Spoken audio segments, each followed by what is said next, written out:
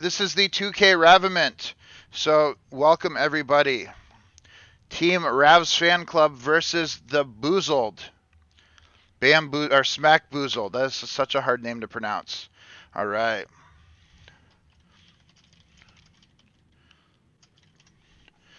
All right. So, first map will be Alterac Pass.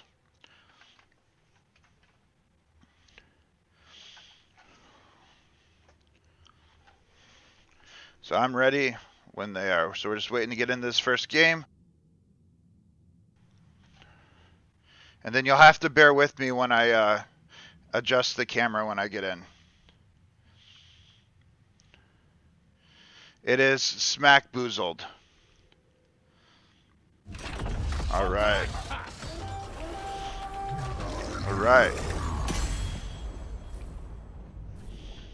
I should probably make my camera smaller.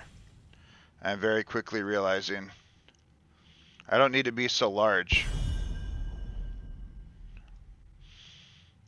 There we go. All right. Smack Boozled. So first pick will be on the side of the, or first ban will be on the side of the blue team. As we guys know, Alterac Pass is all about the camps. I don't want to say too much about anything the teams might be planning, but I do know some of the characters that people are good at on both sides. Smackle Dwarfs and Bamboozled is too long. All right. So we'll have to get our casting legs back underneath of us. First ban is going to be Blaze. Interesting ban, but I guess I know at the higher ranks, Blaze is a more highly contested hero. Also, let me know if there's any audio things. I try to keep an eye on chat, but obviously during the game, it's not as easy for me. And I gotta get used to, not jerking the camera around too much. Also, I should have changed my shirt. Is Ellie commentating this game? Commentating her own gameplay? All right. So Stukov. I mean, we know how Starchild feels about Stukov, so I'm not too surprised that we get a Stukov ban here. We'll see. I really have no idea what they're going to prioritize in bans. I know Blaze is really strong. Stukov, Junkrat are both very highly contested picks at the higher ranks. Sylvanas being banned out, very good with her ability to disable buildings, especially on a map like this with an objective that will push down every lane. Sylvanas just taking it out. And I'm going to assume a Junkrat ban just because it is Starchild, but we'll see if they want to target ban anyone on the enemy team. We do know some target picks that are potentially there. Man, I hate how this, how the green screen thing's working. And Brightwing. Okay, so they're opting for the Brightwing ban instead of the Junkrat. So they want to eliminate that global healer presence. So let's see what they want to first pick here on the side of the Ravs Fan Club. It's fine, you're in space. All right, so first pick, Johanna being picked up here. So Johanna, very good early pick. Oh, so they're opting for the Junkrat alongside the Anubarak. All right, so we're going to start seeing these teams shake up. Johanna does have really good wave clear. Something to pair along with the Johanna. Maybe a wave clear mage. Chromie being picked up by Danu and Anduin. So very good first three. They could potentially go for that Falling Sword Light Bomb combo, which we have seen numerous times before. And then the enemy team is going to opt to ban out. Most likely they're going to want to maybe look at a solo laner here.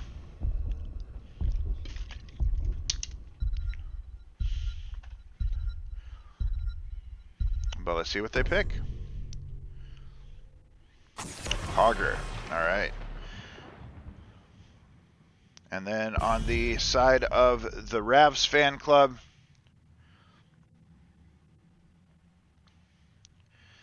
very nice draft so far.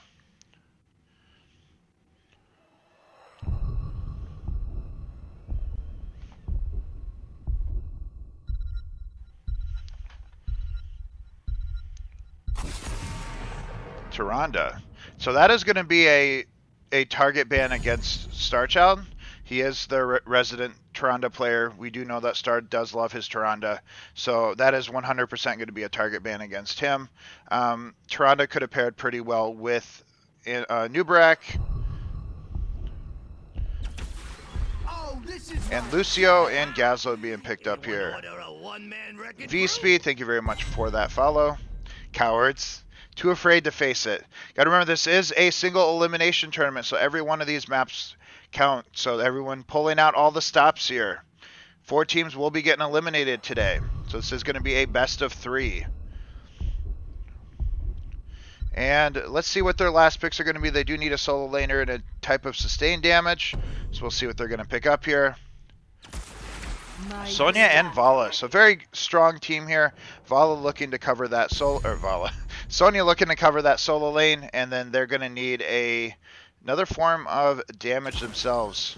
They're going to opt to go for the Thrall. Are we looking at a Crash Lightning Thrall here? So this is that swap round that I was talking about. People do have the ability. So anyone who's worried about their hero pool, this round right here is that swap round where you can switch characters around, so you don't necessarily have to have the character you want to play yourself. All right. All right. So good luck, everybody. Biggest fangirls. All right. Let's get ourselves into the game. So this is going to be game number 1 on the side of Rav's Fan Club versus the Smack Boozleds. You're going to have to bear with me when it comes to me casting. It has been a while since I've done it. Hopefully I can get the camera the way I want it. So I have it written down. There we go. That'll work. And there we go. That's what we have here. So on the side of the Rav's Fan Club, we do have Ellie on, I gotta just tab open. Ellie on Johanna, Jazzy on Anduin, Chromie is played by Danu, Sonya played by Susie J, and Fyron playing Vala.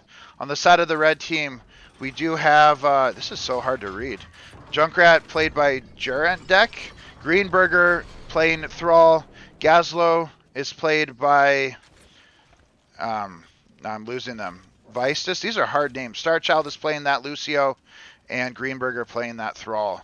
We're not looking at Crash Lightning Thrall. So yeah, again, bear with me with this.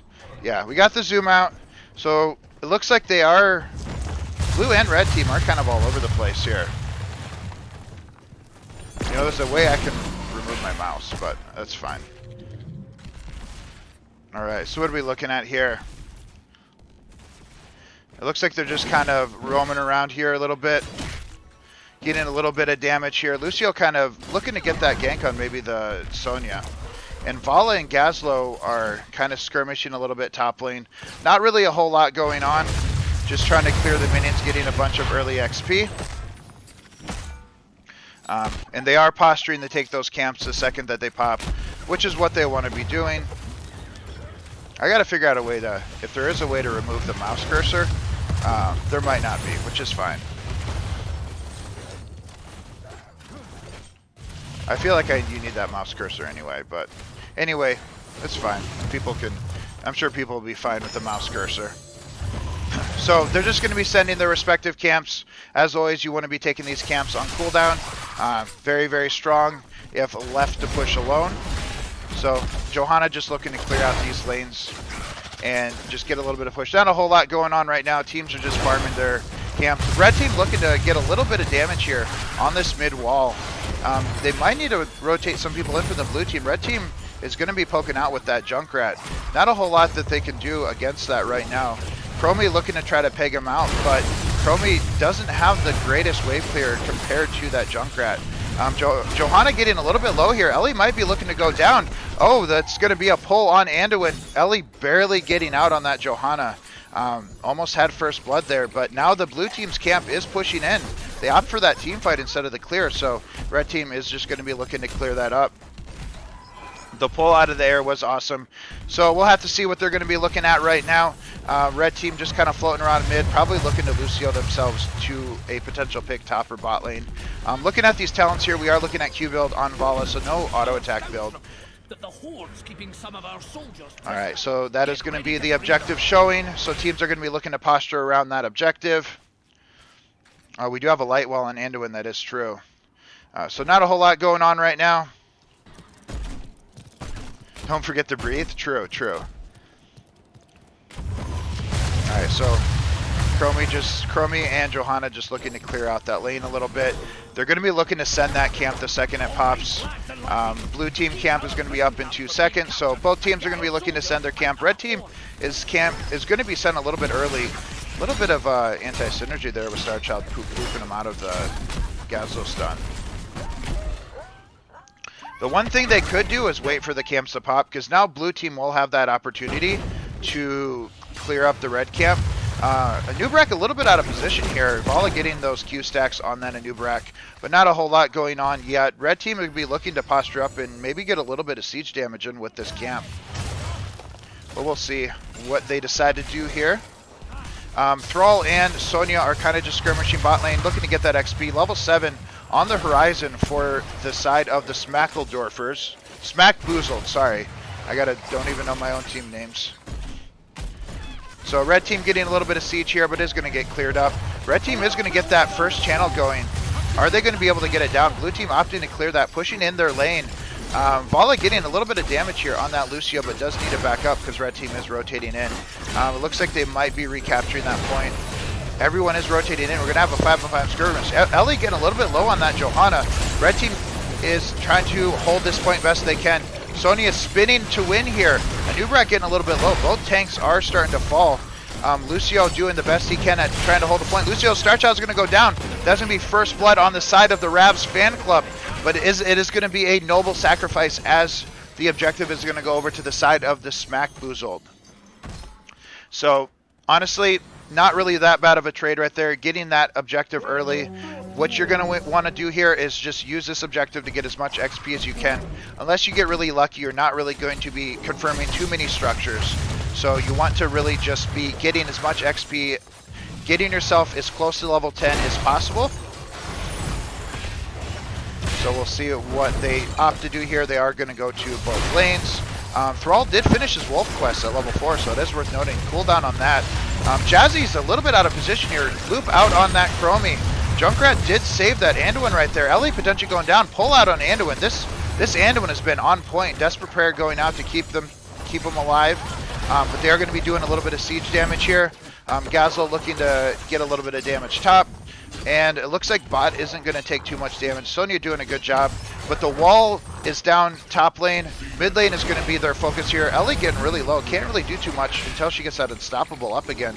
Team looking to back up. Most likely going back to their camp. Very well played by the team. Oddly enough, blue team is closer to level 10. So red team did get a bunch of that siege damage done. But both teams are going to be hitting level 10 right about the same time. So very good job by both teams there. Both a very good defense on the side of Rav's fan club, and you know, pretty good, pretty even game so far. So we'll see what alts we get here. We do have Blessed Shield out on that Johanna, and we do have Time Loop on Chromie, but Wrath of the Berserker on Sonya, Light Bomb on Anduin, Vala yet to pick, Rip Tire, Sundering, Gravo Bomb, so that's going to be interesting, Cocoon, and High Five. Vala has yet to pick her alt. The Gravel Bomb, I think, is going to be their big wombo there to combo alongside Riptire. Looking just clear out a little bit mid. Getting a little bit of value here. So, blue team getting a little bit of an advantage here on the camp. Going to be looking to push in. Starchild harassing Ellie a little bit with that Lucio. But overall, just still one kill. 7 minutes into the game isn't too bad. Alright, Junkrat looks like he's going to be rotating bot lane, trying to get a little bit of that XP. Maybe they're going to be looking for a gank on that Sonya. But not a whole lot going in. It looks like blue team might be rotating down to look for a gank of their own. It looks like we're about to have a little bit of a skirmish bot lane. It's going to be trap build on Junkrat as well, so we're looking to set up with those. So Nubrak getting rooted here, unstoppable, High Five out on that Lucio. Nubrak going with a Z. Time Loop is out on that Nubrak. Riptire out on that Light Bomb. Potentially looking for another kill on that Lucio. Sonya spinning for her life here. He's going to get stunned out. Sonya potentially going to go down here. Thrall looking for that kill. Nubrak going in for that dive. Chromie pegging him out for damage. Lucio high-fiving, but almost going to go down here. No one goes down, surprisingly enough, though. Alts being used on both teams. Grabo is still available. alongside Vala, who neither of them did join the fight. So it was a pretty even 4v4. Alright, so objective is going to be spawning now. Ults are going to be coming up, and it is worth noting Vala did choose Rain of Destruction there, or Rain of Vengeance, going for that stun. Alright, so both teams are going to be opt to send both of their camps. Just kind of keeping that pressure up best they can. Oh, Anubrak is going to dig out. If Chromie gets close enough, that's going to be a loop on that Anubrak potentially. Alright, they're just looking to harass back and forth. Looks like red team is going to be looking to clear that up and pressure a little bit with their camps. Alright, looks like both teams are just looking to clear out those camps.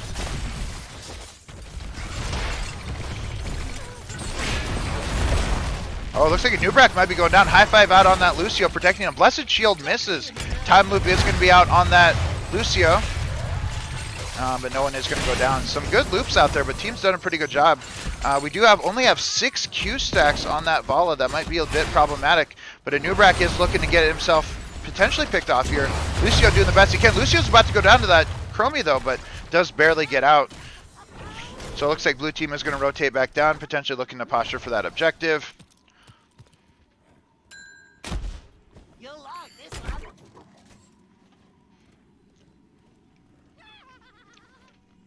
Alright, we're very lull in action right now. Seems like everyone's regrouping, just getting their health and mana back. Anubrak, very deep over here, looking for that Chromie. Timeout is down on Chromie. This Chromie might be going down. Oh, nice pull on the Anduin. Oh, that Lucio is going to secure that kill on Chromie. That's going to be 1-for-1 on kills. Oh, looks like Vala's going to go down as well. Red team is starting on Blessed Shield out on that Johanna. Trying to do anything here, but they don't have any damage. Both of their damage is dead.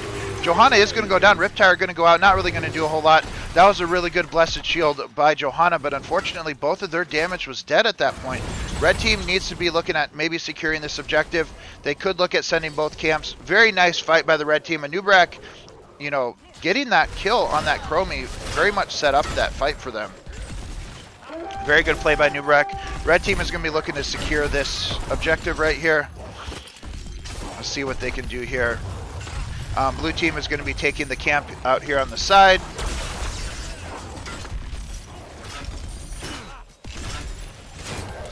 Always boss. Yeah, they could have potentially taken the boss. I think they're just opting to go in for the objective here, the safe play. Alright, Johanna doing her best to try to defend. Trying to stop this objective. Team fight going out here. Cocoon out on that Vala. Time loop up on the Nubrak. Doesn't time that barrel right. Sonya's potentially going down. Sundering going out. Nice gravel bomb by that Gazlo. Vala and Anduin going down here. But red team is going to secure that. Sonya's spinning for her life here, but potentially going to go down. Nice kill by that Gazlo. Alright. It is worth noting, though, that camp is pushing in mid lane. They're going to have to clear it out, but shouldn't be too much of a problem. Very nice fight. Anubrak catching himself out of position. Does need to leave, or he might get himself picked off here. No boss. Opting for the objective, probably the better play here, especially with that pick. Level 16 is on the horizon for the red team. In my opinion, they want to look for 2 forts minimum here. Trying to get some of this objective is going to be best case scenario for them. Using it to get some structural damage. But let's see what they can get here with it. Looks like they are going to be prioritizing bot lane, which is fine. So bot fort should go down. Ellie doing the best she can to defend, but by herself, there's not a whole lot she's going to be able to do. She might even fall herself. It looks like, oh, she must not have had Unstoppable. That's going to be a nice pick on that Johanna. Team kind of leaving her out to dry right there. So they're going to get top fort as well. Mid fort is just a sliver of health.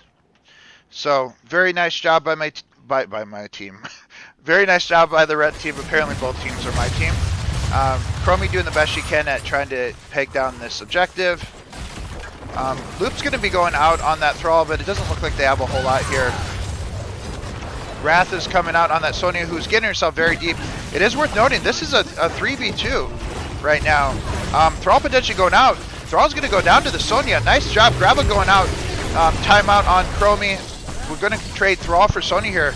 Cocoon going out on that Chromie, who does not have timeout out of this. So that Chromie's potentially going to go down here. Junkrat damage is just too strong here.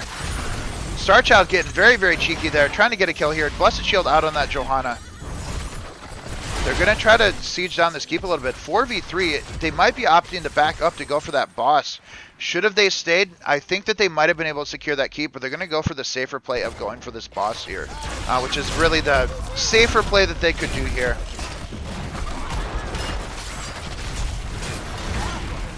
Alright, so Nubrat gets stunned by the boss. High five going out to keep him alive. Not a whole lot that the blue team's going to do to stop this boss. If I'm the red team here, I'm pushing this boss straight into the keep, trying to secure the keep, though it is worth noting now, the blue team is level 16, so was taking this boss over the keep the right call. It's, I don't know, I think that they might have been able to get the keep if they had just stuck with it.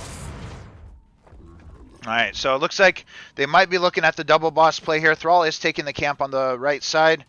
Blue team just gets a free clear on this boss. I really would have liked to see the red team push with this boss if they were going to back up to take it, because I think that they probably could have secured that keep if they would have stayed. It was 4v2 after those couple kills, so I think that they probably could have just stuck around and taken the boss, or taken the keep instead of backing up to take the boss. So a bit of a misplay, in my opinion at least, on the side of the red team, but we'll see what they do here. They're going to opt for the double boss play here and potentially use that to try to secure this objective. Blue team is rotating in, but they are clearing boss bot lane, so this is going to be a free boss for the red team. Too many sleepy NAers? That could be true. This is early for a lot of people. Not everyone's crazy like me. Thrall is clearing up that camp mid lane. Boss out on the side of the red team. They're probably most likely going to use this boss for securing the objective, most likely. Ellie out by herself while the team clears the boss. She's doing the best she can at trying to stopping them from channeling the objective. She might go down herself. She does have Unstoppable. Unstoppable is going to go down here. They're collapsing on that Johanna. Bala is caught in a cocoon here. Blue team is in trouble. Junkrat going out with the Riptire. Gravel Bomb going out. Sonya spinning for her life. They have no way of interrupting. Light Bomb going out on that Sonya. That Thrall's really deep now. Potentially going to go down. Nice heal by Lucio, keeping him alive. That is going to be a nice kill on that Thrall. Sonya, they never started the channel here. Sonya getting booped into the trap and is going to go down. Very nice play by that Junkrat. The grenade into the Junkrat trap is insane. All right. Now they're opting to go in, maybe try to scare that boss. So Nubrat going in by himself onto Jazzy there, but without any follow-up from the team, he's really just looking to get collapsed on. Red team really just needs to back up and try to secure this objective and let the boss get cleared up at this point in time. They could opt for trying to take the keep. It might be a little bit risky, but it could work.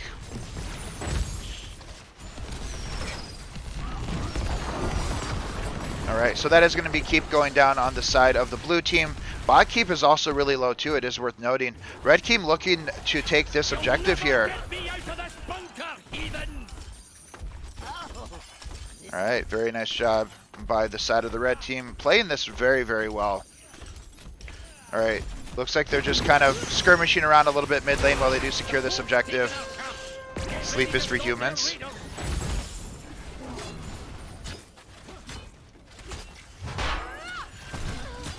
Alright, well, they're taking that camp, try to alleviate a little bit of the pressure here. But red team potentially looking to end this game here. If they get another keep down, which bot is very much low. Chromie sitting very low. Desperate Prayer going out to heal up Chromie a little bit. Anubrat getting a little bit low. Sonya looking to clear top lane. Alright, red team looking to make a play here to end the game. Bot keep is all but dead at this point with them spending so much effort. They're going to be looking at all three keeps being down. That's going to be no armor left on the core. Will they be able to end off this? Sonya is clearing up, trying to clear up top best she can. Mid and bot keep are falling. Red team's going to be looking to end this game with no armor on the core. If blue team gets any picks here, that is going to be game over. Johannes going down here, gets stunned out of oblivion. This looks like it is going to be game number one. Big Gravel going out on the side of the Gazlo, getting kills on everyone. That's going to be game number one, going over to the side of the Smack Boozle. Very good job. GG, well played. Oh, I didn't switch that quick enough. Very good job by the red team there. All right, so what we got here for statistics. Pretty even damage on both sides. Just 3 kills to 13. It's just very difficult for blue team to get out of the gate there. Gravo bomb, the triple front line seemed to really work well for them. So very, very good job by the red team. All right, Infernal Shrines. All right. So a big difference here is a lot more focus on wave clear on this map. So we'll have to see if they go towards. I prefer Gul'dan on this map, but I'm a dirty mage player, so we'll see what they decide to opt to do here.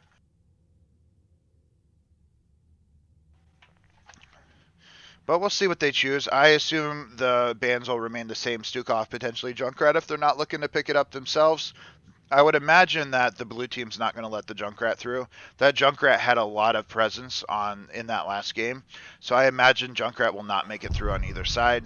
We'll have to see if Stukov makes it through. I know Danu is an avid Stukov player. We'll potentially be able to look and pick that up, but no, Stukov isn't going to make it. Dirty Gul'dan player, yeah. Who's great on Infernal Shrines? She'll be rooting for Loud Lady. All right, so we'll see what they Murky. Is it Nova? All right, they're opting to ban out the Hogger here. Hogger very good on this map. His ability to unstoppably spin nonstop is a lot to have to deal with. But we'll see. Do they opt to Brightwing? I think that they're going to try to force out the Junkrat ban on the side of Rav's fan club. Otherwise, they're going to be looking to first pick it again, most likely. So I'm assuming Junkrat gets banned out here. But we'll see if they have anything else in mind that they might want to look at. But I very much, yeah, expect the Junkrat ban to come out. Yeah, they're going to be first picking Johanna. Very good with the wave clear on this map. Johanna, very good pick. We'll see what the blue team wants to pick up. Do they have anything sneaky up their sleeve? This is going to be match point for them. If they do go down here, they are going to be out of the tournament.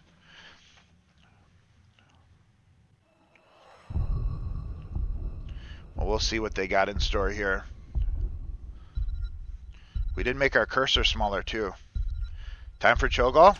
I wouldn't be surprised. They're opting to pick up Murden and Sylvanas here. They could potentially go on the Cho'Gall.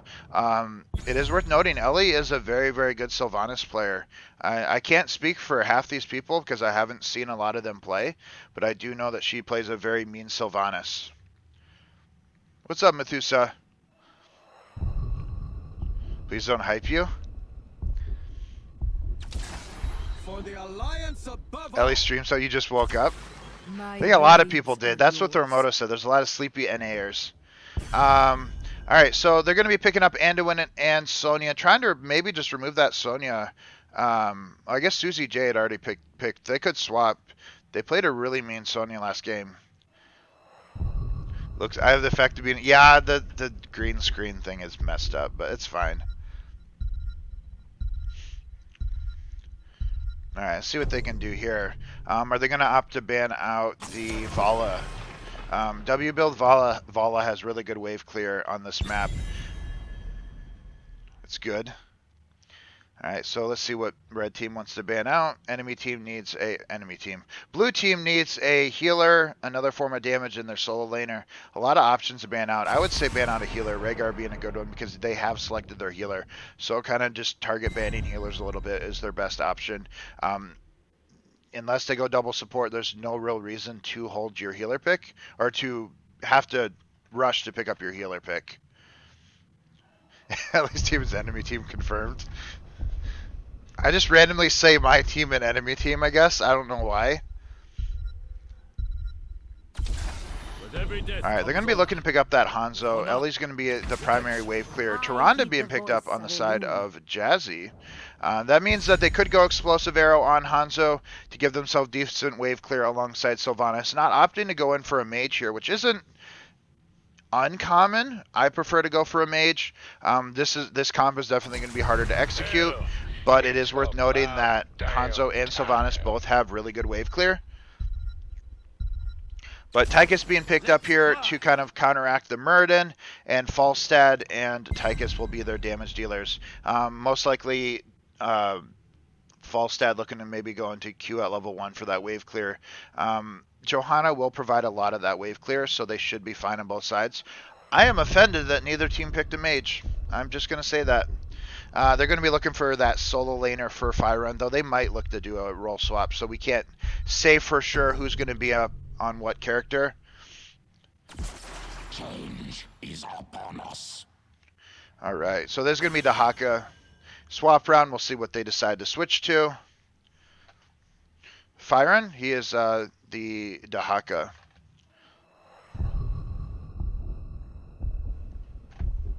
All right, this is going to be game or match point for Rav's fan club if they go down. Falstad could operate as a mage. It just depends on if they do. But this is going to be game number 2 and potentially match point for the side of Rav's fan club. They do need to get a win here to keep themselves in this tournament. Taking us to a game number 3 would be very exciting. So we'll see what they can do here. I will be opting to hit that tab key to read off names because I can't do it because I'm bad.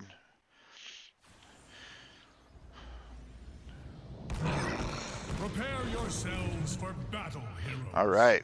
So that is going to be on the side of the blue team. It is going to be Murden, played by Susie J. Ellie playing that Sylvanas. Danu playing Hanzo. Jazzy playing that Tyrande. And Firen playing Dahaka. On the side of the Smack Boozled, there's going to be Vinstis on Sonya. Cyan on Johanna. Starchild playing that Anduin.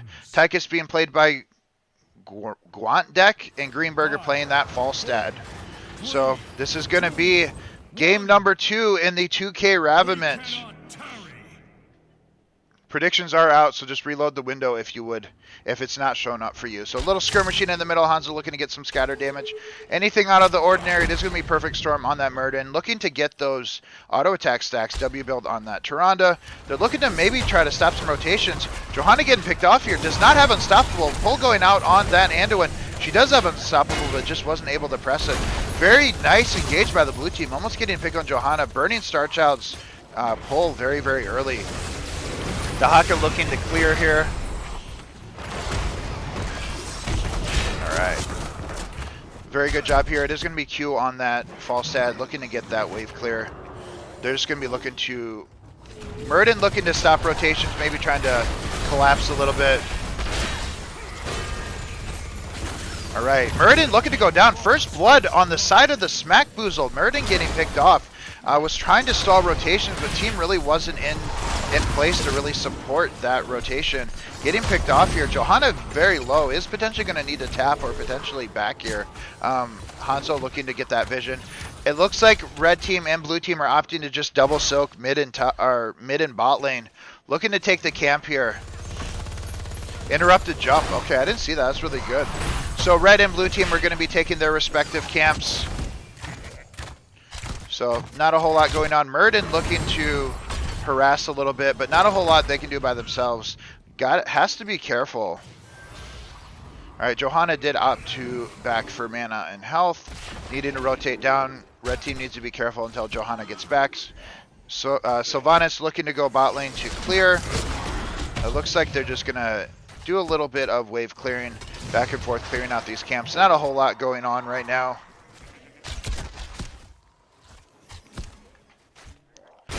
Looks like Murden a little bit out of position here. Looking to get collapsed on. Blue team is nowhere to be found. He needs to be careful. He's going to get picked off again. Looks like red team is opting to clear that. Probably had vision on the fact that they're here. Sonya is on their top right camp. Dahaka does have his global, the ability to dig in. Murden on an island by himself, getting minigun down by Tychus. It is 4v3 though, so red team does need to be careful. They're going to be looking to steal that camp. Falstad could fly in. Oh, Sonya had to back up, so wasn't able to secure that camp. Dahaka was going in to look for that though. Murden looking to jump on that Falstad. The one thing I'm noticing right now is that Murden's making potential plays, but team is just not there to follow them up. Needs to be a little bit more careful because could get picked off if the team is there to follow it up. Looking to take this camp in line with the objective. Sonya is getting a little bit low, but should be fine. Looking at maybe just back here. Almost dying to the owl. That would have been a snipe right there. Falstad is going to be looking to help prep this. Dahaka digging in. Not very far, really. I really think that Dahaka could have saved that. They're going to be looking to start on this objective very, very quickly. Falstad, I believe, is going to be looking to clear that top camp and fly in. That owl almost getting the kill would have been clutch. Alright, so it looks like blue team is all 5 here. Falstad looking to fly in. Blue team getting really low. Dahaka going down, though. It is a 4v5 on the side of the red team, though. Blue team is almost being the ones that are in danger. Falstad flies in right now, so this is going to be a good fight for them. 15-4 on side of Skeletal Defenders. Blue team definitely in the lead here, but let's see if they can get a pick here. 4v5 was almost in the favor of the red team, so we'll see what they can do here. A lot of damage going out. Sylvanas potentially going down, and the Danu as well. Both of the damage is out. They didn't die, but they might as well have, because both of them are out of the objective here. Both of them tapping, coming back in, but that's not going to help. Your health doesn't regenerate that fast. Oh, the piercing heal by Starchild. Tongue going out on that Sonya. Spinning for her life here. Minigun going down on that Dahaka. Almost going down here. Blue team is falling. Falstad did opt to back up to tap here. 31 Skeletal Defenders. Only 9 needed here. Is red team going to be able to secure this? It is getting closer. Murden looking to get a jump here, but the team is getting zoned out by that Sonya. Murden jumping in here, potentially going to go on Starchild. Red team is going to get it. Anduin's going to go down, though. Murden's going to follow. Sonya potentially going down as well. Both teams getting jumped. Ellie's about to get jumped by the Protector, though. And Jazzy as well is going to go down. John Cena, really the MVP of that fight, jumping people and stunning them. I mean, red team did do some stuff there, but John Cena, the playmaker here. Kissed by a bird. Falstad opting to fly top lane to counteract that. Danu is almost dies to the Punisher. All right, so red team is just going to be looking to maybe secure this fort a little bit. Fort should go down if they stayed. It doesn't look like red team is too concerned about dropping the fort at this point. I think blue team will be able to defend it, which is very good for them. Blue team potentially looking at getting a pick here. Sonya and Hanzo looking to potentially jump them, but they weren't in any position to do so. John Cena has mercy. Alright, so it looks like they're just regrouping up and take the camp. XP wise, it is relatively even on both sides. Ults, I think, are going to be what blue team needs to really blow this game wide open. A lot of their damage is going to be based on having your stuff. Murden jumping in with no follow-up from the team, though. Has to be careful with that. Maybe with level 10 and Avatar, we'll be able to survive long enough to team to do something. Ults definitely are going to be needed on the side of the blue team before they can do anything, but you got to look at the fact that there's most likely going to be Gust by Falstad to disengage any fights. Light Bomb going to be on Anduin, Blessed Shield and Odin, and Sonya has yet to pick yet. It is going to be Arrow by Hanzo, Avatar for Muradin, Adaptation for Dahaka, Starfall, and Wailing Arrow. Oh, Arrow going out. That's going to be a 2-man stun there. Almost a 4. Barely avoiding that 4 stun.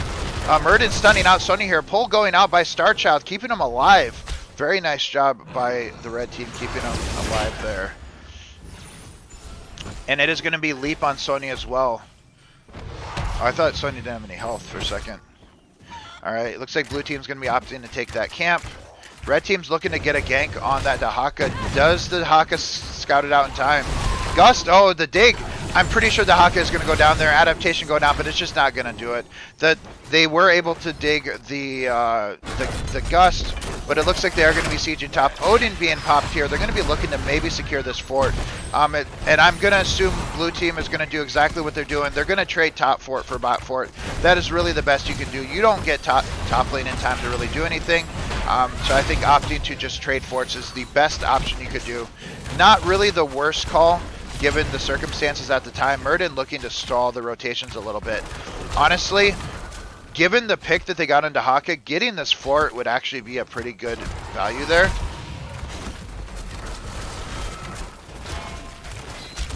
Yeah, so top fort is going to go down, as well as bot fort.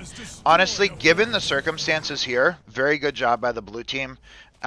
They lost a pick, but they were able to stay even on structures. A little bit behind in XP because of that kill. But overall, they did a very good job of trading structures there. Making the best out of a bad situation was what they did there. So there's going to be taking camps on both sides. Sony looking to send that camp, and blue team looking to send their respective camps as well. Murden doing a very good job of zoning, making sure that there are no invades. 13 is on the horizon for the red team. It is worth noting that 13 talent tier is generally considered the weakest. If blue team feels like they need to fight before 13, they can. I would not suggest it, but the option is there if they need it. Murden, a little bit deep right now, potentially going to get picked off, is going to jump out. Double stunned by that Tyrande. All right, so it is going to be 13 on the horizon for the blue team as well. They are opting to fight, which isn't the worst idea. Trying to get 13. Dahaka is trying to get them level 13 and has the ability to dig in. Falstad getting chunked by that owl. It is 4v5 in favor of the red team, so they do need to be careful if you are the blue team. 6 to 19 on the skeletal defenders. Blessed Shield going out, going in on that Tyrande. Very nice kill by the red team. Leap going out on that Sonya. Danu is going down on that Hanzo. Very, very good job by the red team. Yeah, they won a 4v5 here. Getting that engaged was clutch. Falstad going back. It is going to be another protector or punisher going over on the side of the red team, it looks like. Dahaka never even had the opportunity to dig in. That wasn't a 4v5. That was the other way around. My bad. Yeah, blue team just needed to be more careful there with the engages. They were waiting for that level 13. Honestly, in that circumstance, I think Dahaka just digs in. They were aggressing pretty aggressively. I think fighting down level 13 talent tier would have been fine if it was 5v5. So this is going to be a mortar punisher. Considered to be one of the weaker punishers, but with Odin is strong nonetheless. Jump going out. Hanzo taking a lot of damage from the Punisher. Team needs to be careful. It is worth noting, it seems like red team is not heavily committing to this Punisher. They're opting to soak for level 16, which isn't the worst idea here. Murden looking to try to make something happen here. Aggressing pretty aggressively, yeah. Dahaka is on an island here, getting caught up by himself, popping his adaptation to keep himself alive. Is gonna stay alive. Sonya, oh, leap out on Sonya, light bomb out. Blue team is falling though. That was one heck of a light bomb. And gusting the Murden away, who's gonna jump over and try to back. Very, very coordinated play by the red team with that light bomb play. Was that, I believe that was a light bomb leap as well. That was dirty. That was dirty indeed. Falstad potentially gonna go down to this Murden. Are they gonna be able to get him? Only 55 stacks on Perfect Storm. This is where you kind of wish you had Third Wind.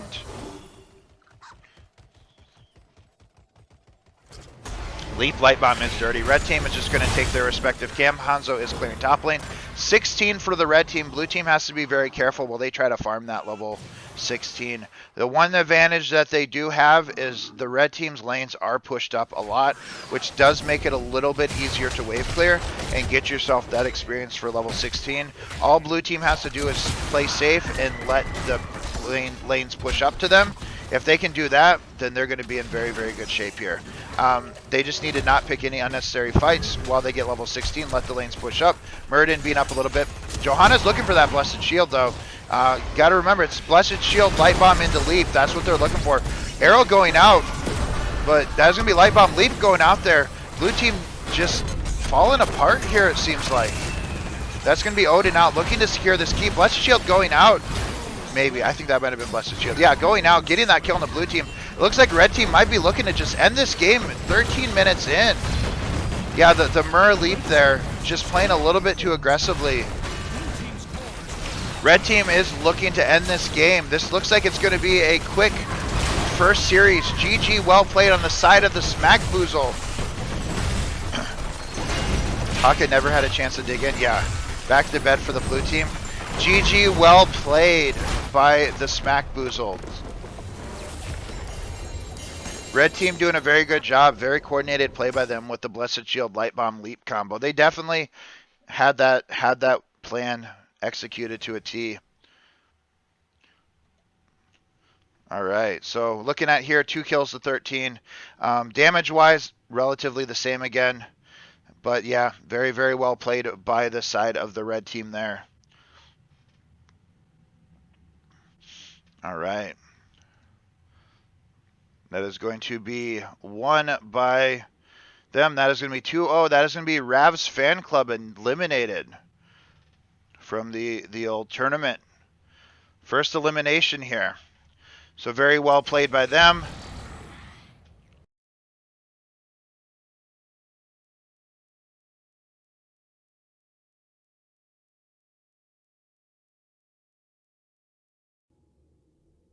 All right, we are back. First pick is, sorry, Braxis being banned out on the side of the Goobers alongside Volskaya, Sky Temple, and Cursed by Fiddlesticks of Dune. First map will be Infernal Shrines. Seems like everybody is ready, so we're going to go ahead and get into this game. This is going to be series number 2. Let's do it. I hope. Did I do it right? There we go. I'm a big professional. All right. Hopefully I did everything right.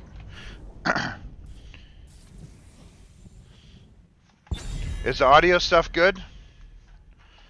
Yeah, it after the countdown it goes to like live now or start whatever. So I was almost ready. It might not always be exact. Cuz it's a manual counter that I use. How's the map choosing? I pull them into Discord and I just we do like a coin flip and then they do map bans and pick and everything like that. Yeah, exactly like what Ellie said. All right, so it's going to be Genji and Johanna being banned out. Hogger and Chen. Chen is definitely going to be... I don't know who Chen is targeting. There's not a Chen player that I'm aware of on the enemy team. But I could be a dum-dum. Maybe there is. No, wait, no. Chen is Vav. Vav is no heal, no tank. So I don't know everyone's ult accounts. So yeah, the Chen is definitely going to be favoring Vav. And then Garrosh and Asmo being banned out here. Or being picked up. Asmo being picked up on an Infernal Shrines. Looking to get that wave clear. So we'll see what they're going to pick here. This is going to be the Goobers versus Fiddlesticks of Doom. Game number 2. ETC being picked up alongside. Let's see what they're going to play here. Falstad. As he typed, yes, that's what I heard. As he typed too much in game. Needed to quickly get a new account. The Tychus ban, which is a pretty good ban against Garrosh and Asmo.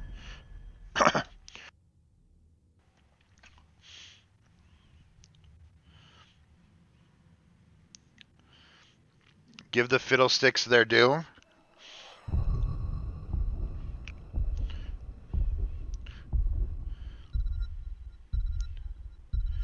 This tournament did start at 9 a.m. We're on our second match. It's 10:15 a.m. right now.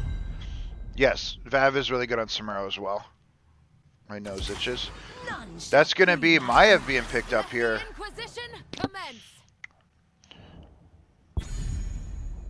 All right. So that is going to be Maiev and Asmo as their 2 damage dealers. And we'll see what solo laner IQable wants to go for. Enemy team still needs their solo laner and their damage.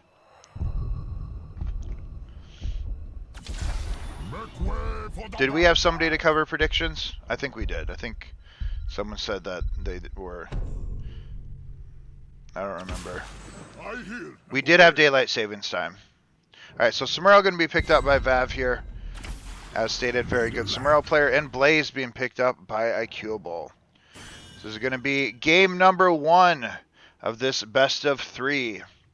The Goobers versus Fiddlesticks of Doom.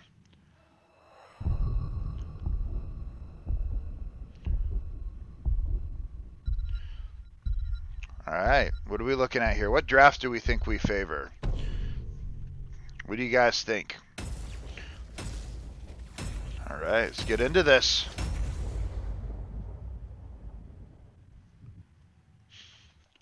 Predictions are out. Game number 1. You're all team red?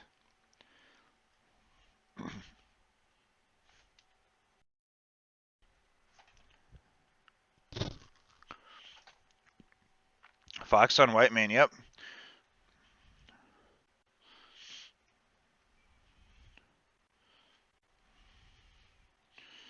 right. Dawn on Garrosh, which is a very terrifying prospect. Fru is on that Falstad. I know I'm just randomly talking right now. Filling time while we load into the game. All right. Prepare yourselves for battle. Game number 1, iCubable will be on Blaze, Anonymous on that Maiev, Dawn on Garrosh, Shy on that Asmo, and Fox will be playing that White Mane. On the side of the red team, Vart is going to be playing that ETC, Fru is playing that Falstad, Dracul is playing that Zul'jin, Orlander is playing Rhaegar, no heal, no tank, being played by Samuro, or Samuro playing by Vav, no heal, no tank. It is worth noting, Fiddlesticks of Doom, throughout the duration of this tournament, has had almost all new members. There's only one original member on that team. So we'll see how they fare with each other, as they have had time to get acclimated, but out of the initial, there are only one original team member left. So very interesting prospect there. Nothing out of the ordinary that I'm seeing is going to be that Gluttony on Asmo, that range on Garrosh. Garrosh looking to get that throw, is going to be hammering on that Falstad.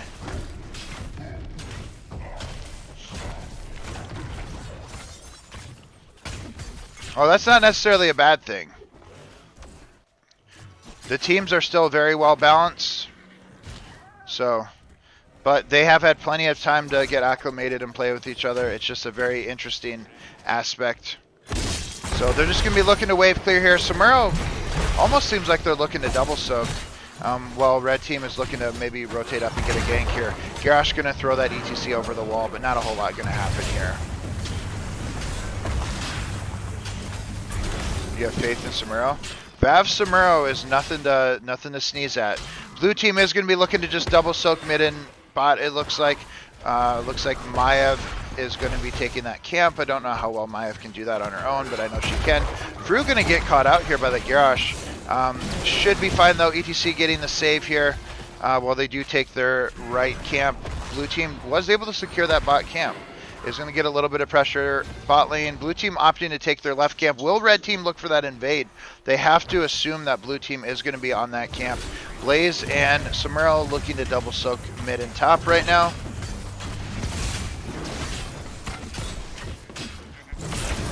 But not a whole lot going on right now. Just a little bit of skirmishing here and there. And we're just mainly soaking XP. And Garrosh is just being annoying, throwing people around. But not a whole lot other than just soaking. Nothing out of the ordinary that I have noticed being picked up for talents. Garrosh also stacking, true, with that level 1. Not just tossing people randomly. Alright, so will they opt to take their camps, as the timer for the objective will be starting right now. So their red team is going to be looking to send their camp alongside the objective. I'm assuming blue team will be doing the same. The objective spawning top lane doesn't make it the greatest opportunity for the camp, but you generally still want to send it anyway. It's better if it's mid or bot, but you know, you take what you can get. Blaze kind of caught out by himself right now. If he does get noticed, he might have got collapsed on. Zul'jin looking to stack, doesn't have very many stacks right now. Red team struggling a little bit with the Zul'jin stacks. With the way that the teams are rotating, he's not really getting that many stacks. So we'll see if he can potentially get that changed. Asmo stacking pretty well, 40 stacks on that Gluttony. Looking for that 200 to get that baseline quest done. Blue team is pushing in their objective. Falstad flying top lane. Samuro is rotating up. Looks like we're going to be getting a bit of a skirmish here. See if we can make anything happen. Not a whole lot going on right now. Maiev just getting the resets on her Q. We're getting a little bit of damage here. Samuro out here harassing a little bit. The safest one to do it, really. Looking to maybe get around and maybe jump on the back line. Bart getting thrown. Jet propulsion going out on that Blaze. Maiev getting that full. ETC is going to get that slide through. Garrosh taking some damage here. Samuro just harassing a little bit. Not a whole lot going on. No one falling yet. Jet propulsion going out on Blaze again and getting that stun on ETC. Getting thrown by Garrosh. The Q going out. Blaze getting really low though. Potentially going to go down, but White Mane healing is going to keep him alive. Maiev pull on a Samuro clone. Dunk going out on Asmo. It is worth noting, Asmo got almost double the stacks there, over double the stacks, sitting at 90 right now. You generally want to be stacked by level 10 or at least very close to it to get maximum value. Getting thrown out, Smurl gonna jump out as well. Asmo doing decent on the stacks. No one's going down yet, no first blood yet, but it is 7 versus level 7 here. Shy is low on mana. Asmo is going to need to back up here, which red team is going to be looking to use that to secure the objective. That is something that is worth noting. Shy looking to go back here and just tap. Red team is looking to secure this objective with one of their damage dealers being low on mana. There's going to be a bit of an issue there. Will they be able to secure it? Vav being a nuisance on that Sombrero though. Jet propulsion out on Blaze. Zul'jin just freely stacking on that Blaze right now. Garrosh is getting kind of low, as is Maiev. 20 to 18 skeletal defenders, pretty low. Asmo going laser. Asmo's about to be Rhaegar getting thrown here, potentially going to go out. Slide going out by DTC. Maiev using her vault to stay alive. Pretty even on both sides though. No team really getting a big edge here. But I think that blue team is going to end up running out of mana here, and that might work in red team's favor. Is going to be the pull going out. Bart getting that slide through there on ETC, getting thrown by Garrosh. Might be first blood going out on the side of ETC. First blood on the side of the Goobers. Garrosh throwing out that Maiev, who is resetting on there. 33 stacks. Red team might be able to secure this. 43 stacks by that Falstad. Are they going to be able to secure that objective? They only need 4 more. Will they die for it, though? There are some skeletal defenders up top. Zul'jin's likely going down here, gets thrown in there. It does get some stacks on the way out. Only 2 more. Can Falstad secure those? No, he cannot. Blue team getting the first immortal of the game. It is going to be an Arcane Punisher. Planned it and everything. It is going to be an Arcane Punisher. It looks like blue team is opting to reset. 122 stacks on the side of Asmo. Pretty good on that. Falstad sitting at 45 on the Hammering. They are opting not to really do anything with that objective, letting it clear for free, which it basically will. Just going to go on the camps and try to push their way towards level 10. Crazy discipline from Whitemane, agreed. Looks like teams are just resetting. Both teams pretty close to level 10. 2 kills on the side of the blue team, but no real massive advantage gain there. Falstad is going to be taking this camp and just trying to get it out. Falstad does need to back for mana. Likely does have fly available, though, to get back. I'm assuming is going to back for mana after that. Blue team looking to get a little bit of pressure bot lane with that camp, and red team taking that camp mid lane as well. So Falstad is going to be looking to back here. Blaze just rotating top and mid, trying to get a little bit of pressure on that fort top lane. Nothing too severe, but very good job by Cubel there. Alright, looks like they might be looking for an engage on that ETC there. He does need to be careful. Rhaegar is rotating in, potentially going to get caught by Garrosh as well. Crew did get his mana, 150 stacks by Asmo, getting very close to that. It is Demonic Invasion. There's no tide by Asmo. Interesting that we would take Demonic Invasion here, but is going to be looking for that potential split push value or siege alongside a 1 Punisher. Zul'jin not looking too great on stacks, but it is going to be kind of hard to stack against this team with Warden's Cage. Yeah. It's going to be Bunker on Blaze as well, and Gust on Falstad. Tez Dingo on Zul'jin. Nothing out of the ordinary though. We do have Mosh on ETC. Throw on a Sombrero clone. So team's not really doing a whole lot, just working on getting stacks. Who do we think favors the late game? I think late game would be a little bit in favor of the red team, just because of Zul'jin and Falstad with their infinite stacking quests. So definitely want to see that. Very risky positioning by Vart right there. Gonna be able to get himself out with that W though. But I very much would like to see red team just needs to kind of slow play it a little bit. I think he's looking for a Mosh potentially. Very, very risky positioning there. Is gonna go down. No Ancestral going out on that Rhaegar. I feel like if Ancestral plus maybe Purge, if it's available, goes out, that's a 4-man Mosh right there. So bit of a misstep on the side of that Rhaegar, not hitting Ancestral. Yeah, Zul'jin with only 9 stacks right now, a little bit hard to stack. That's going to be 3 kills to 0 on the side of the Goobers. Pog taunt, that was really good. No Ancestral was a bit of an issue here. ETC squishy frontline. They do have a secondary frontline in Sombrero, but that's more in 5-on-5. Alright, so objective's going to be spawning mid lane. Falstead will have fly in there. 51 stacks on that Q quest.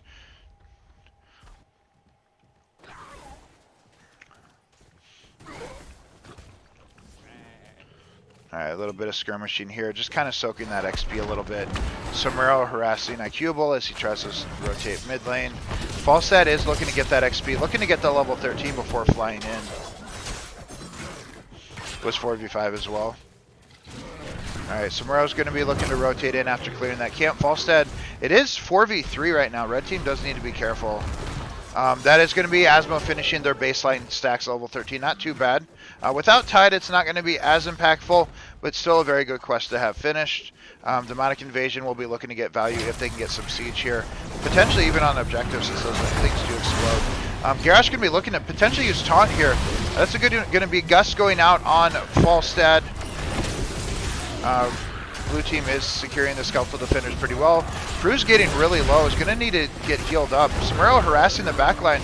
Not a whole lot that they can do versus the white main, though, without the ability to CC the white main. She's just going to kind of free heal. Side going out. Garrosh is kind of getting low. Sacred, whatever that's called, going out on white main. Divine, Sacred, I don't actually know the white main all the names. 28 Skeletal Defenders on the side of the blue team. Look like they're going to be securing that. I would honestly, ETC could look for a solo Mosh there. Mosh going out on ETC. Garrosh going to go down though. That's very, very good. 31 Skeletal Defenders though. Sombrero getting really low though. Is Vav going to go down as well? Gets the stealth out. Slide going out on that Maya. Vav going to go down though. It is going to be 4-on-4 kills. First kill on the side of the Fiddlesticks of Doom though. But unfortunately, Red team is not confident enough to try to secure that objective. There's going to be another objective going out on the side of the blue team. Demonic Invasion is up in 30 seconds, so Asmo could be looking to try to siege down this mid keep or potentially even go to another lane. Again though, Goat Betrayal. But again, blue team opting to not push with the objective, hoping to get top lane instead. Without Demonic Invasion though, are they going to be able to get it in an effective, timely manner? Falstad looks like he's rotating bot lane to try to secure that camp, get a little bit of pressure bot. XP wise, they're relatively even though. Punisher's going to be cleared mid lane, but top fort is going to go down. First fort going down for the red team. We're B-stepping apparently. But yeah, so red team is technically ahead in XP, so they need to be looking for that level 16, see if they can get a potential fight after that. Zul'jin almost halfway stacked on his level, or on his baseline quest. Falstad rolling over the wall, 62 stacks on that Q. The red team is definitely a late game team comp. 16 will be achieved slightly quicker by the red team. They need to look to utilize that to their advantage and try to pick a fight before the blue team hits 16. You can kind of assume, I mean, they're about to show on the map. You know where blue team's at. Red team needs to be picking a fight right now. Blue team is not 16. This is not a fight they want to get. Blaze is taking a lot of damage. Bunker going out on that Blaze. Taunt going out on Garrosh. Oh, nice gust. Ancestral going out by that Rhaegar. Still no 16, but the red team is backing up against a team that they have a talent tier advantage over. Gust had to be used. No Mosh or Taz Dingo was used that fight. Very good job by the blue team fighting down 16, using all their ults, but staying alive there. 16 is achieved on the side of the blue team. They might be looking to get this camp. That was the dunk barely behind the wall. I wonder if that was meant to check the camp. Alright, blue team is rotating mid. It is 16v16 now.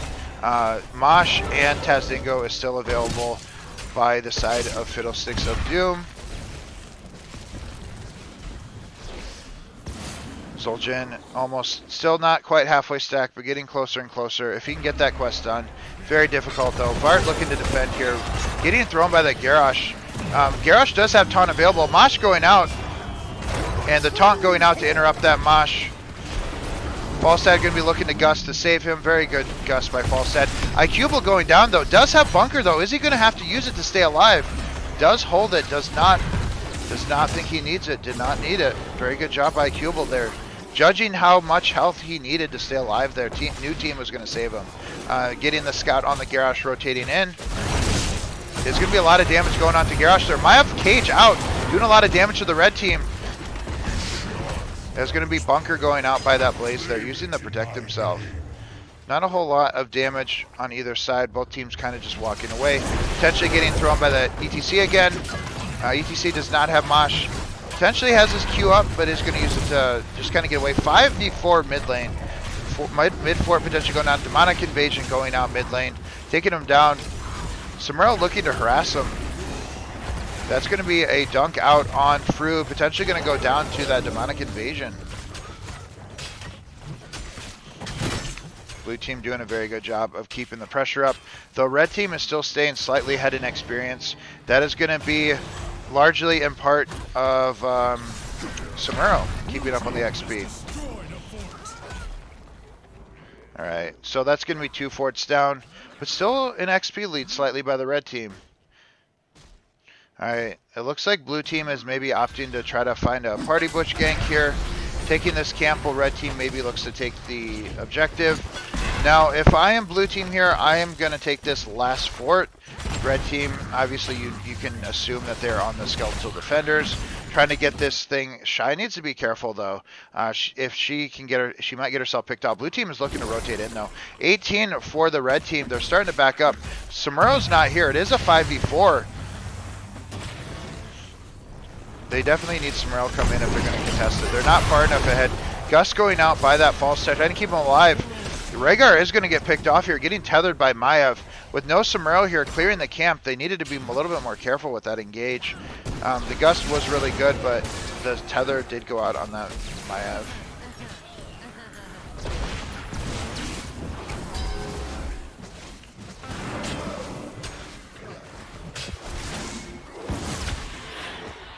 Alright, so Samuro's just looking to clear that up and protect bot lane. Looks like skeletal defenders are going to go on the side of the blue team again. And this is going to be a Frozen Punisher, and I've said this many times before.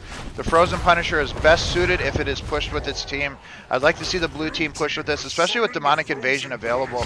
They should be looking for a keep here. They don't have level 20. It is an even talent tier fight. Red team is going to be alive in 5 seconds with this Rhaegar. That's taunt used on a Samuro clone, though, so that's going to be taunt down for 45 seconds. That's a very good thing for the red team. Samuro using the clone to bait the Immortal just to kind of delay it a little bit. I don't know if I would have preferred it to jump over the wall, but Fru does have his Gust available. The Immortal, Demonic Invasion is up. They're going to be looking to use it on this keep. Alright, Zul'jin halfway stacked with his quest. I believe that does give him a little bit of extra range. That's a big root going out. That's going to be a taunt going out on that Rhaegar. Rhaegar's going to go down. Gust out on false stat a little bit too late though. Jump on that Zul'jin, who is going to get himself rooted there. Does he have to use Teznico to stay alive? Uses it, but didn't need it. That, surprisingly enough, that keep has lived though. Will they be able to save the keep? Level 20 on the horizon for both teams. Tether out on Maiev. ETC getting thrown here. Does have Mosh available. Taunt going out on that Garrosh and is going to go down. ETC was not able to hit his Mosh. Very good job by the blue team there. Cycling those kills. Samuro looking to potentially get a kill on that Asmo, but hasn't been able to do it yet. So they're going to most likely back up. Getting the keep here is a big thing for the blue team, and the keep is going to be dropping top lane. That's going to be large stacks, 126 stacks by Fall said. He is chunking there, level 20 for the blue team. Nothing out of the ordinary that I see yet. We could potentially go Pride on Asmo since Shy is very close to those 400 stacks. It is going to be taunt upgrade as well.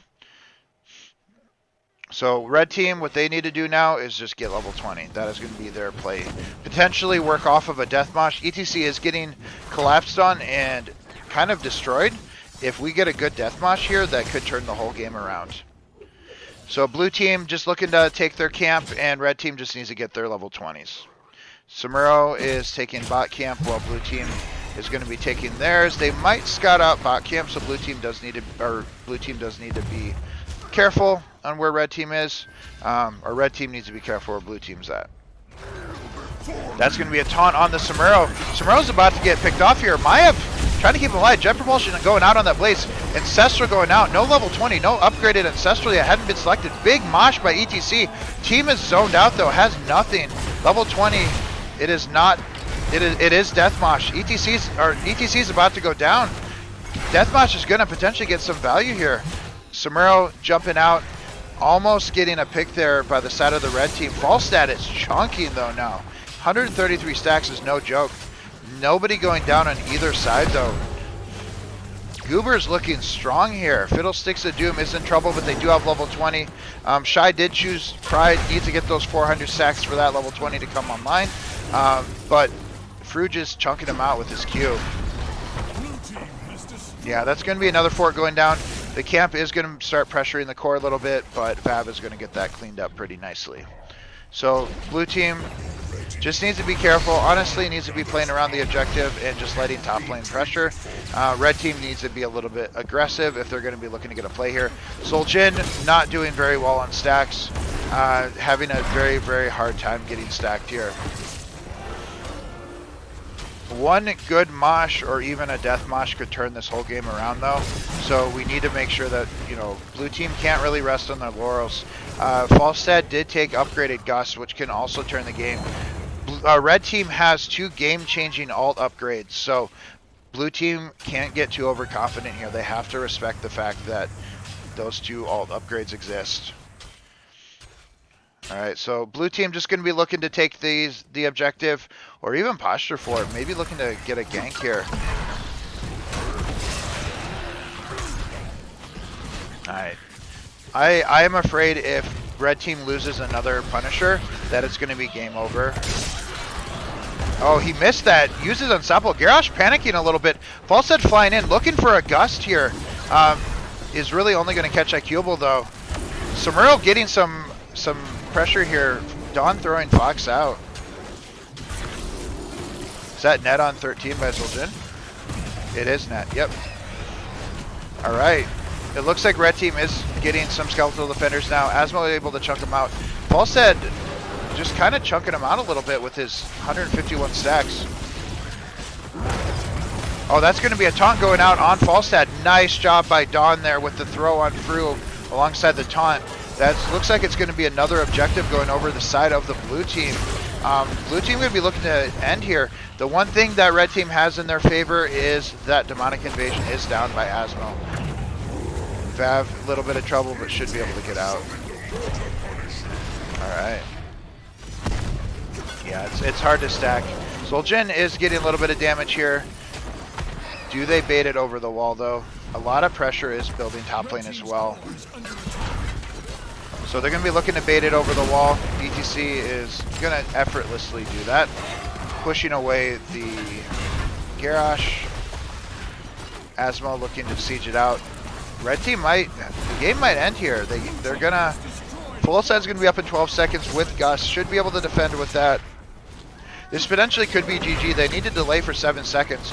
Wind tunnel should help secure this kill on the objective, but they need to be careful. If they lose someone right now, Tether going out on ETC. He is on an island by himself. Mosh going out, hitting one person. Ancestral going out by that. That's going to be a wind tunnel into the corner. Unfortunately, that is going to be used to defend the core. That would have been an amazing wind tunnel if they weren't defending the core right now. Nice job by Fru, potentially keeping the game alive.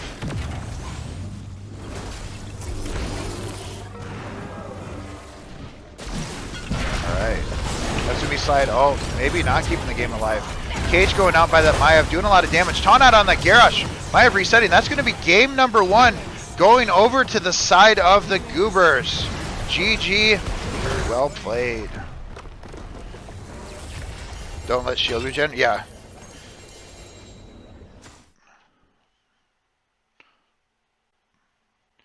Very, very good job by the Goobers.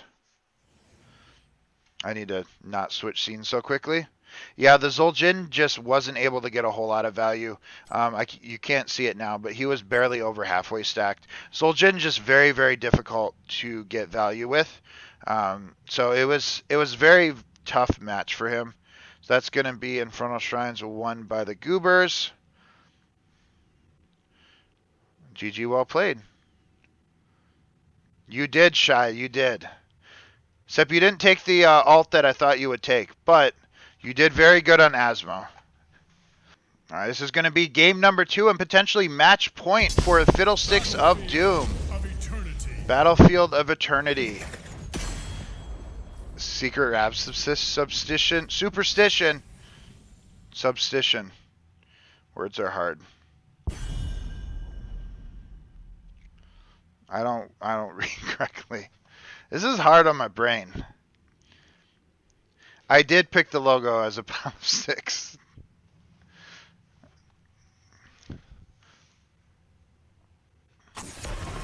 All right.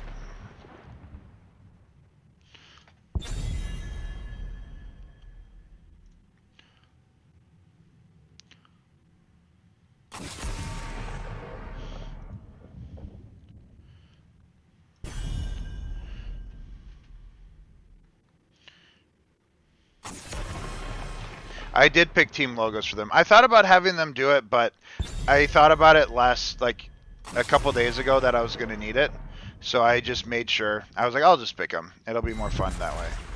When Rav says match point for True. All right, so that's going to be Chen and Artanis being banned out on Battlefield of Eternity. Obviously, Chen's going to be for Vav, and Artanis because it is Battlefield of Eternity. Johanna and Genji, pretty standard bans. Genji not so much, but I'm sure that they have some information. Vala being picked up, obviously, for that race, assuming we'll be going Q-build here. So Vala pretty high priority here. The clown car is beautiful, yeah. But then we're going to be picking up Brightwing alongside Tyrael. So potentially looking for a judgment. Maybe we can go Sanctification. Garrosh getting picked up by Dawn again. Dawn was a terror on Garrosh that game. So last game. So kind of surprised they let Garrosh through. Hogger by a Hubel. Hunt them down. Meet a Medevac. Alright, so enemy team does need their, or enemy team, blue team needs their healer, and the, needs another form of damage, while the side of Fiddlesticks of Doom does need their 2 damage dealers in the solo laner. Opting to ban out Anduin, which is pretty good. Anduin did get a lot of value that last game, I think. Anduin was in that last game. I might be crazy, who knows. Blue team's enemy cover red team bias. And Tychus being banned out against that Garrosh, which makes sense. Garrosh and Tychus, or Garrosh and Hogger both would get very pressured by Tychus. I think it's just because I'm not on the team, so they're automatically enemy. They'd both. I'd probably say enemy for both. All right, so let's see what damages they decide that they want to pick up here. Zul'jin again being picked up alongside Tassadar. Very interesting picks here. The issue is that Zul'jin had a very hard time last game. Not able to get too many stacks, but is going to be have a decent amount of race potentially against the Immortal. Tassadar, I mean, we all know how I feel about Tassadar. Can be a decent pick here. It just depends. Chromie being picked up for that burst damage. One trick Zul'jin, I'm not sure. And then Vav may be looking to pick up that Samuro again. Unless they have something else in mind up their sleeve.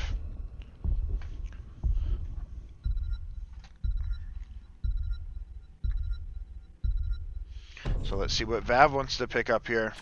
That Thrall. To the Horde. Alright, so this is going to be game number 2. And potentially the series if the Goobers can pull out another win here. After this, we're going to take a 15-minute break, getting ourselves ready for the next series, and then I will obviously be running the dog outside. Burst damage against burst damage. Alright, so let's see. Fat baby in mind. Alright. It's going to be game number 2, the Goobers versus Fiddlesticks of Doom.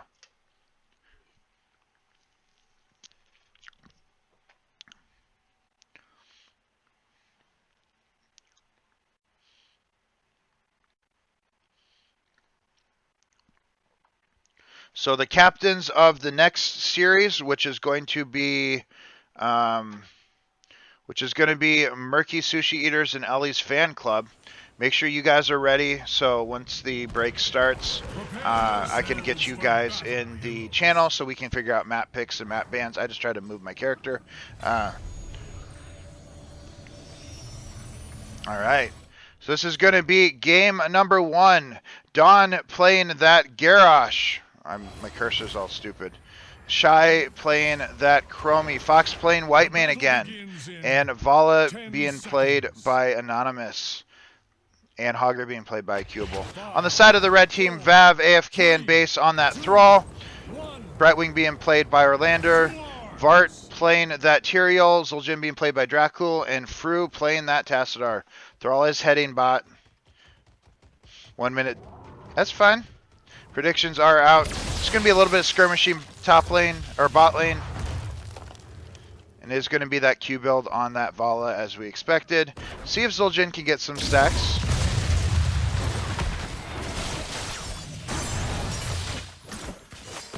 There's a bit of a skirmishing going on. Garrosh obviously looking for that throw. Tyrael should have a pretty easy time protecting himself.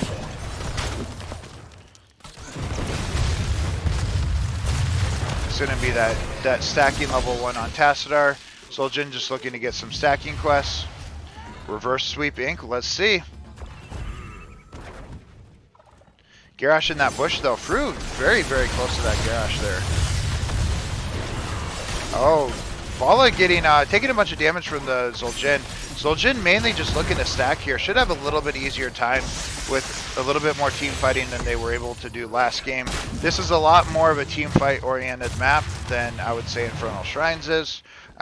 So Zul'jin should have a little bit of an easier time stacking this game. Hogger and Thrall just kind of 1v1ing top lane. Hogger a little bit low here. I feel like Thrall might be able to win this.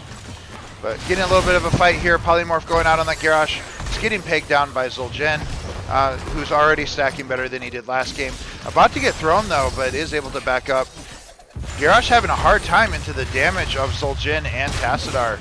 And with the protection from Tyrael, red team is doing a pretty good job of pressuring them.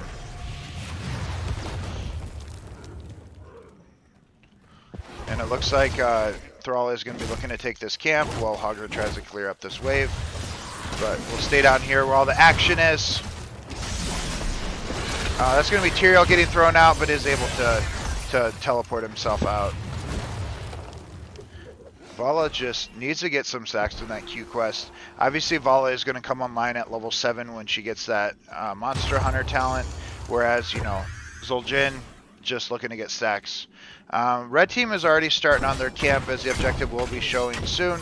Might be a little bit early to send this camp, but maybe they're looking to do it. There's a little bit of skirmishing top lane. Brightwing teleporting top. It looks like Icubal might go down his first blood. Let's see if they do it. It looks like he is. That's going to be first blood on the side of the red team. Icubal going down. Red team opting to kind of hold this maybe, but they're just going to go ahead and send it anyway. Very nice job by the red team. Brightwing teleporting top lane to get that 2v1 advantage on that Hogger and getting that camp top lane. Very nice job by Vav and Brightwing there. So blue team doing the exact same thing, sending their camp, which will head bot lane. Objective is up. Red team getting a little bit ahead on the XP there. Yeah, red team definitely does have that global advantage, and they're looking to halftime this thing right away. I saw that through. All right. So looks like red team is going to get that easy halftime show. As always, the first objective always spawns in the predetermined position for the after halftime. So red team should have a pretty easy time securing this unless blue team heavily commits. It looks like they're just trying to stall out here. Zul'jin is going to be the one that you need to defend against, who almost gets stunned out here. Is potentially going to go down, gets stunned by the objective, getting collapsed on, getting thrown into the stun. Very nice job by Dawn there. Getting that kill on the Zul'jin is huge, but they are going to lose the objective. That is going to be a full shield immortal going over to the side of the red team. What can they do with it though? That camp got a little bit of value bot lane, but the objective is going to be coming bot as well. So red team will be opting to go bot lane to clear that camp out, as well as pushing in with the objective. Hogger is clearing up top lane alongside the Thrall. So let's see what red team can get here. I think realistically you only probably get that wall, maybe about a third of the damage on the fort if you're lucky, but you can't really get too aggressive here. Level 7 is on line for the red team. Tyrael getting thrown over, but should be able to teleport back. Dawn taking a lot of damage here. That's going to be the wall down. Do they get more than a third of that fort? But I'm predicting about a third of the fort damage is going to be done. Bala should be able to clear it up pretty easily. Red team's going to have to start backing up soon. Oh, it's about half the fort. That's not bad. A third of the fort left. Third of the fort left. So a very good job by the red team there, getting that front wall and a third of the fort, or 2/3 of the fort. So very good job by them. Just kind of resetting a little bit and looking to clear it out. We're all just kind of waiting a little bit, clearing the wave, looking to freeze the wave, it looks like. And red team is just kind of maybe looking to try to secure that fort. They do have Tassadar who can fire off some abilities using his wall to protect himself and his team.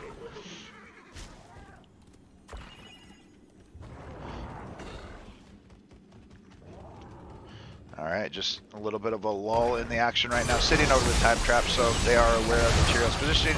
Tyrion getting thrown out, but it is a Tyrion, so he is going to be able to shoot himself out. Chromie getting collapsed on here, time loop going out, but the wall keeping the Chromie zoned out.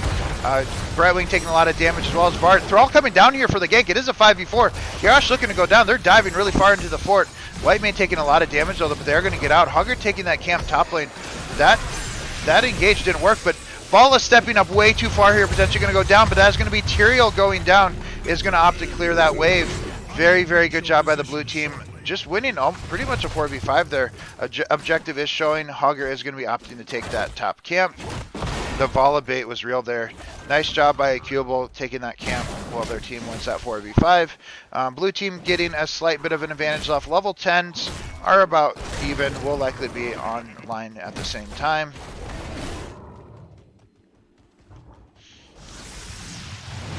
Oh, the Chromie opted not. I think if you time out the Tassadar there, he's dead. But it all happened very quickly. Tassadar taking about half of their health and damage. Needs it back up. Zul'jin just looking to stack here. Is sitting at 9 stacks, so about a third of the way done with his quest.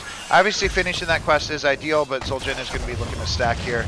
It is going to be Monster Hunter online for that Vala. So Vala is going to be looking to chunk down this one while Garrosh defends. But it is going to be a pretty easy halftime on the side of the blue team. Sandblast Chromie. Alright, so blue team looking to secure this objective. Level 10 on the horizon for both teams. Red team needs to defend here, and they need to defend hard. Garrosh running in, looking for that taunt there. Only going to be able to catch that Tyrael. Shockwave going out. That's going to be blue team going down. Fox is going to go down on that Whitemane. Black Hole going out. Will that teleport land on that Tyrael? Red team is holding on here. Very good job by that Brightwing, getting that barely that teleport off. But you need to get on their damage dealers. Taz Dingo hopefully will go out in time. Bala's going down though. Taz Dingo shredding everybody. Nice job. Chromie might be able to peg it down, but they need to defend versus that. They need to defend the Chromie. If they get a kill on her, Tassadar backing up. They are zoning out that Chromie. Very, very good job by the red team. They're barely holding on there. Will they be able to do it? Will they? The red team should be able to secure the objective. Chromie isn't going to be able to get close enough, and potentially is going to go down for trying. That fort is dead. That Chromie putting herself out of position is going to end up falling most likely. Oh, Garrosh barely saving her, but the objective isn't going to go out. Is red team too deep now? Hogger trying to get a catch here on the D, but isn't able to. Very nice job by the red team. Very nice team fight that they took under the Immortal. Immortal is going to be going top lane. Fru being a terror on that Tassadar with those walls.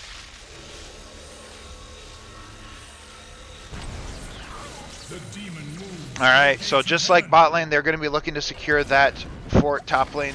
Thrall is clearing out, so they do have to respect the fact that it is a 4v5.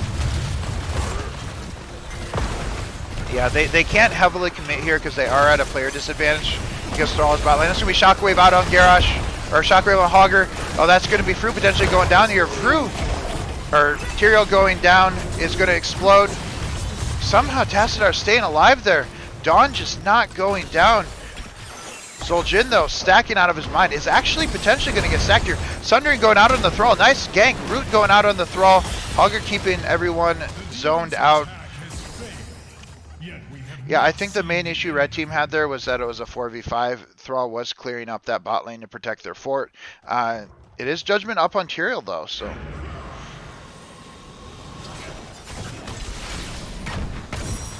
Alright, so Zul'jin, 2/3 of the way stacked. A lot stacking a lot better than he was last game.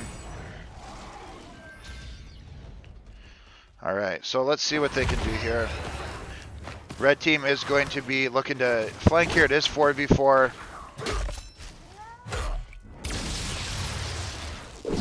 All right, that's going to be a root going out against Garrosh. Isn't really going to be that effective. Oh, XDO Storm, thank you very much for that prime. I appreciate that. Welcome to the pizza party. All right, so red team is being a little bit aggressive here. They're going to be looking for a gank here. Oh, they're going to be looking for this. I don't know what Vala's doing right now, but she is on an island. Hogger potentially going to get picked off here. Vala's backing. They're none the wiser, knowing where the Vala's at. She is going to get out, but unfortunately, IQable will not be so lucky. Red team is going to opt to just take that camp. Very nice job of them. Red team's going to be looking for level 16, but fortunately for the blue team, level 13's online for them now, and just in time for the Immortal to spawn. So they do need to wait for that Hogger, but sneaky Thrall there. Yeah, Vala was thinking of the cheeky camp. Honestly, if I'm red team, I potentially just try to race it out, and that's exactly what Zul'jin's trying to do. Does he run over the trap to reveal himself? I still think Vala probably wins the race for them, especially since she didn't die, which does appear to be the case. Honestly, red team is going to have to defend after this if they want to have any shot at this. I believe blue team's race is just slightly stronger until Zul'jin gets more stacks underneath the bump. Really, you need to be zoning out the Vala. She's the majority of their mortal damage. It is in a favorable position for the red team, and they are closer to 16, but they do need to be careful. It looks like they're just going to try to poke it out. Red team, or blue team playing a little bit scared, it seems like. Chromie throwing out some abilities to try to zone him out. Stun going out against Vart, but he is getting looped right now, but it really shouldn't matter. Shockwave kind of missed the Hogger getting the Tazdingo going out. Brightwing does get that teleport. Hogger's going to go down. He put himself out of position to try to get that kill. Brightwing coming in just in time with the teleport. Oh, they're very stacked up. Judgment going out on that Tyrael. No taunt by Garrosh. That would have been a massive 5-man taunt, though. Looks like they're going to be securing that objective, though. Zul'jin just pegging away at it, and he did finish that quest. Throw going out. Fruit taking a little bit of damage here, but blue team is falling.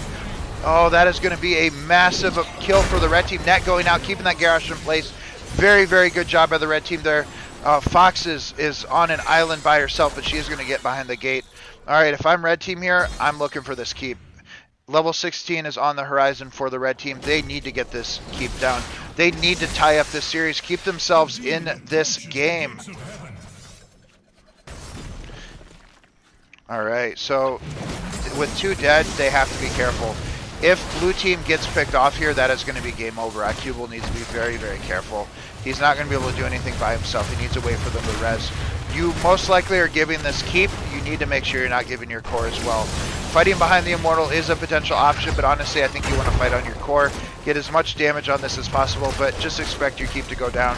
Vala pegging it out best she can. And red team is opting to fight instead of taking damage the objective, or damaging the keep. Thrall is going to be taking those keep shots, but keep is going to go down. Thrall going to get looped out there, though. Is Tyrael going to go down, though? Teleport going out on that Tassadar. Tyrael is going to go down, but that is going to be a keep. Red team needs to back up, though. Oh, that's going to be a shockwave missing, though. If that connects on Thrall, they might get it. Oh, the Tassadar getting the kill on the Vala, keeping themselves in that team fight. Very nice job by Fru there. 150 stacks on Tassadar. Oh, that Garrosh put himself out of position. Fru using a Shadow Walk to keep himself alive. Garrosh taking a lot of damage there. Fru missing that Q, though. Zul'jin doing a lot of damage there, using his thing. His quest is completed, though, now. Very nice job by the red team there. Keeping the pressure up very well. Level 16 still not online for the blue team yet. They desperately need 16. They need to not be fighting until they can get there. They're very close, though. It looks like Thrall is going to, or Tassadar is going to be taking that camp. This is why you don't go auto attack Tassadar. Well, red team is going to be taking their camps at this camp as well.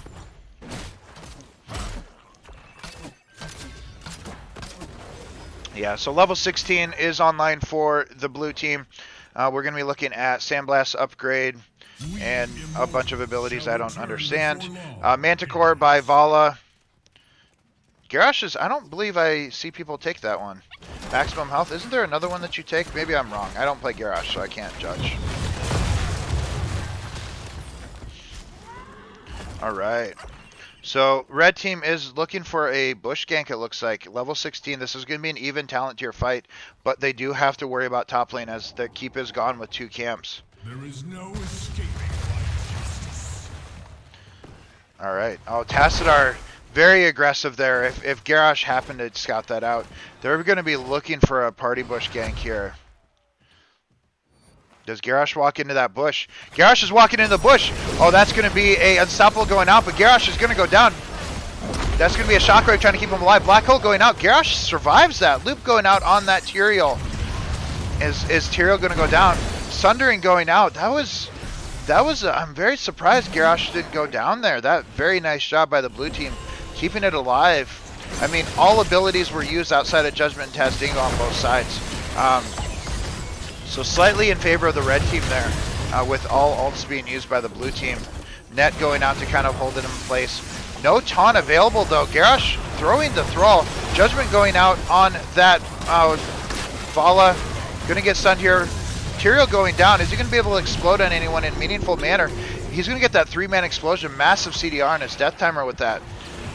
They need to just wait it out. Blue team is really low, but white man should be able to heal him back up. Oh, the Thrall taking damage. Taunt in the Immortal stun. That is going to be a double stun. But Tassadar and Zul'jin cleaning it up, though. Loop is going to go out. That's going to be Tasdingo, though. Oh, my God. What a recovery. Zul'jin and Tassadar keeping the game alive for the red team. Oh, but Vala coming in. What a game we have on our hands. White man needs to come back and help that Vala. Fru forcing out that halftime. Does he get the kill? Against 2, he needs to get out. Shadowwalk to keep himself alive. Unfortunately for the red team, Vala is the one that is alive. With no mana, she can only throw out a couple of Qs, but it might be enough. Judgment is up in 5 seconds. Red team is looking to get a pick here. Alright. Looks like red team might be looking to secure this objective. It is worth noting that catapults are building on the core. They are going to get cleared up before they do anything. But that is going to allow red team to secure this objective. Very nice job by the red team, keeping the game alive here with this Tassadar pick. And Zul'jin getting stacked as well. Giga stacked at this point, 45 stacks on that baseline talent. They're coming in here for a pick. They're not going to secure this objective at this point. What they need to do is get a fight, win a fight around here. If they lose a fight now, that's going to be game over. Thrall getting picked out here, going out of position here, spell shield out. Brightwing keeping him alive. Fru getting caught in the Immortal stun is going to go down. They barely saved the Immortal here. Honestly, Tyrael throws himself at it and he gets it. Zul'jin's going to secure it. Does he go down for his troubles? He does have Tasdingo, but is he dead? He is going to be. Tasdingo's going to keep him alive for a little bit, but unfortunately Zul'jin is going to go down. Oh, Judgment going out on that Vala, trying to keep him down. Vala doesn't have any mana though. Vart is going to get himself out though. That Brightwing Z was clutch. Alright. But there is one thing to note. That keep is almost dead. So this objective is all but going to secure this keep. They will likely not be able to end the game here. But that keep is going to go down. That is going to basically eliminate all structures on the side of the blue team. It is worth noting, red team has all of their forts up, but is slowly starting to win these team fights. Our blue team is starting to win these team fights. They need to win a money level 20 fight after they get their storm tiers to have a chance in this game. I've seen it before.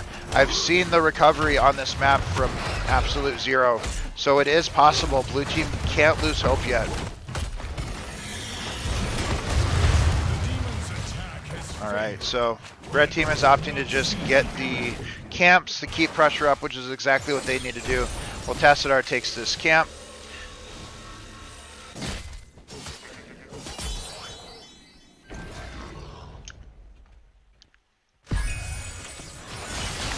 Alright. Red team is going to be looking to even up this series 1-1. Alright, objective will be spawning any time now, I'm sure. Here it is, it just showed. Red team is going to be looking to maybe party bush for this camp. Blue team can assume Zul'jin, though. Very risky positioning by that Zul'jin. He gets thrown by Garrosh. Like, red team can afford to lose a fight or two, but if they lose several members, you just walk into core this late in the game. 20s are online for the side of the blue team. It is going to be that vault upgrade, taunt upgrade. No control by Hogger, so anger management being picked up by a Q-able. I feel like no control might have been the way to go, but I don't play Hogger enough to know. It is going to be that piercing Q by that Chromie who did finish her level 1. Be wary. Our eternal battle will soon be upon you. All right. This is where I normally say, shh, be very, very quiet. We hunt in wabbits. And the red team is the hunter, and the blue team is the huntee. All right. I have a feeling that something very, very explosive is about to happen. No control just gets you killed. True. Oh, blue team is not in position to race this. This is going to be an easy halftime for the red team here. Blue team playing a little bit too scared. They're afraid of getting ganked. Didn't put themselves in position at all. If red team just needs to race it out, if we get favorable positioning on the Immortal here, that's going to be free. Oh, that is an unfortunate spot for that to spawn for the blue team. Vav is putting herself kind of in a risky position to try to zone him out. Shockwave going out. 3-man Shockwave going out by Hogger. That Thrall's going to get thrown. Going to get picked off here. Black Hole going out on that Tassadar. That's going to be a nice throw. Unstoppable Silence. That's going to be a 4-man taunt there. Zul'jin just pegging him out in damage, though. They can't do anything to their Immortal, though, because they're zoning him out so hard. Small gust, yeah. But what's blue team do? They got to send Vala back, but that's going to give the red team a 4v4, which is exactly what they want. Vala almost needs to stay there. Brightwing coming back with the teleport. Thrall's up in 30 seconds. Net going out on that Hogger. Hogger going unstoppable out. It is worth noting that the blue team's core is going to start falling. Catapults are building on that. It's going to be a race to see who gets this objective here. Zul'jin is zoning it out. That's going to be a time loop out on that Tassadar. Oh, who's going to get this objective? Tassadar is falling. Tyrion's falling as well. But the enemy core is falling. Blue team is falling. Hogger is backing. Vala is going to secure this objective for the blue team. But at what cost? At what cost? The blue team's core is just getting decimated here. Zul'jin's going to be looking to backdoor. I don't know if they defended here. This core might go down. Zul'jin looking to end this game. They might have just lost the... Oh, Zul'jin's running in. Does he have Tazdingo? He does. Brightwing getting that teleport. Tazdingo going out. Zul'jin looking to end the game. He gets the Twin Blades. That's going to be game number 2 going over to Fiddlesticks of Doom. Zul'jin going in with that Brightwing. Oh, we got a series on our hand. Game number 2 going over to the side of Fiddlesticks of Doom. Very, very well played by the red team. Taking a negative, turning it into a positive. Very, very well played by them. That was a very high energy game at the end. I love Battlefield of Eternity too. Whew. My heart is pounding right now. Whew. What a game. What a game. We're going to be going to game number 3. Well played by the team here. Game number 3, Altaric Pass. It is 1-1. I don't know if I have to say ready, but I will. All right, Altaric Pass. This is going to be game number 3 and match point. Will the Goobers or Fiddlesticks of Doom progress further into tomorrow? Zul'jin getting a lot more value. First game, Zul'jin wasn't able to get that many sacks. Got stacked out of his mind this game. A lot easier to do on Battlefield of Eternity than it was to do on the first map.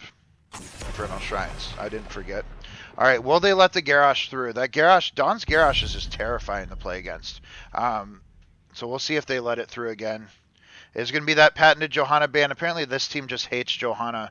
And for a team that just got put together, they played well. Like, this team, I can't state enough. Fiddlesticks of Doom has 1 original member.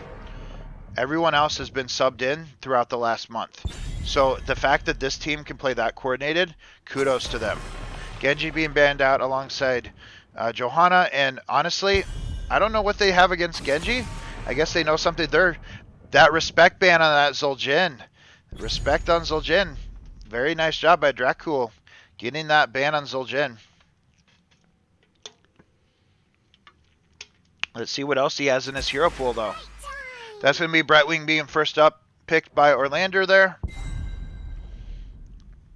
Let's see if IQable goes in for that Hogger again. He does, so that's going to be Hogger alongside Garrosh. If it ain't broke, don't fix it, I guess. They both played those characters very well, I would say. So Garrosh being picked up by Dawn again.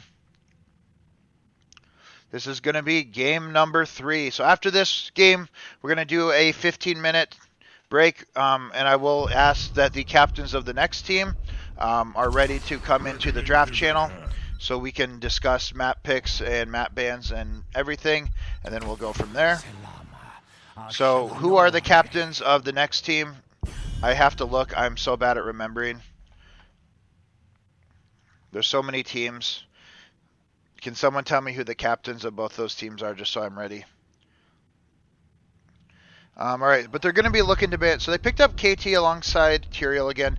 Vart did a very good job on Tyrael. Samuro being banned out against Vav. They're target banning Vav. Potentially going to lead into that Thrall again, unless they decide to pick it up themselves. And that Anduin ban.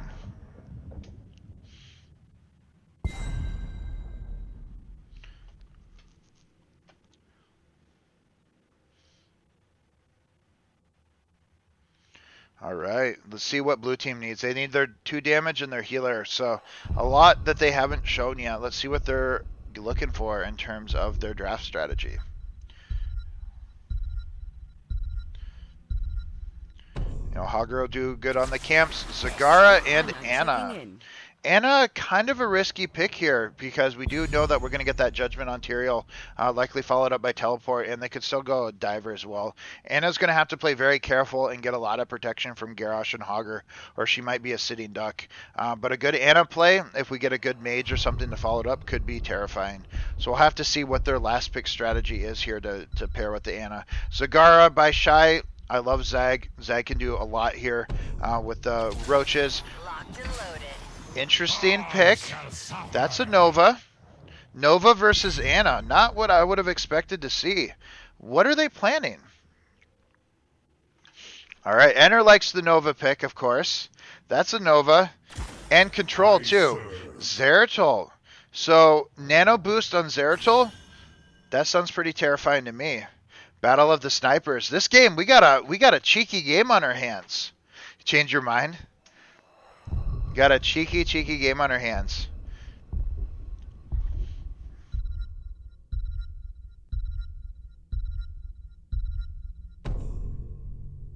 Blame Bat and ban Nova. All right, so this is going to be game number 3 and the series. Who will progress on to day number 2? Will it be the Goobers or will it be Fiddlesticks of Doom? Good luck to both teams. We've had an exciting series. That last game was super hype. We got a Nova alongside KT. We got a double mage. Zeratul, a good pick, a good counter to double mage. So a bit risky. Brightwing will need to be on point with those polymorphs for the Zeratul, and potentially Judgment to lock down the Zeratul as well. So we'll have to see if they can make it happen. So this is going to be game number 3. Fox on that Anna, Shy on that Zagara, IQable on Hogger, Dawn on that Garrosh again, and Anonymous on that Zeratul. That's going to be Orlander on Brightwing, Nova being played by Fru, Vart on Tyrael, Dracul on KT, and like last game, Vav AFK and base on Leo. All right, do we get that convection by KT? I hope not.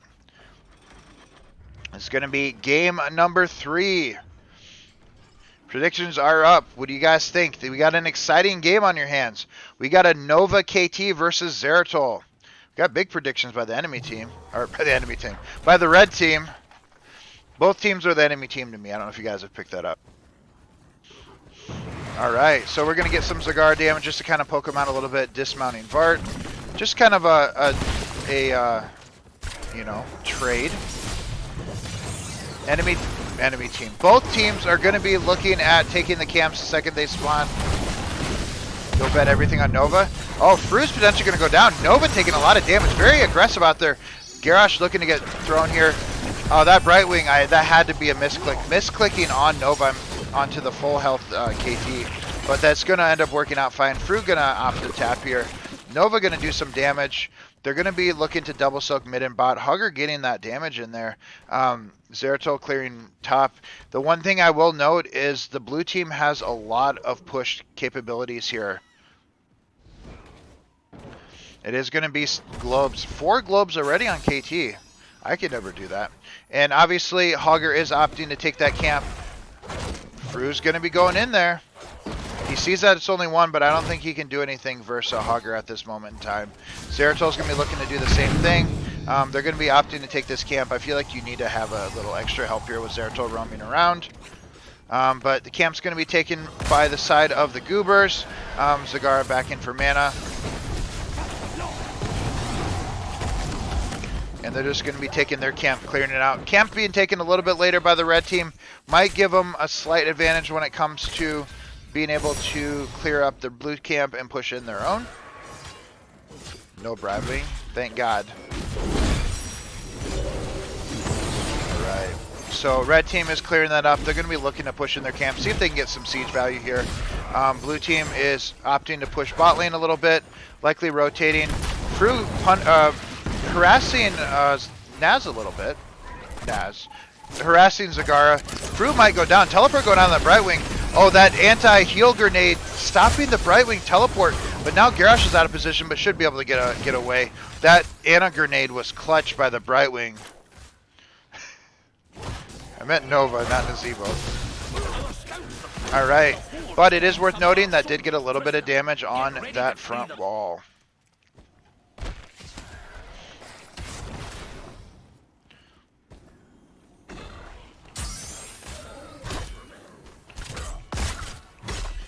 The Nova. Oh, but that's Shy's going to be a little bit out of position there. Will she go down? Oh, there we go. Zagara just slightly out of position there, getting punished by the red team. Almost got away though. Hugger's spinning to get that camp. Fortunately, the red camp is going to be spawning right now for them. Unless they back up to do it, I think they're just going to be opting to take the objective first. Fiddlesticks of Doom, you know, showing where their name's coming from. Blue team is going to be looking to try to defend this. The one thing to note, the blue team is a late game team comp. Zeratul doesn't come online until 16. I always say Zagara is like a slope.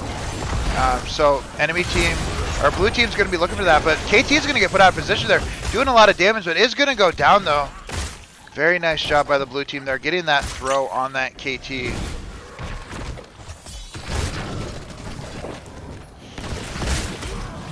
Yeah, Nova's late game too, but Zeratul and Zagara are both very, very good into the late game. KT can be as well. So that's one thing that the red team does need to respect. That I believe I'm going to give the edge to the blue team in terms of the late game.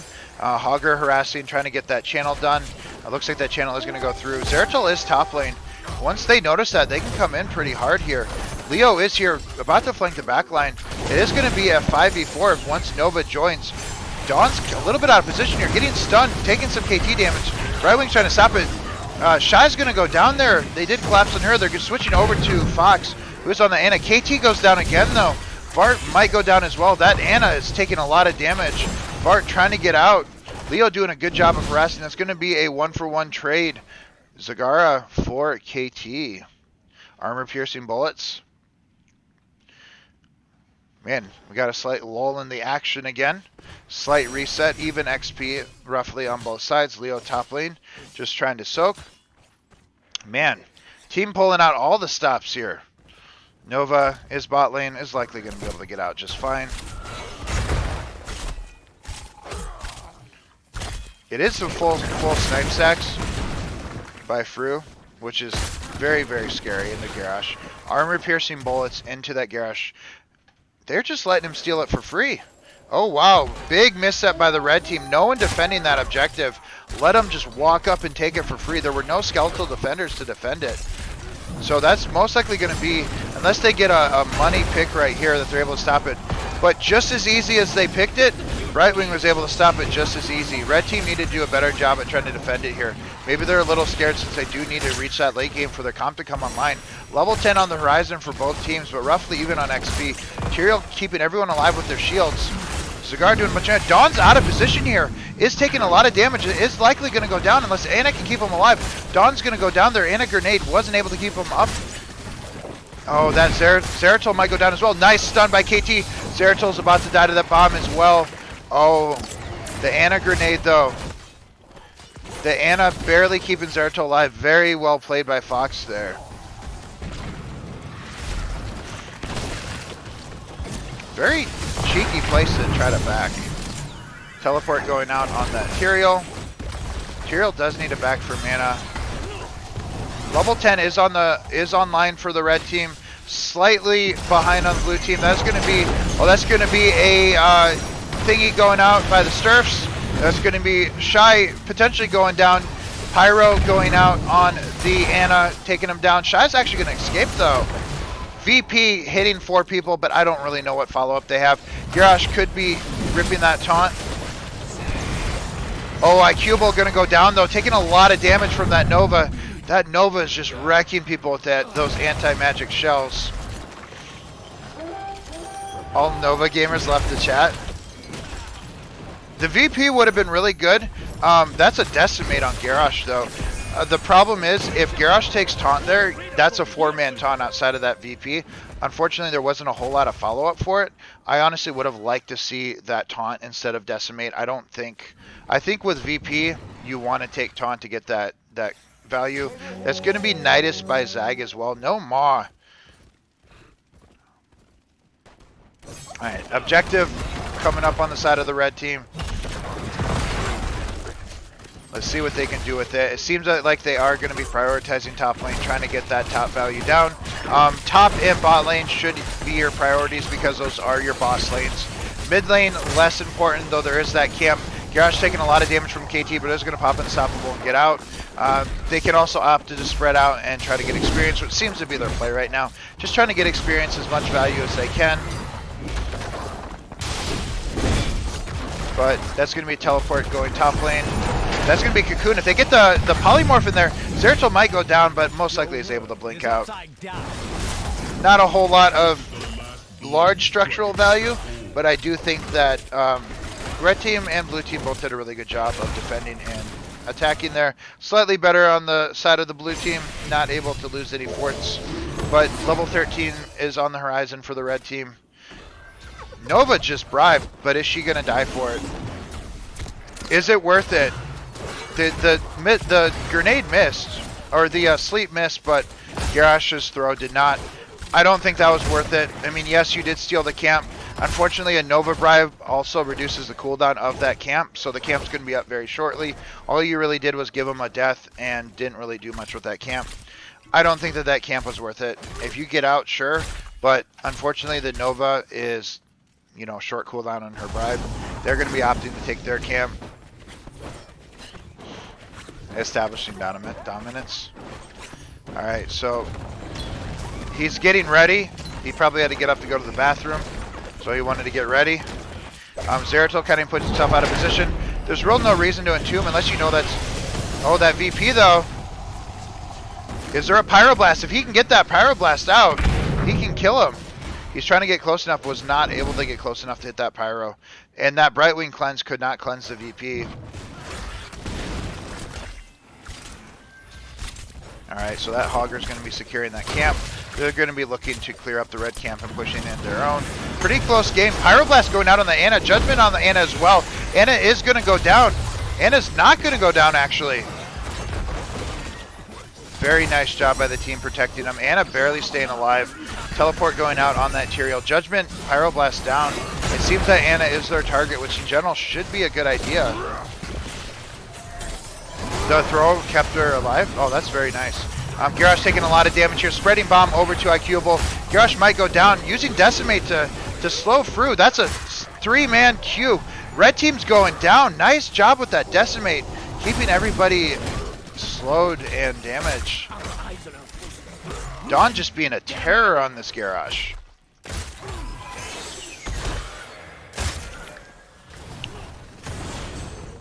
Wouldn't have a game 3 any other way. So Zeratul potentially going to go down to Vav here. Teleport's potentially going to get this kill here. Will they be able to teleport?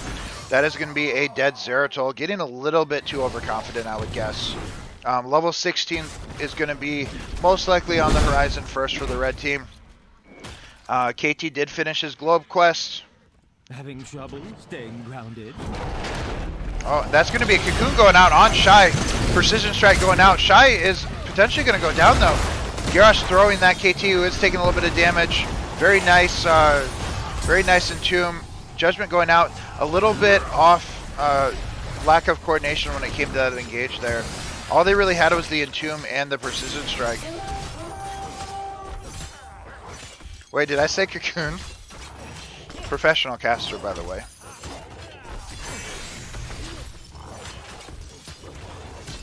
And Hogger is going to be taking this camp as well.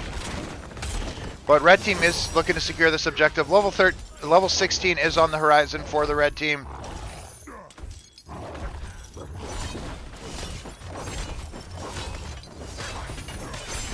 Oh, very cheeky boss play here. So blue team opting to give the objective. It's actually very smart of them. They can't contest. They don't have level 16. But they can take a boss and make red team have to care about something. Unfortunately for them, red team does know that they're on boss but can't do anything about it. Leo's going to come in, but too little, too late. Boss will have to be cleared up, or it will potentially take that fort bot. But that is a good play by the blue team. Should help them get level 16.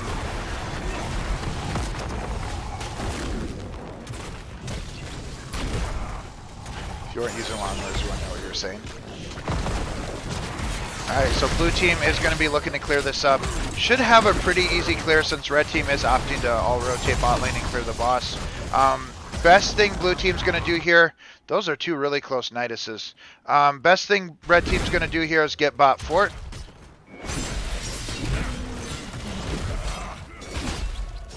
Alright, so blue team looking to get a fight here. It is going to be 4-on-4. Zeratul, Brightwing can teleport in and make it a 5v4. Blue team needs to be careful. Brightwing's the only one not here. Double bomb going out by that KT, doing a little bit of damage. This fort's going to go down. First fort of the game is going to go over to the side of the red team. Tyrael looking to get Shy in the entomb. Quarterpole going out. A bit of a weird angle here. Shy is going to go down in the Zagar. Fox doing the best she can to keep Shy alive. Wasn't enough, but very, very nice try there. And it looks like Hogger might be going down as well. Zeratul coming in, potentially Pyroblast going out. No VP on that Zeratul. Oh, and Dawn's going to go down. I think if you use VP there, you probably save that Garrosh. Also, if you VP the Zagara, or whoever got Pyroblasted, does the Pyro just save him? Yeah, they are definitely bullying Shy. Zagara definitely a very squishy target, so a very easy target for Entomb. You could have used VP to potentially save the Pyro target, I think. That's the only real mistake I saw there. Very nice job by the red team. Like I said, Brightwing was mid lane and was able to make it an easy 5v4, whereas Zeratul took a little bit longer to rotate down. Needed to use that Void Prison, I think there. They were all very clumped up and potentially could have used that to turn the fight. But red team's going to be opting to take that boss right now. And they're going to be taking that top fort, probably rotating their camp. Do they want to try to take top keep? I would say no. You take that fort, you back up. Maybe you rotate in and take mid fort as well while the blue team clears up the boss. You don't go for that. You don't go for that keep. Alright, but just like last series, you trade top for bots, the best thing you can do. Very good job by the blue team here. Very nice job. Let's see what we got here for talents. Nothing out of the ordinary. We do have Corrosive Saliva on that Zagara, which is going to do a lot. Alright, boss, you could have potentially went for the keep. Even if you get the keep, I feel like you risk giving too many kills. Red team is very close to 20 and they don't want to do anything before then. You got to keep in mind, blue team is, in my opinion, has a better late game team comp. Red team doesn't want to afford anything that they don't have to, and getting themselves to level 20 before fighting, I think, is the right way to go. They're going to be opting to take their camp most likely and posturing for the objective as well. Honestly, if I'm red team, I give this objective get 20 if I have to. You don't want to do anything before 20, and you are so close that there's no point even trying to contest this objective until then. Should have gone Maw. Potentially, I am an avid Maw only Zagara, but I can see the value with Nidus to potentially clean up these lanes and keep yourself healthy with mana. But I do know a lot of people do like Nidus on Zag. Alright, so red team has level 20, using it to stop the objective. Alright, and red team is going to be looking to channel here. Honestly, what does blue team do here? They have to defend their keep top lane. There's going to be an Entomb likely going out. No. You would have been able to Hortipult out. Blue team needs to try to save their top keep and try to save themselves a level 20. Taking that camp is the best thing that they can do right now.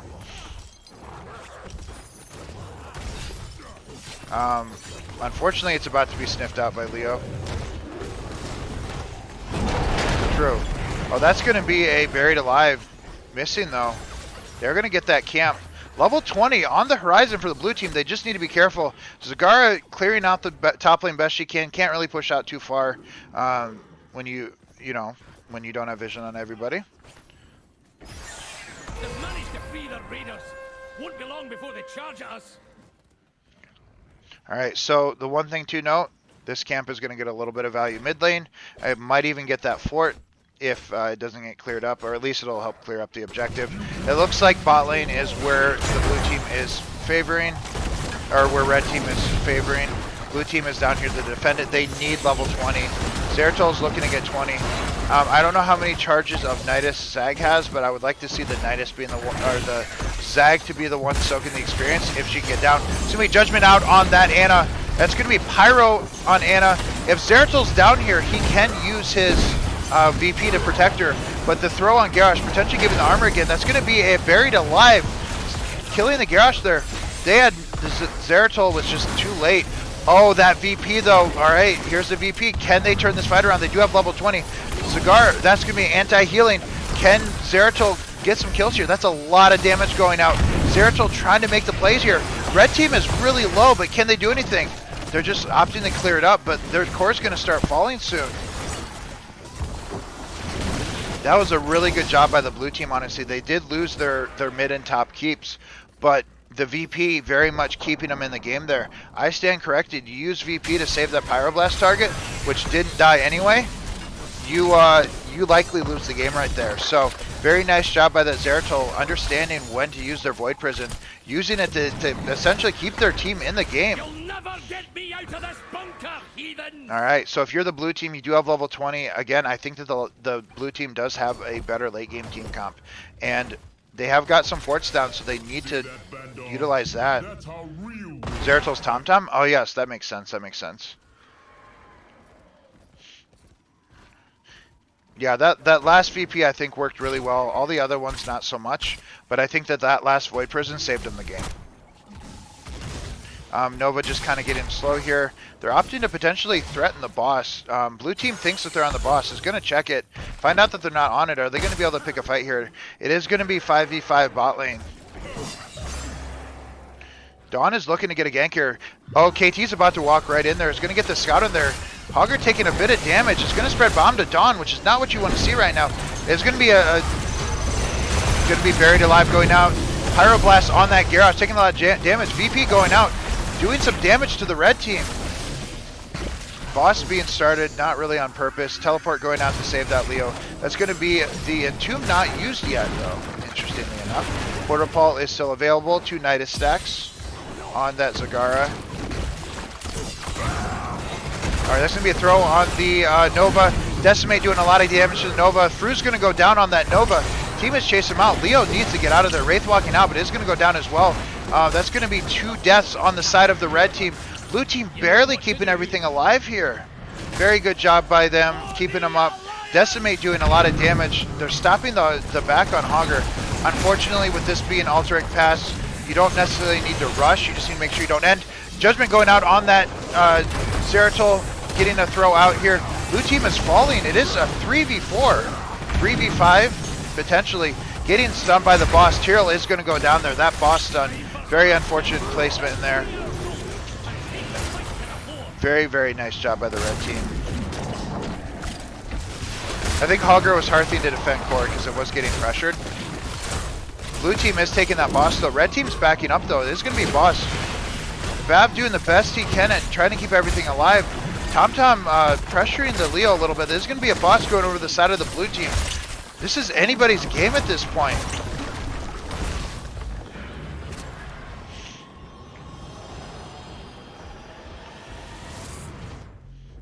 Man, what a game. Like I said, blue team does have the better late game team comp, and they're showing it right there. Red team needs to be very careful. If they lose this next team fight, which is most likely going to be around the objective, they're going to lose the game. So, or they might. They need to be very careful here. They're going to be opting to clear out this boss, so it doesn't really look to get the keep here.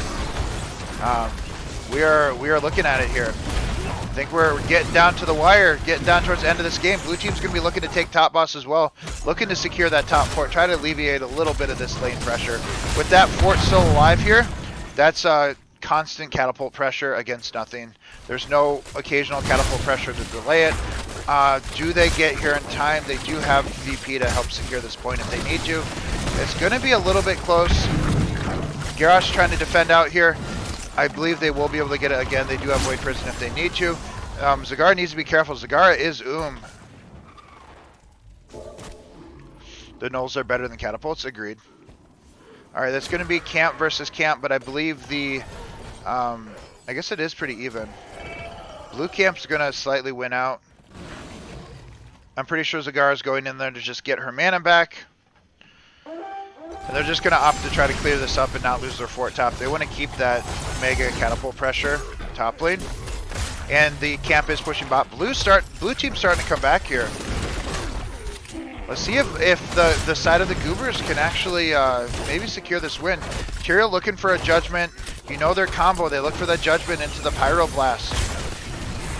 They're going to be looking at the Zeratul here. Pyroblast on the Zeratul, who can't get himself out of that Void Prison. He's the only person who cannot Void Prison himself. So very good target there on the side of the Zeratul. Decimate doing a lot of damage though in the back line. Red team needs to be careful. Decimate is going to just wreck them like it did last time. There is no Zeratul to finish it off. Dawn's going to go down here. They're trying to secure this objective. 6 seconds left on the objective. Dawn's going down. Bard doing a lot of damage. They're trying to stop this objective. Garrosh is going to go down. Are they going to be able to stop it? Oh, they're barely not able to stop it. 0.6 seconds on this objective. No, they did get the objective. I think they clear it for free, but blue team getting the objective might have saved the game. Red team goes core here, potentially. But with the objective against them, they might not be able to. If these 3 members can stay alive, they might not be able to end here. Oh, the Zag minions? Fru has no health, though. Does red team end here? And Tomb going out on that Zagara.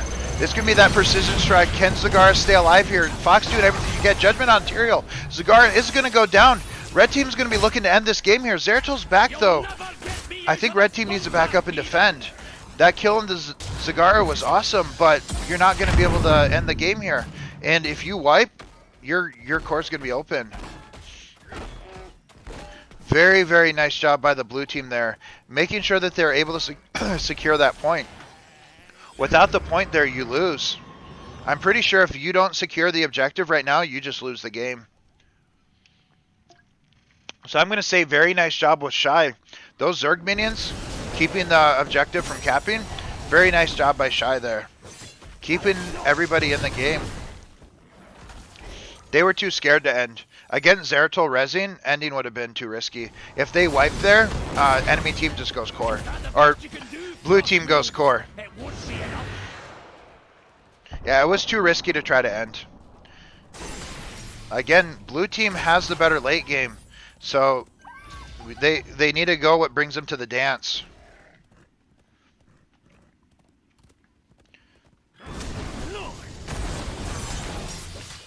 All right. Oh, they might be looking for a buried alive here. Garrosh throwing him to prevent Vav from getting that into him.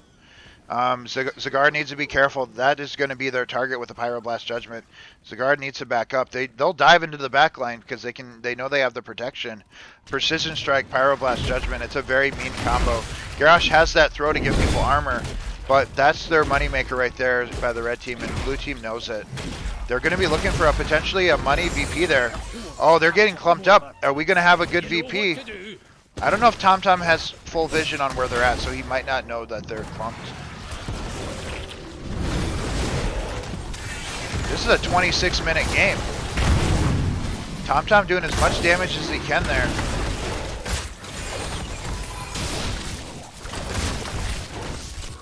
Blue team doing a good job of keeping themselves in the game here.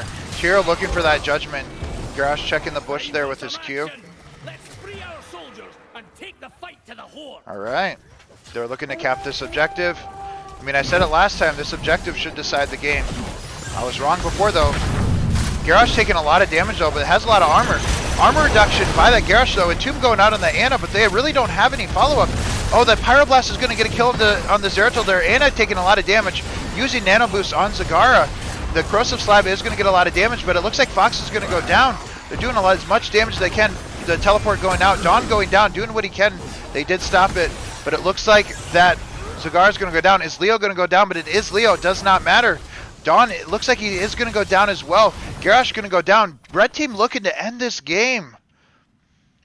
Oh, very, very close game there. What did it there was getting that pick on the Zeratul. They shifted their focus to the Zeratul, and they were going for the Judgment Pyroblast on the Zeratul, who can't VP himself.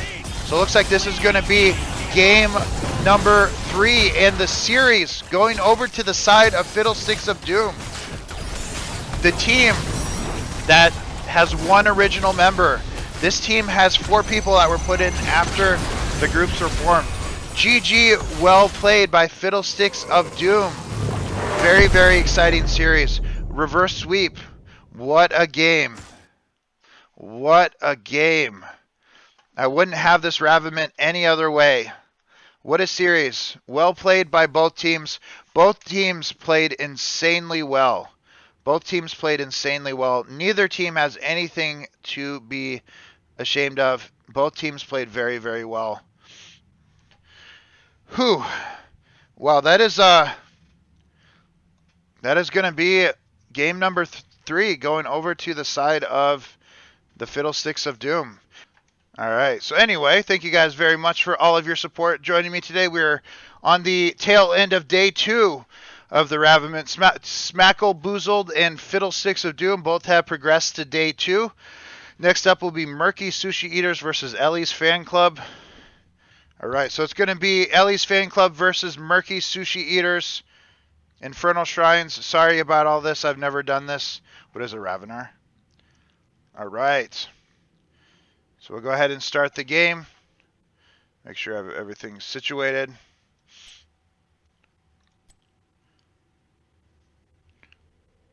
Infernal Shrine. All right. We're on to the 3rd match.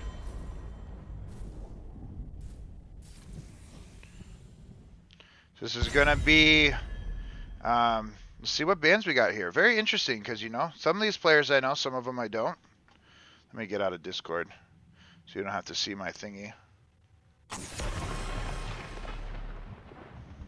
Asmo band, very interesting.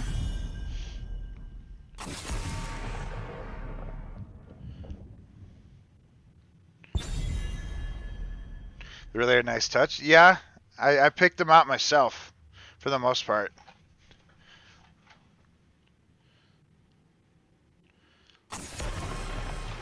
Alright, so the Johanna and Asma band on the side of the red team. And we got a Hogger band by the Ellie's Fan Club, along with the Stukov. Just pretty standard.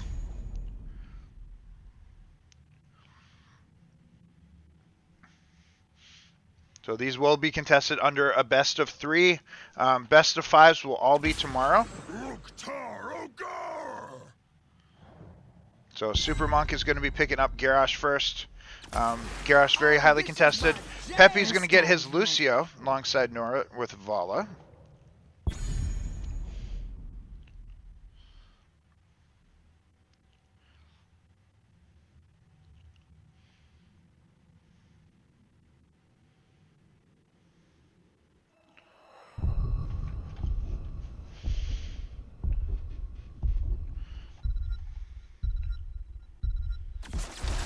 So Anduin and Sonya being picked up by the Sushi Eaters. And so red team does need the rest of their damage. Let's see what bans we want to go out here. So they could ban out something with like wave clear or something. Tychus, interesting. Interesting that they would ban Tychus. I guess since they're probably not picking up Tychus themselves versus the Garrosh, it means that they're looking at something that Tychus is probably going to be pretty good into.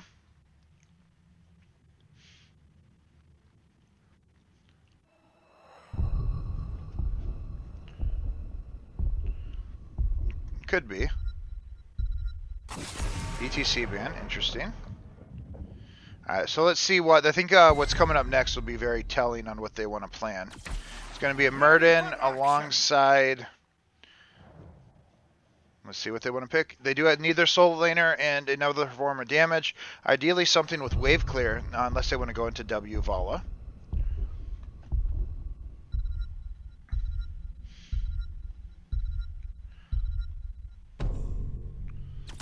Oh, I forgot to set myself as referee.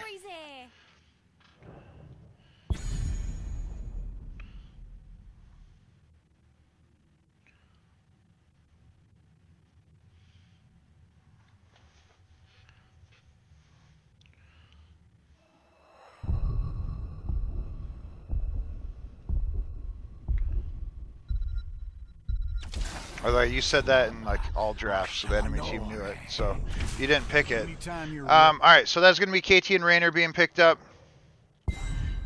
So we'll see. Do we get a Convection KT? So Tracer being picked up here, and whatever solo laner they want to go, which is going to be Deathwing. Toast does love his Deathwing.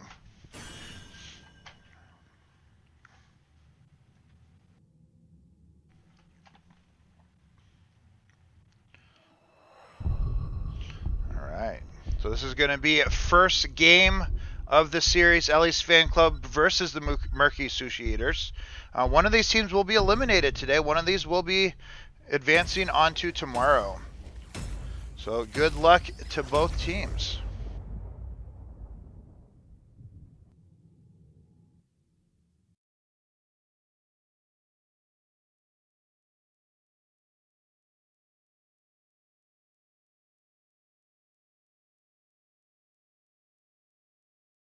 I'm sitting here eating a sandwich while I'm casting.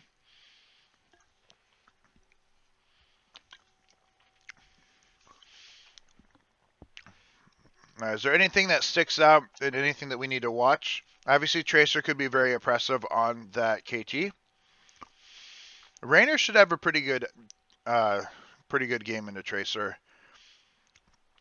At least Fan Club playing Tracer.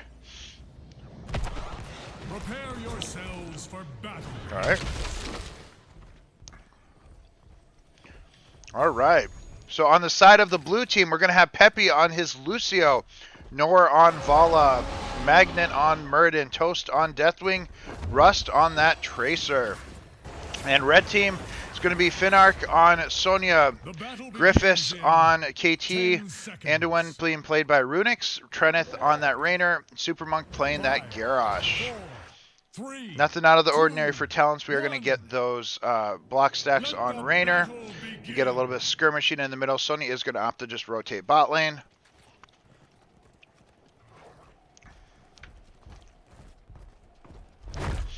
Alright. Deathwing just checking that bush down there. That missed, which I didn't think it would.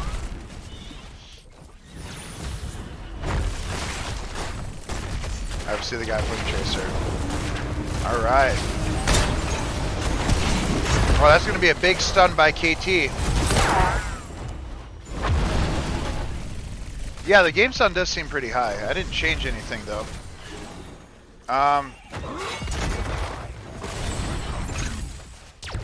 Alright, tell me if that's any better. I can just straight up adjust the sound in the slider. It's that Vala skin that makes the sound really high. But I turned it down in my headset a little bit. Maybe my headset got turned up. We'll see. Alright, so that's going to be a lot of KT damage going out. Spreading the bomb to the Lucio.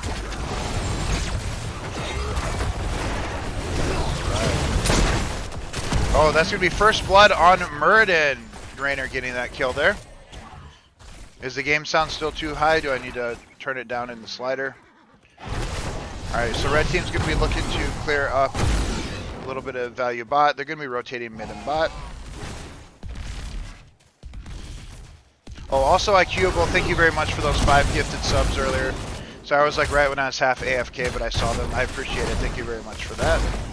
Still loud. Alright, we're going to go ahead and I'll turn it down a little bit in the slider. Alright, y'all tell me if I made it too quiet, because that's something I do. It is stacks on Raynor as well.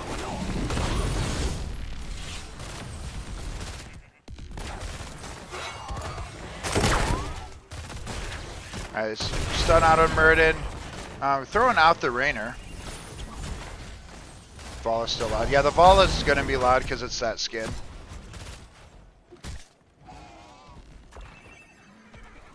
Good bit. Alright.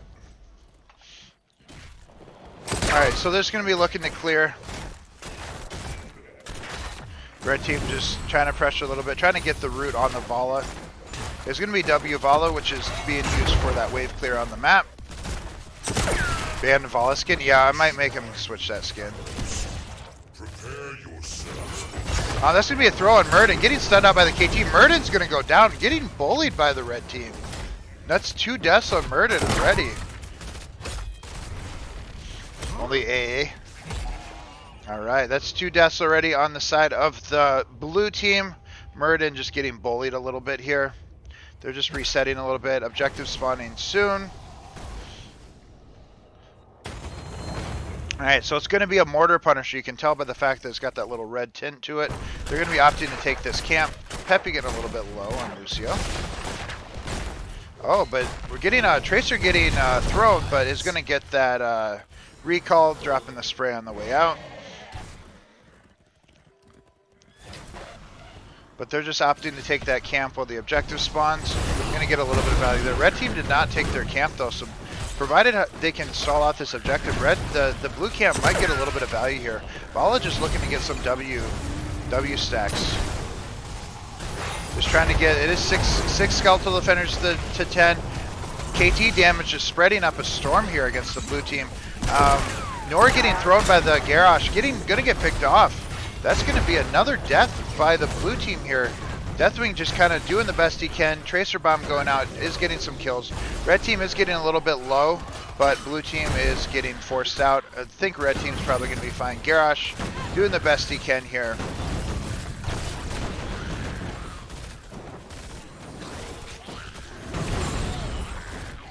Just checking the bush with their E by Anduin.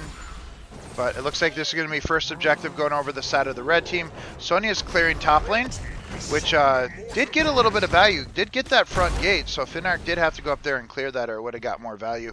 It is going to be a 4v4 defense. 5v4, Tracer's rotating from bot lane. It is 5v4. Red team does have to be a little bit careful. Deathwing getting a lot of value here. Tracer is going to recall back bot lane.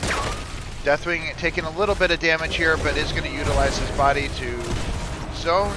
Is potentially going to go down. Does need to be careful. Alright, so pretty good defense by the blue team. Didn't lose a whole lot. They're about a level behind in XP, though. Let me go ahead and check out. Can I actually see? No, I can't. I think they are a little bit behind in soak. And obviously those kills didn't help either. They're going to get a little bit of a stun here. Red team just looking to press in. Potentially looking to take this fort. Oh, that's a nice throw on Murden. The stun misses, though. Murden, the root does not miss, though. Does Murden die? Spreads the bomb to Nor, though, but that stun misses on KT. Otherwise, Murden is 100% dead there. KT's just going to work on clearing up that wave, working on getting them globe stacks. It's sitting at 12 right now, which is pretty good. Sonya is clearing top lane. Blue team not really soaking very well. They're kind of just hanging out mid. Murden getting thrown again, getting bullied a little bit. Though Trineth is taking a little bit of damage. Oh, the Q out of the KT Q. A little bit of anti-synergy right there. So a little bit of lull in action. Vala is looking to take that camp.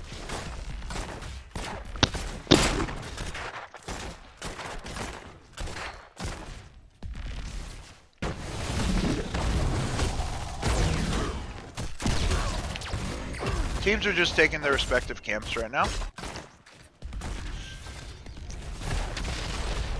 Gonna have to write down band skins. Agreed. No cowboy Vala skins. Toast getting harassed a little bit here. Is gonna have to use his cataclysm to get out. but better than dying. Level 10 is on the horizon for the red team. Already being, or on by the blue team, already being picked up by red. Pyroblast on KT, Taunt on Garrosh, Leap on Sonya, Light Bomb on Anduin, and Rainer's Raiders for Rainer. There's going to be High Five on Lucio, Avatar on Muradin. Bomb spread coming out. Vala is going to take the stun ult. What do we have here for Tracer? It's going to be Sticky Bomb, so looking at that slow, and Bellowing Roar, the Fear for Deathwing. Muradin getting that stun on Garrosh. Going to go out here, unstoppable out here, pulled by Anduin. I'm eating a sandwich. I do have pizza to eat after the stream, though. Another stun out on Muradin. Are doing a little bit of damage here. Rainer just pegging up a storm. 41 stacks by that Rainer, though. Very good job here, and hasn't died yet either, so definitely getting that value from there. Bomb going out on Tracer. Light Bomb going out just to keep Rainer alive. Pyroblast on a full health Vala. Unfortunate. Maybe a misclick. Isn't really going to do a whole lot there. Just going to tap and come back into the fight. Not the greatest Pyroblast. Deathwing and Sonya are just looking to double soak here. Red team looking to take their camp. Objective is spawning top lane, about to pop right now. It is going to be an Arcane Punisher. And this camp might get a little bit of value. If I'm red team, I'm forcing this wave out. You could also potentially just give it and take the fort, and maybe even rotate in time to get the objective. But red team is opting to rotate up and look for a fight here. Mid camp is going to go in, potentially is going to take that fort. So blue team needs to make something happen here, or they're going to lose a lot of value for nothing. Garrosh going up there trying to get some throw. Oh, that's a taunt that's on cooldown. Was trying to hit the Tracer with that, but did miss.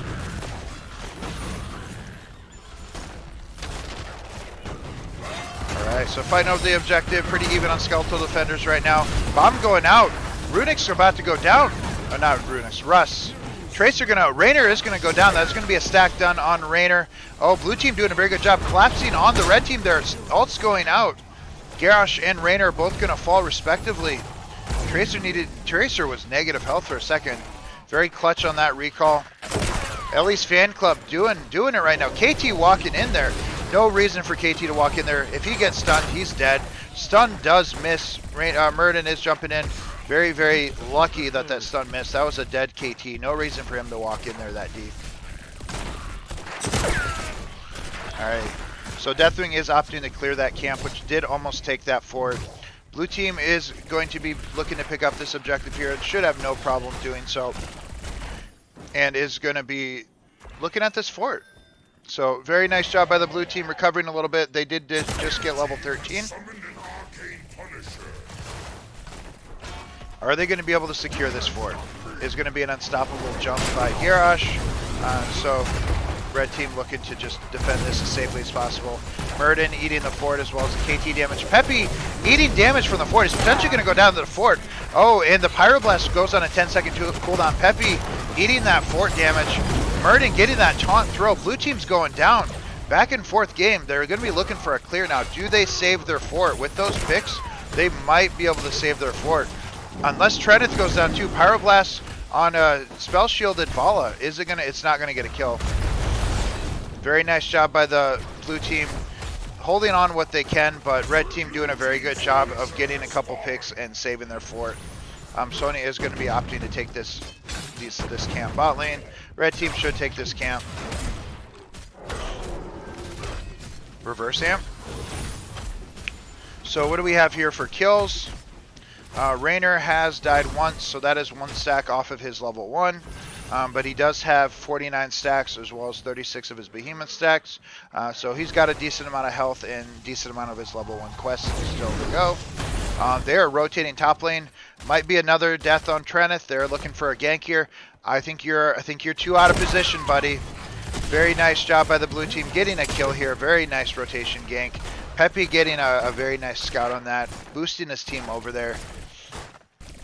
The health bar on Rainer is going to be 0. Man, very back and forth game. Red team is closer to level 16, but is the one getting picked off right now. That fort is going to go down top lane by the blue team, or for the red team by the blue team. And are they going to be able to save mid fort? About 0. I feel like maybe the blue team has a little bit better late game, or at least a mid game. Max life. Gain. He has to finish the quest, I think. Gain 2. Oh no, he just gets it baseline.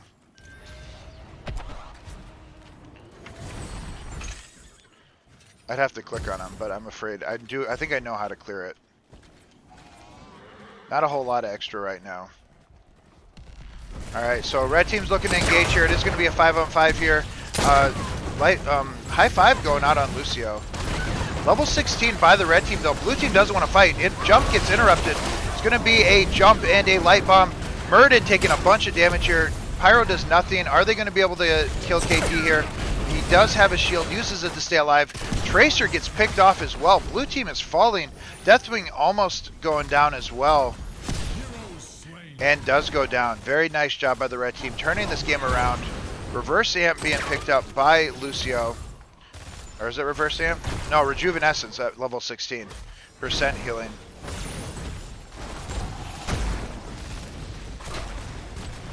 Alright, so red team's going to be looking at taking down this fort.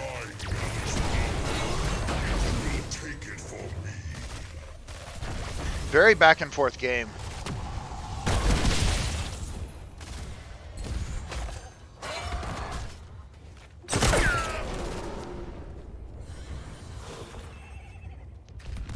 Alright, so objective's going to be spawning in 5 seconds.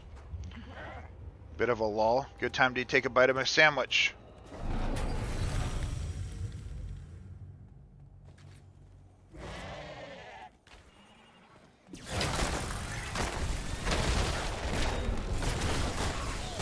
Alright, so they're looking to clear up these defenders.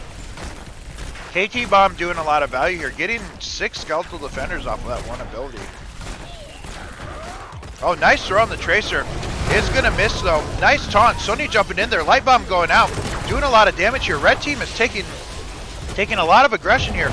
Ball is about to go down. Cataclysm coming out on that Deathwing. Doing a lot of damage to the red team. Blue team seems to be recovering a little bit here.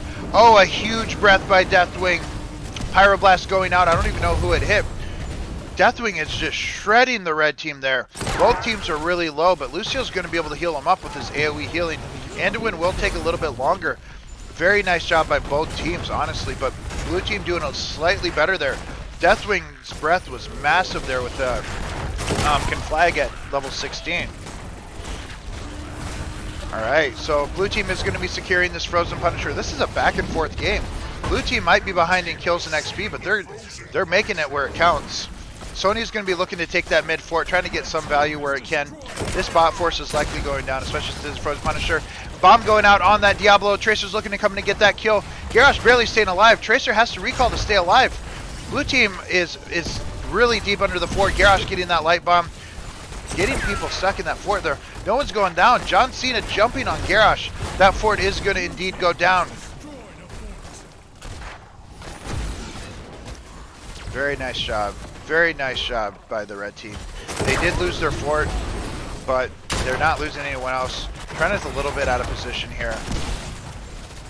John Cena salute. Alright, they're looking to do something here. Alright, so level 20 is on the horizon for the red team. So they need to just play safe until then. Blue team is dominating this map though, even though red team is ahead in XP. Ellie's fan club is just dominating the map. If they end up getting on even talent tiers at level 20, I'm going to be worried for the red team. Diablo or Deathwing doing a lot of value here. Job keeping Garrosh alive, yeah. Murden getting, oh, it's going to be a, alright, so they sidestep the red. Deathwing does have a pretty large windup. Tracer doing a lot of value here, getting a lot of value here. 72 sacks by that Rainer, chunking pretty hard. Red team's getting really low though. They might have to give this fort. They are almost level 20. They can't risk getting a fight right now. Garrosh standing in the Conflag, spreading it around to his team.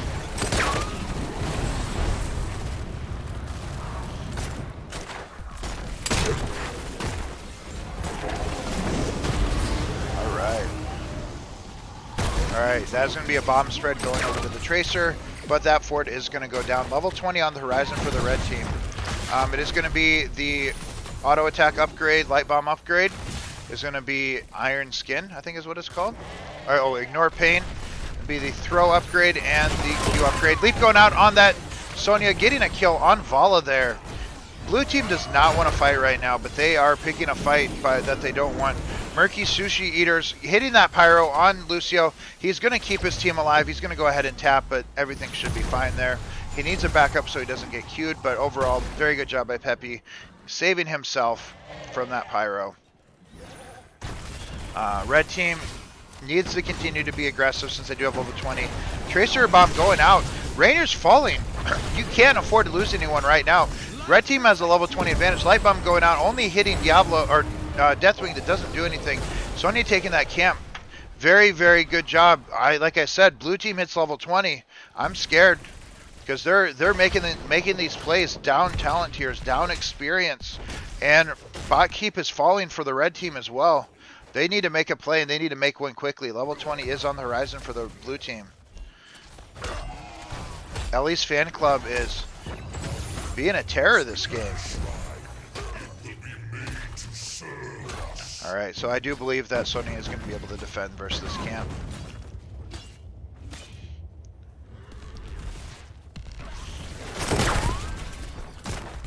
Alright, so camp's going to be going top lane, looking to take down that fort. Objective's going to be up in 7 seconds.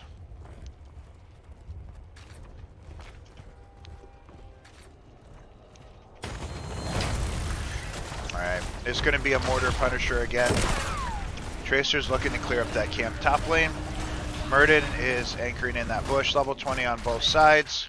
There's going to be that auto attack upgrade, nothing out of the ordinary. Deathwing doing a little bit of damage there. Garrosh looking in there. Deathwing is zoning out. That leap's going to go out and hit nothing. Leap goes out and almost, I don't think it landed anyone. Sonya's going to go down. Finarch's out of position. Sonya just out of position there. No pull by Anduin to save him either, it looks like. Treneth's going to go down to the bomb. Blue team is going to get this objective, it looks like. Yeah, Leap only hits Deathwing. That makes sense. Alright, so blue team's going to be looking to secure this objective and end this game, it looks like.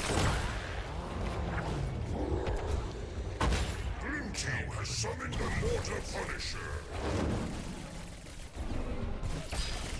Alright. So blue team needs to look to at least take this keep, if not end the game. If they get a couple picks here, it's going to be over for the Sushi Eaters, I think. Alright, Garrosh is going to unstoppable jump here. Deathwing is going to drop down on the fort here, or on the keep. Breath's not going to do a whole lot there, but this Punisher is going to take down this keep, I think. It's just whether or not they can posture the end of the game. Sonya and Raynor are going to be resting. That's going to be a jump go down the Garrosh. It's going to be a lot of damage on Garrosh. It's going to pull out. Garrosh is going to go down. His team is the Ellie's fan club looking to end the game here. Cataclysm going out. They are looking to end the game. Light Bomb going out on Sonya, but that core is falling. This Punisher is at 59% health. That's going to be GG, well played. First game going over to Ellie's fan club. Nice job, nice job. Oh, what a game. That was pretty back and forth. Red team was ahead for a majority of that game, but it always seemed like blue team had it well in hand. All they needed to do was get level 20. Whew, what a game. Cursed Hollow. This is going to be game number 2.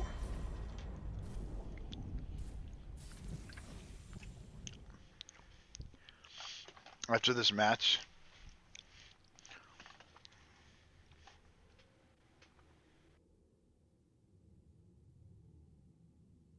If any of you pick Cowgirl, Valid.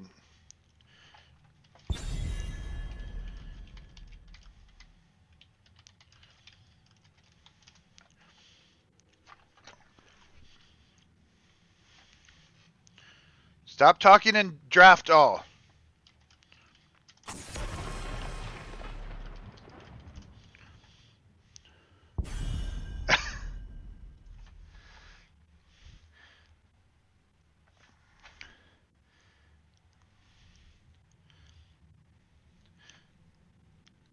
Unless they're doing it on purpose. They have to know that they're doing that, right? Pirate comp? Oh my god.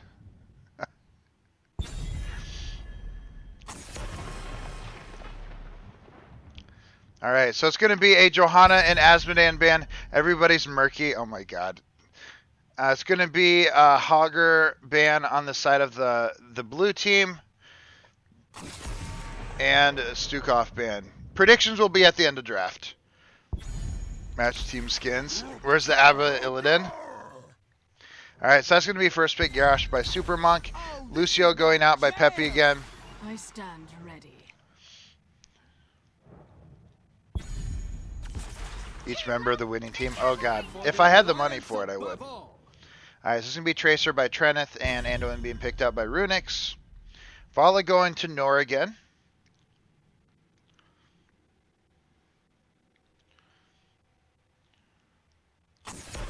Vala cowboy skin. True, if you're paying for it.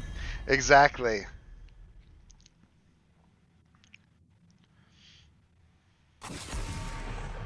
Alright, so the variant ban, interesting. I guess that's against the Tracer. Makes a lot of sense too, because variant is a pretty decent counter to Tracer.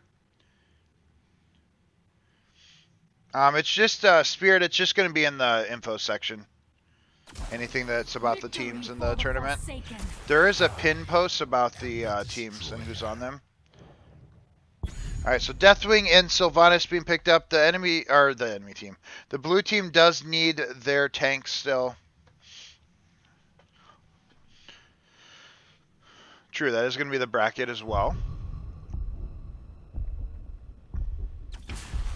Falstad, and what solo laner do they want?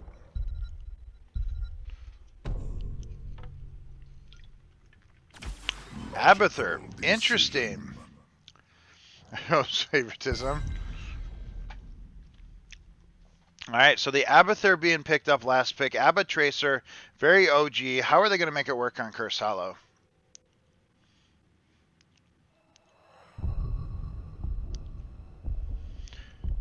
And enemy team, or the blue team needs their tank. Both teams are the enemy team. Murden. Ready for action. All right. No Skinergy. Hey, they could change it now.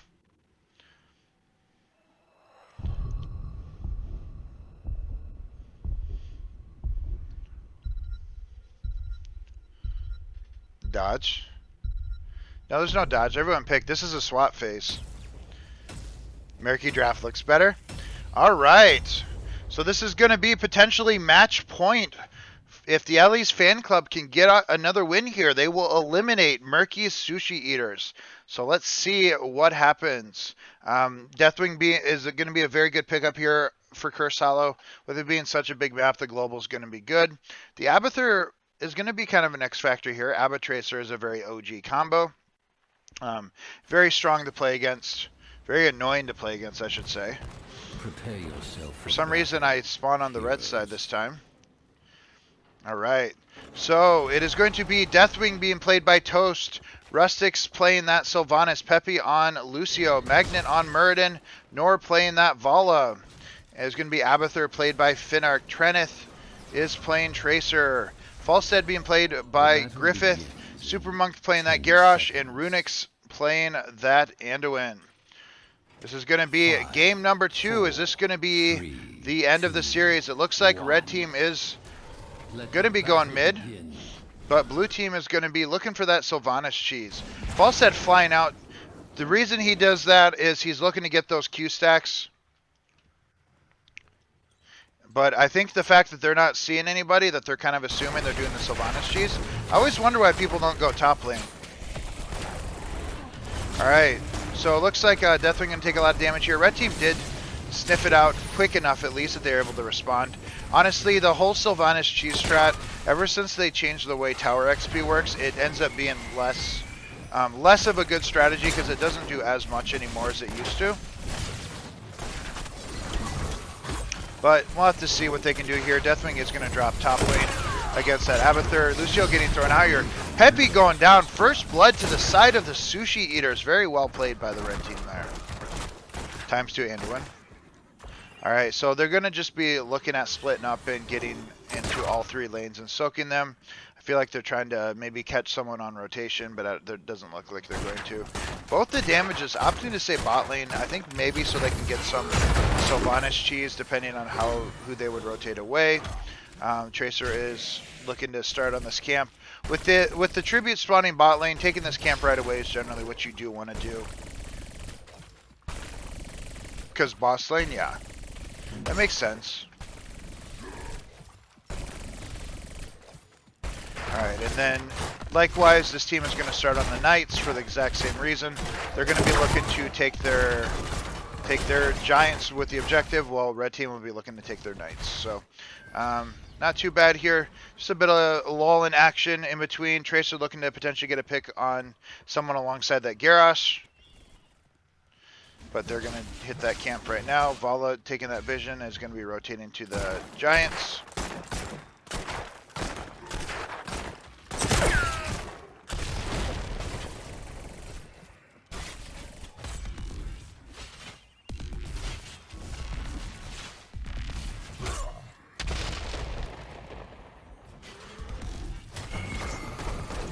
Oh, Sylvanas getting bombed by Tracer. Oh, Tracer about gets that kill on Sylvanas there. I'm pretty sure that Abathur hat was not on Tracer. If it is, I think that Sylvanas goes down. Abba does have that attack speed on level 4. She's going to pair really well, but they're not going to be able to get a kill on Tracer there. Tracer's just too slippery. Alright, Tribute spawning bot lane. This is going to go top. Deathwing's going to be looking to get a little bit of value here. You can expect Mule on that Deathwing, or on that Abathur. Try to keep these buildings alive.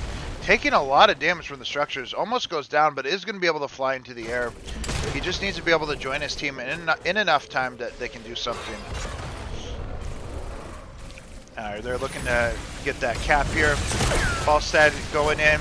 Burden getting thrown by that Garrosh. Falstad flying in, or rolling over the wall. Should be able to get a kill here. Oh, doesn't actually commit to the kill.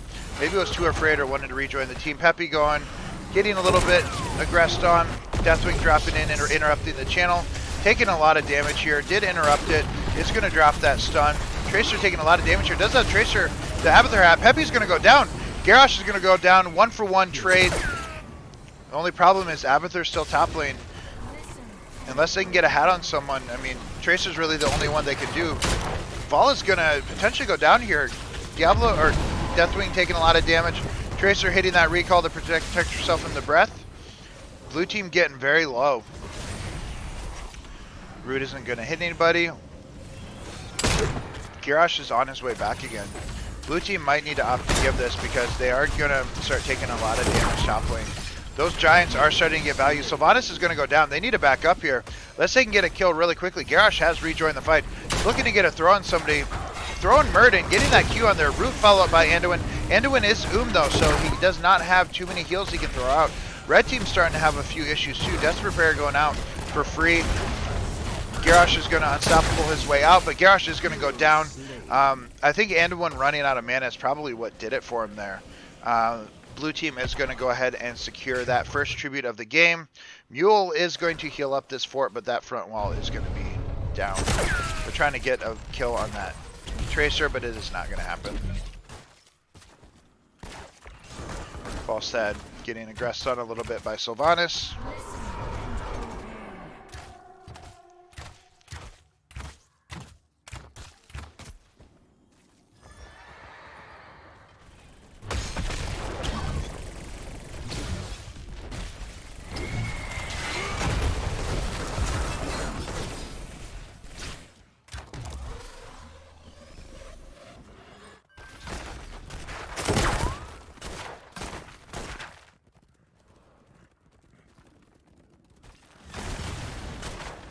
They're looking to get a kill on Vala here.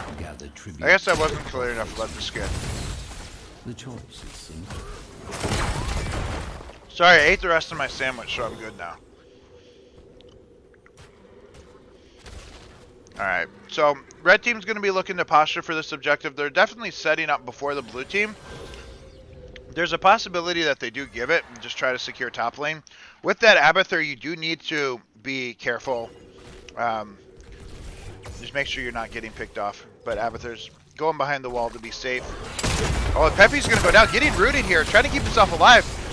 Lucio's going to go down. It looks like red team is going to be able to secure this tribute.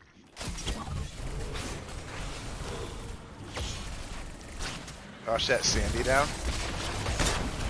Oh yeah, no, I got drinks. Alright, so Tracer is going to recall out. The one thing that they do need to do, because it is going to be Mule on Abathur, is they need to secure these structures. So Deathwing is going to be looking to do that. Trying to make sure he gets this fort down so it can't get healed back up. Tracer just harassing the Sylvanas. Misses the bomb though. Shall we see who gathers Again, Deathwing realizes that exactly. But unfortunately, he's not going to be able to stick around to do it. Actually, he is. Deathwing, or the Abathur not doing anything to save the structure. Garrosh looking to sniff out this camp, but he's by himself, so he might actually get himself picked off. Let's do mind control out on Garrosh. Garrosh is going to go down. There's no Lucio nearby to save him or anything, so that's going to be an unfortunate Lucio's on the enemy team. There's going to be no Anduin around to save him. I'm sorry. But yeah, that's going to be a very good mind control and a pick on Garrosh. He was sniffing out that camp, but unfortunately he did not have any team around him. Blue team's going to get a free cap on this, but Sylvanas is going to be potentially going down here. No bomb by the Tracer. I think it's the only thing that probably saves Sylvanas there. But red team looking to clear out this camp. Vala checking the bush with her W. Q quest, a little bit weird build on Vala. You generally don't take this. You want to go the damage on level 7, but honestly not the biggest deal. Abathur is going to need to be careful here. Deathwing doing a little bit. It's a little bit of skirmish here. Tracer looking for that light bomb combo, but just wasn't going to work. Mind control misses as well, so that's light bomb and mind control down. Tracer just didn't have enough blinks to catch up. But I see what they're going for with the Tracer light bomb combo. You basically get light bomb and you blink into them. You stun and recall out. Try to get some kills, but she just didn't have the blinks to do it. Blue team setting up for this tribute. Garrosh checking the bush, getting the double stun on the Tracer isn't really going to make a difference. Abathur looking to kind of just pressure top lane a little bit. Deathwing going to spread them apart a little bit with that breath. Clone is out on that false stat, so that's going to be double false stat. Don't necessarily know if that's the best clone target, but I guess it works. False set's going to go down. Or the clone false set's going to go down. Cataclysm out. Breath going out. Murden getting collapsed on a little bit. Avatar is out, so it does have a lot of health. Looks like Murden is going to go down there. Red team has a bit of an advantage here. Tracer is going to drop to the Vala Q. Nice job by the Vala. Tracer doing the best she can. Mind control going out on that Anduin. Gets thrown out by Garrosh. Garrosh and Anduin both going to go down. Light bomb keeps him alive. Tracer just strafing up a storm here is being an absolute terror for the red team.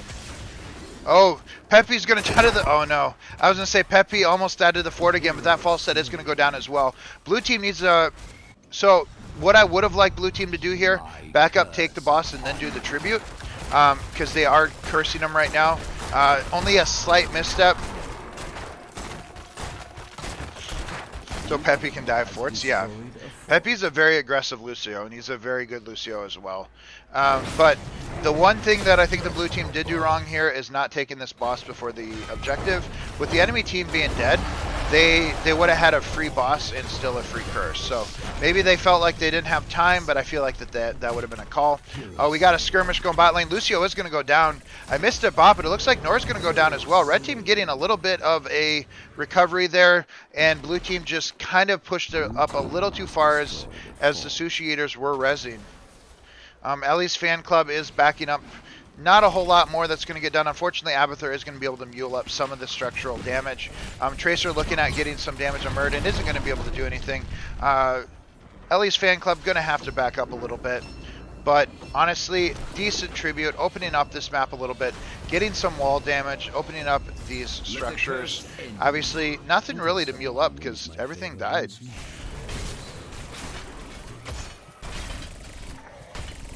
Alright, so with the Tracer hat, or an Abathur hat, should be able to get this camp here.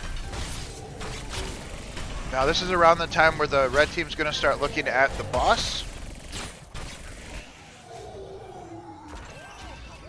All right. Oh, looks like blue team's trying to sniff it out. Are they going to get a pick here? Murden jumping in. Stun going out on that Garrosh. Garrosh unstoppable. Cataclysm coming out on that Deathwing. They're looking for a really big fight here. Light Bomb's going out on that Anduin. Hits nobody. Gust out on Falstad.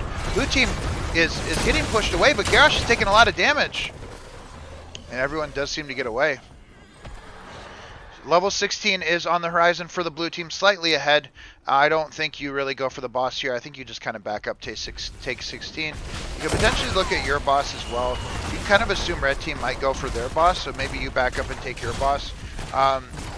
Since XP is relatively close, neither team needs to be that aggressive. They could both kind of just wait to get 16 themselves.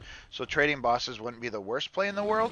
But with red team being down 3/4, they might feel differently about that. But that looks like that's exactly what they're doing. Red team is kind of acknowledging the fact that blue team is missing and is going to be going for their boss while blue team takes theirs. Pretty patented exchange in here. Both of these bosses will be taken respectively. There's not a whole lot that's going to be able to do to stop either of them. Obviously, blue team having the map more wide open is going to get more value from those, especially with Sylvanas to push with it. But it is a good way to alleviate it, especially as red team does get level 16. Alright, but it looks like red team will probably opt to just back up and defend the incoming boss. Best thing that they can do right now is that, because otherwise you risk losing your keep against a potential Sylvanas push. Petty squabbling. So that's exactly what red team's going to do, is just back up and take that boss. And, you know, blue team's going to be clearing up their respective boss as well. So not a whole lot's going to be done with these bosses, but the most important thing is it does get level 16 for Team Sushi Eaters.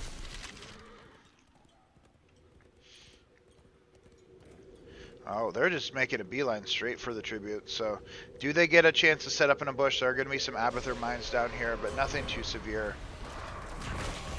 Falstad isn't here. He's going to be looking to clear up this camp, but he is going to fly in. Going to be a fight going out. Tracer taking a little bit of damage. Haunting Wave out by Sylvanas.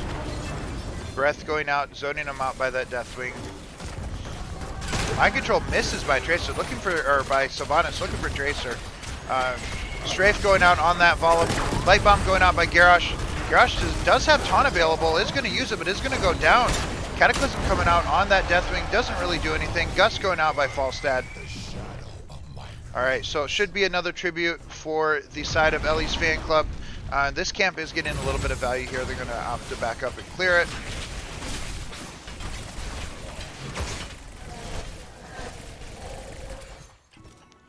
Alright, so let's see what they can do here. Abathur's doing a good job of keeping this lane de-pushed since it is threatening their keep. Obviously this is going to get mealed up. Shall we see who gathers? And this is just going to get defended. Time? Alright, another tribute, but red team is in a decent, or blue team is in a decent spot to posture against it. They can assume that they're right here. Alright, nice job. Oh, that's a nice stun against Garrosh. Tracer coming in here, gets mind controlled. Oh, Tracer's going to recall right in space, right in the same spot. Anduin is getting that pull. Stun going out on that Garrosh, and Deathwing stun as well. There's no one to capture the objective. Murden jumps in. Light Bomb out on the Anduin. Light Bomb himself. Unfortunately, they're only really targeting Murden, so he's going to be, with Avatar, a very big target to kill. Unstoppable walking out. And interrupt on his jump again. Stun out on that Q. Oh, Deathwing getting a kill on that Garrosh. And Tracer is going to fall as well. Lucio just chasing him down. Here we go. We got that Cataclysm. We do have that reset as well with the Deathwing ult. Tracer, or the Falstad, is going to gust him away. Stun does miss on Murden, but this keep is going to go down, and it will reset the ult of the Deathwing. Alright. Best thing blue team does right now is just back up with 2 dead. Mind Control going out on the Falstad, but that is going to be the clone, so it's less of a big deal. Blue team doesn't really care about the clone, though it is a little bit of XP if you get it. And Team Ellie's fan club does need to start posturing for level 20. Well, this tribute does get picked up. Alright. Nice job. They did secure that keep.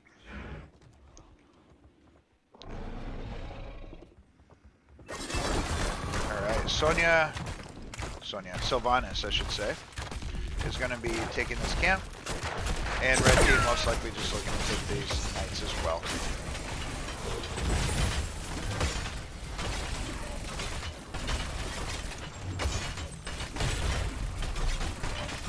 Alright, so blue team looking to be a little bit aggressive here. Not going to get there in time to stop the camp. But honestly, Fan Club needs to just kind of look at getting level 20. There's no reason for them to fight right now. And in turn, red team needs to be forcing a fight. They need to be looking at maybe invading their camp. They need to be looking at potential bosses spawning in 30 seconds.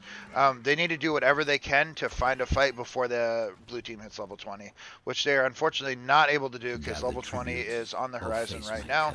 With the tribute spawning and curse point on the side of the blue team, this is a really tough spot for the sushi eaters to be in right now. So it is going to be rewind on Muradin, Vault upgrade on Vala, Mind Control upgrade on Sylvanas. What is it? House Party by Lucio? Does Peppy stream? No, I don't believe so.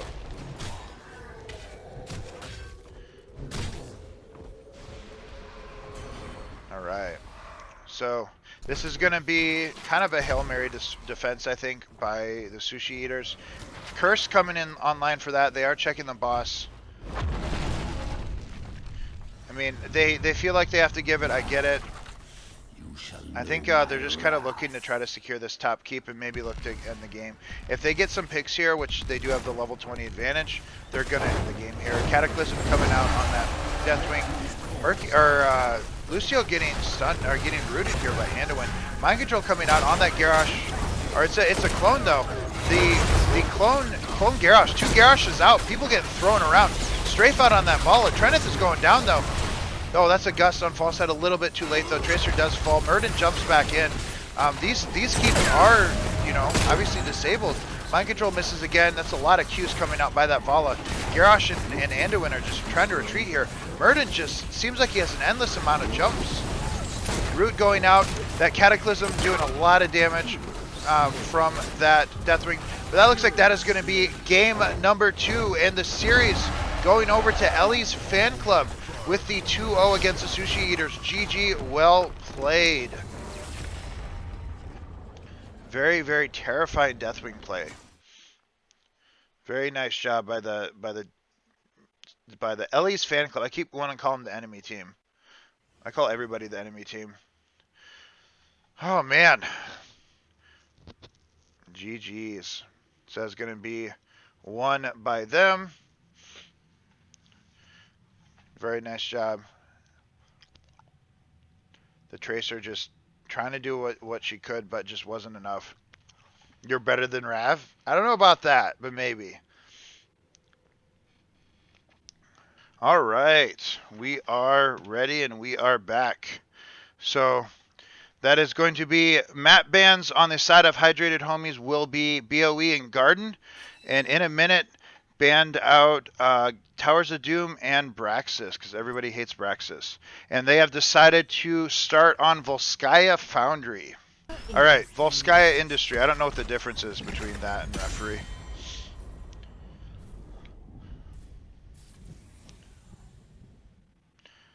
It's not a big deal, though.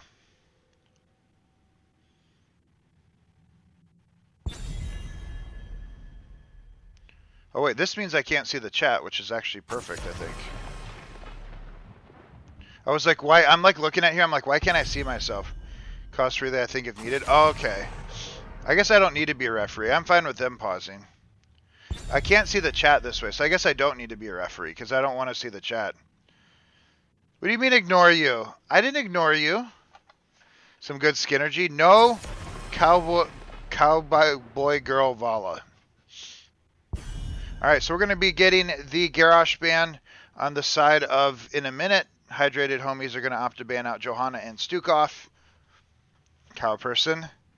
Want to see chat? I don't want to see the draft chat, because then you guys can see it.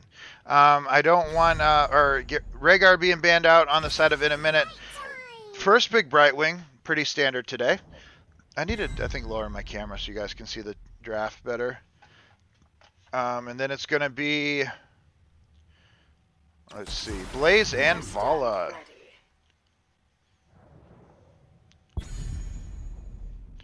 Alright, see what they want to pick up. Obviously, on this map, item control is one of the most important things here. Something that can easily take the turrets, and the heal camp would be beneficial. Alarak and Mei. So we got Vorin on her Alarak. As we know, that can be pretty terrifying. Leonhardt on the Mei. See what they want to ban out. And again, this will be a best of 3.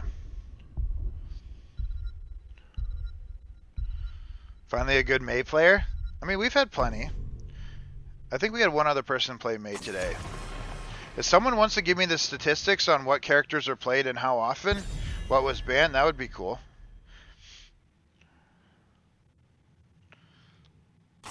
Alright, the Anduin ban. Completely disappeared from your elo. Yeah, Genji's been like perma-banned, it feels like. Wasp Batten, thank you very much for that follow. Welcome, welcome. Hope you're doing well today. So Leo and Medic.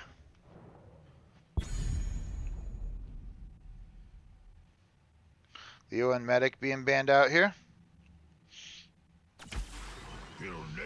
Will rise. Alright, and what do they want for their last pick? They need their solo laner. You don't think Mei's in? I play Mei. So someone order Medic. It is time. Alright, and the Zool. So Robin going to be going on Zool. I don't know if I've ever seen Robin play Zool. Alright, so Leo and Blaze is their front line. They're going to need some sort of mage or double support. That is an option. There is Peepo Steer here. Thromoto uses it all the time.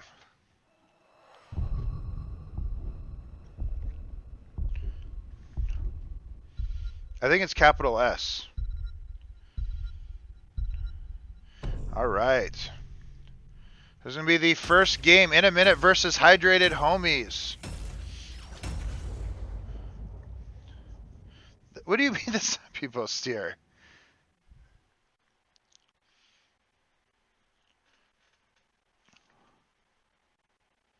Oh, that's all capital S. True. I guess it's all capital S's or all capital steers. All right, so it's going to be it's going to be double support, which is interesting. Basically, Hyper Carry Vala is going to be their play here. They're different, are they? I mean, you can activate it if you want or have Thromoto activate it. Oh, Monka Steer isn't Peepo Steer. I didn't realize you were saying the different thing. I know what's going on. Control did it? Oh, I have to reload the window though, don't I, to see it. All right. Whoops.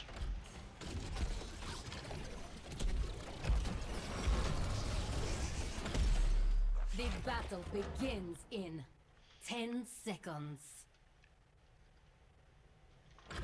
5, 4, 3, 2, 1. The gates are open. All right. Go. Oh my god, I messed it up.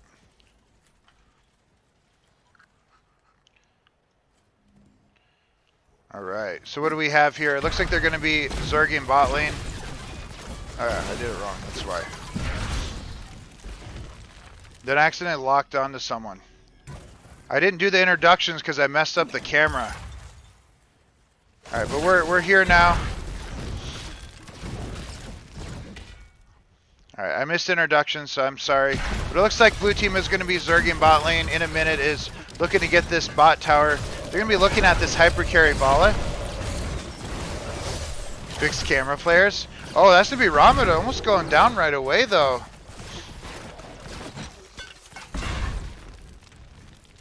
But it looks like they're kind of trying to do the same thing top lane. And Leo just looking to clear mid. It looks like the Leo's maybe looking to double soak. But with Greymane, they're going to be able to do a decent amount of damage bot lane. And Zool, I think, is just looking to soak bot lane. But they're going to trade top for bot, which has been a pretty common strategy today. Oh, but they're also going to get a pick on Robin here. Looking to stay alive, and he is unfortunately going to go down here. First blood is going to go over to the side of In a Minute. with red team not really getting a whole lot of value. Blue team is going to get this first fort.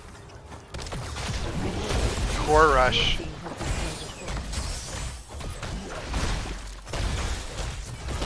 Base race is straight to the core. Oh man, they're going in. First objective, yeah, forget objective, this rush core. They're gonna get the fort here though, but are they gonna get back in time? Robin going out, gonna get stunned out. Walks right in there, jet propulsion out on Blaze. Brightwing coming in for the teleport. I thought he was going down again. But he is gonna push him away. Brightwing is coming in for the teleport. But it is top fort for bot fort. 2 forts down, 2 minutes into the game. You don't hardly see that ever. But, you know, both teams should be looking for that item control, which is what they're going to be doing. Looking at getting both their turrets. We'll see how well double support works for in a minute after they get into the first fight in the first objective phase, which is going to be spawning in 30 seconds. Boren's out here, picked up the turret. Didn't know if they're going to try to snipe that heal camp. Top better value for camp position could be. Isn't double support? I mean, it's triple frontline. Triple tank, true. Alright, so Leonhardt going in, getting himself out. Robin looking to potentially look for a route here. Blue team rotating as a very solid unit here. They're very all in on the hypercarry Vala, which is auto attack Vala, which is pretty standard for double support. Leo is going to be looking to clear top lane before pushing in, or just potentially trying to get value top lane as well. Objective's going to go out. They do have a turret. We do see Vorin a lot on that Alarak during my stream. Let's see how well she can do in the middle of a coordinated team comp that's not against me. She's a very good Alarak though. So we do have red team holding the objective right now, but they are getting off of it. Zul is rotating top lane to try to clear it. 3 tanks, 2 healers, and a Vala. Walk into a bar. Oh, jet propulsion out, hitting 2 people on Blaze, but not really too much of a follow-up. It looks like they might be going in on that Zul again. Does Brightwing have the teleport, or does Brightwing even need it? Does not. Oh, there's going to be potentially Vala going down, but double support keeping her alive.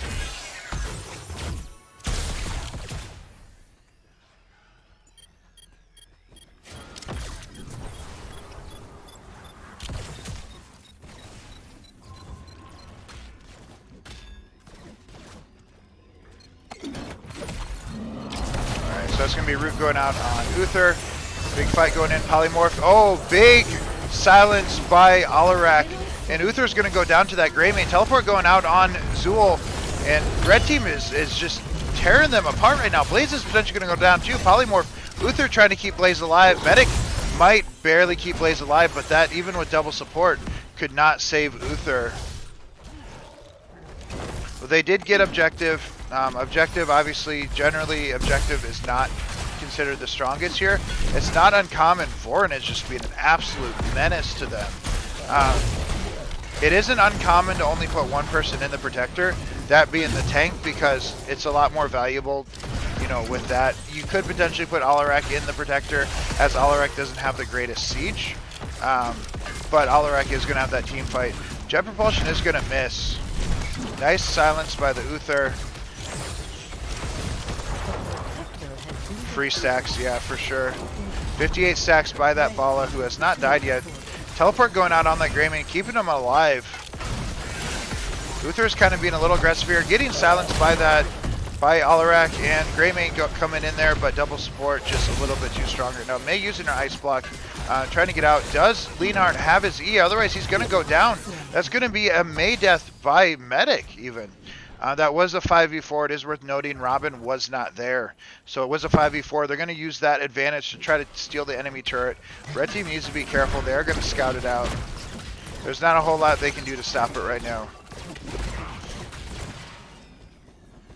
Alright, so red team just going to opt to take top camp. About all they can do right now. Robin needs to be careful because he could get caught. Level 20 is on the horizon for the red team.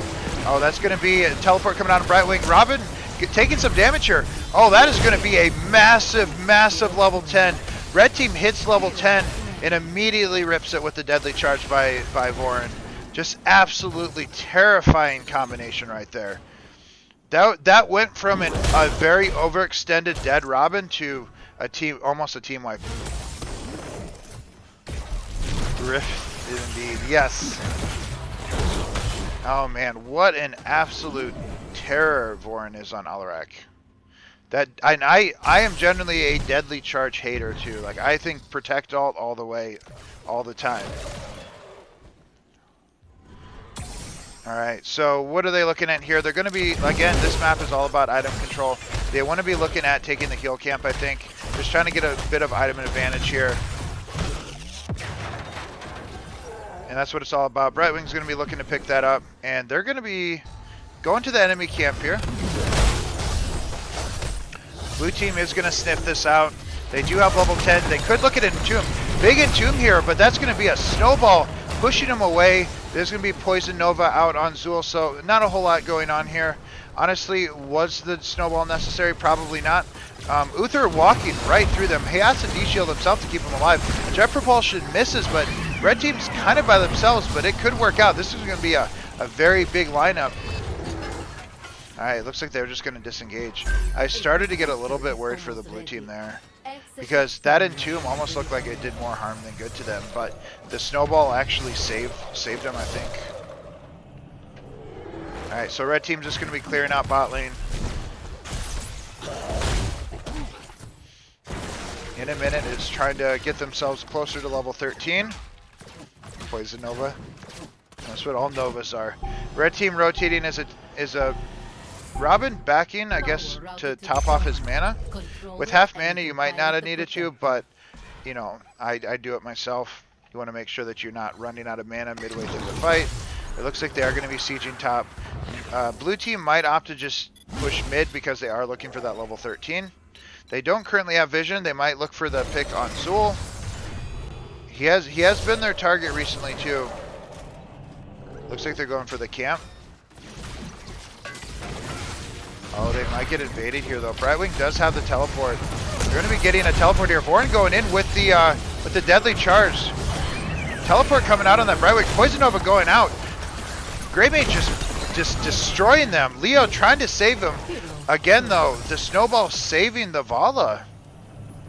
I mean, they are going to get the camp, but I feel like that snowball saved the Vala.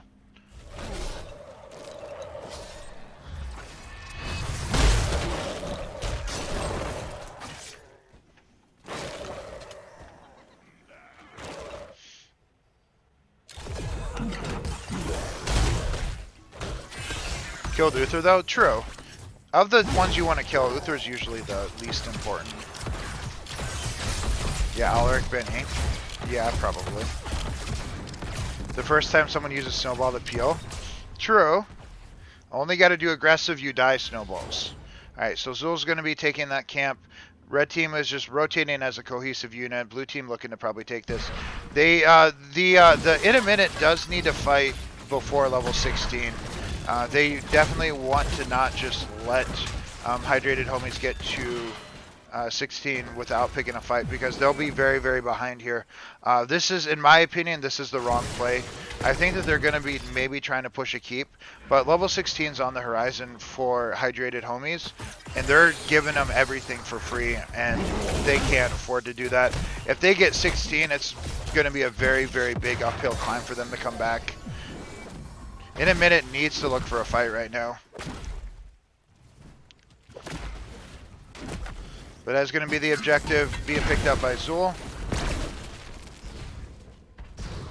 Blue team has taken control of a protector.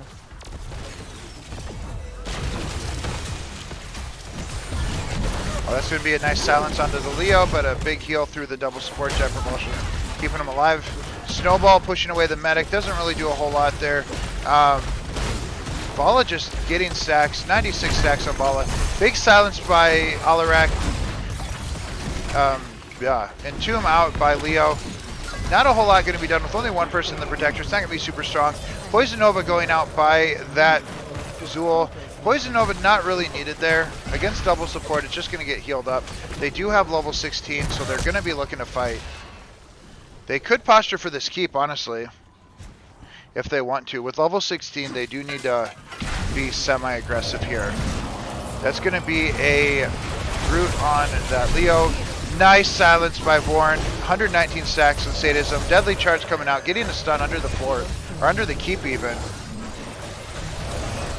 Is your weak spot? Oh, that's going to be a Blaze going down. Oh my god, this is a Hydrated Homies are looking to close out this game in very quick fashion.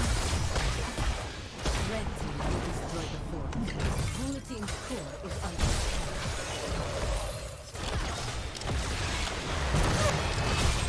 Homies be very hydrated. They're looking to just straight up end the game.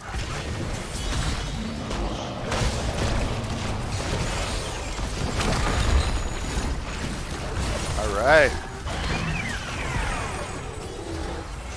Alright, they're actually opting to back up. They get 1% on core. Alright, so they're opting to just back up, but very good job of them. Level 16 is going to be on the horizon for in a minute. That's pretty much what they need to do, is just kind of turtle their way till level 16. They want to avoid team fights at all costs, and obviously Hydrated Homies is going to be looking at capitalizing on that fact by taking in camp, or by taking the blue team's camp. But there's not a whole lot that in a minute can do about it. Homies be thirsty.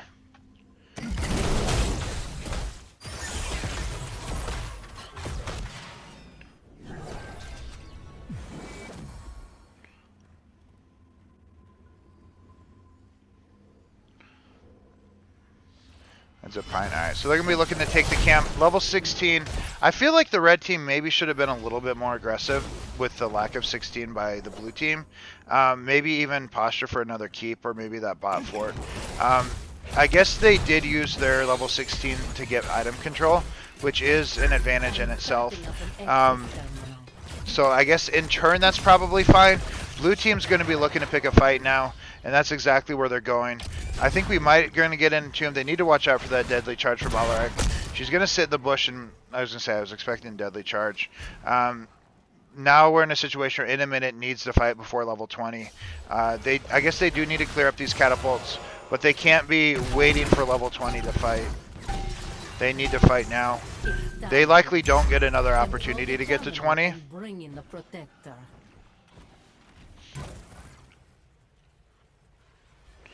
And they're just taking that bot fort. They need to pick a fight right now. This is their last opportunity.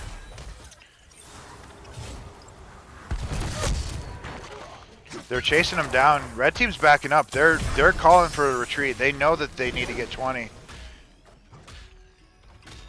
They're playing this very, very well. Almost 4 levels down, yeah. Volskaya is known to be a long map, so the fact that they weren't able to end it earlier might work in a minute's favor.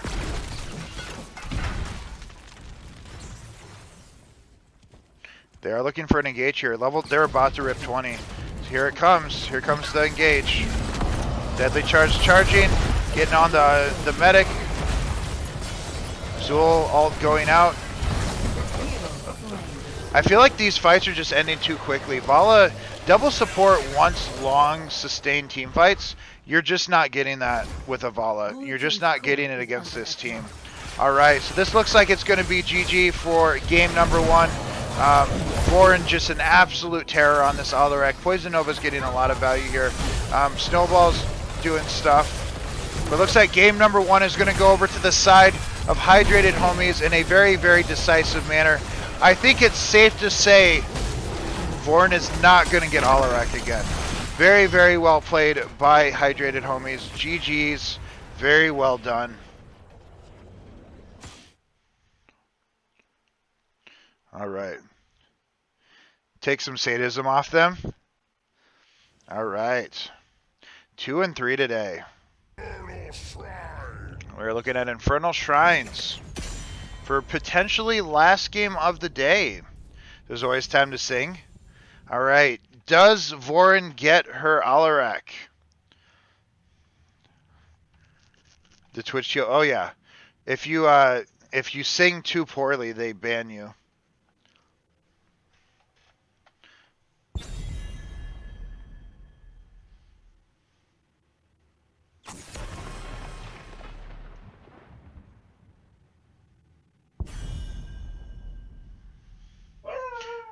Barley. Barley, stop it. Barley.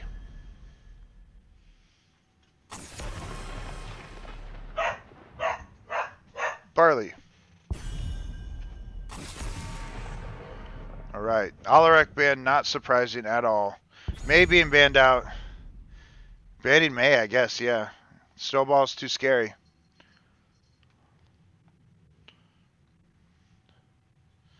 Lean now gets Garrosh. Oh, they're going to opt to first pick Rhaegar here. Is going to be, I mean, the Alarak ban makes most sense here. And then Garrosh is being picked up alongside Jaina. Barley said to ban it, probably. So AJ is going to be getting Garrosh. That's why they wanted the Garrosh. Dawn's sitting here knowing exactly what's going on. All right, we're looking at the potentially last game of the series. So we're pulling out all the stops to make sure we get through here. Jaina being picked up on Infernal Shrines for the wave clear. Jaina Garrosh could be pretty good. Doggo's always right. He thinks so. He thinks he's always right. There's Leonhard and there's Lionheart. To me, Lionheart is Lion Lad, but Leonhard is you know, this guy who some people call Lionheart. So it's extra confusing. But to me, this is Leonheart and Lion Lad is Lionheart. Which is, I know, very confusing. It makes sense in my head. Alright, that's going to be a Hogger ban. Alright, so what do they need? They need their healer, another form of damage, and their solo laner. He is Lionland, yeah. Lionland was here earlier.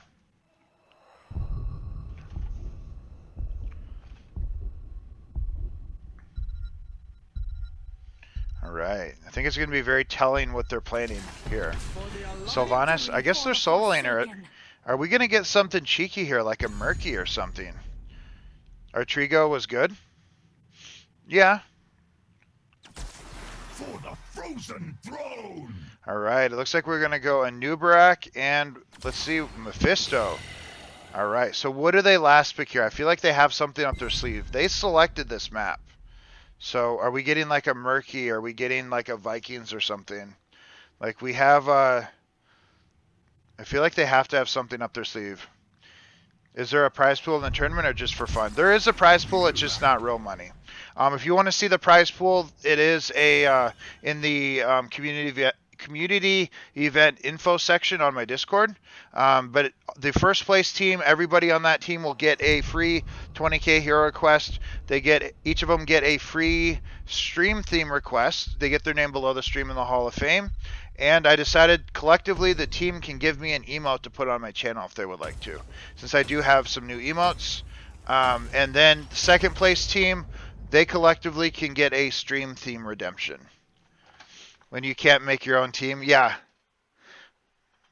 So the prize pool is just for fun. Only counterfeit dollars worth 1 million. Yes. In Asmo. Leaves me off some pressure. Garrosh Blaze, yeah. Yeah, so we can't do it. I was never going to do an actual money prize pool. Like Thermoto said, it's, you know, these are randomly put together groups that were balanced around, you know, that. So I could never do that. Only put the same icon in a minute. Is that what happened? I didn't even notice. All right, so this is going to be potentially last match of the series. I didn't do this last time, but Unholy Nyx on Sylvanas. Blaze played by Andre KKO. Nikimoto on Anduin. Garrosh being played by AJ, and Vojo's playing that Jaina. And Vorin is going to be on that Mephisto Leonhart on Anubarak. Vala being played by Atrigo.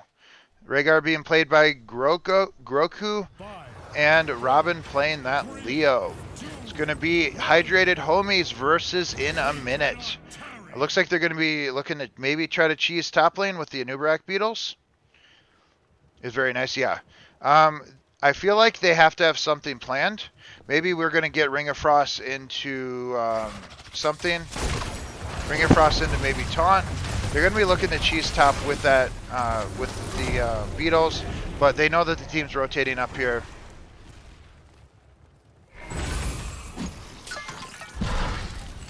right. And of course, this tournament is in celebration of reaching 2,000 followers. So special thanks to all of you guys. Make sure you guys do follow the stream if you are new here. Robin looking to just clear up mid.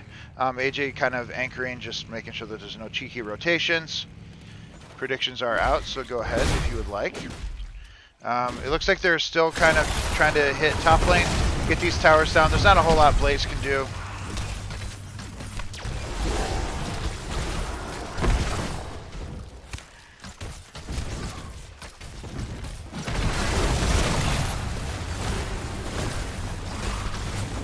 Alright.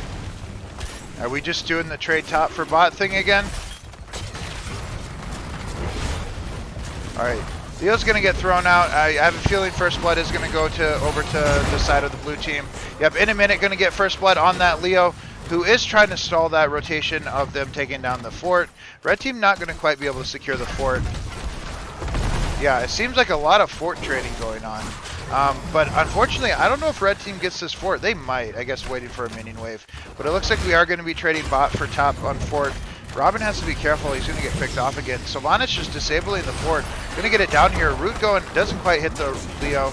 But Leo's going to go down again.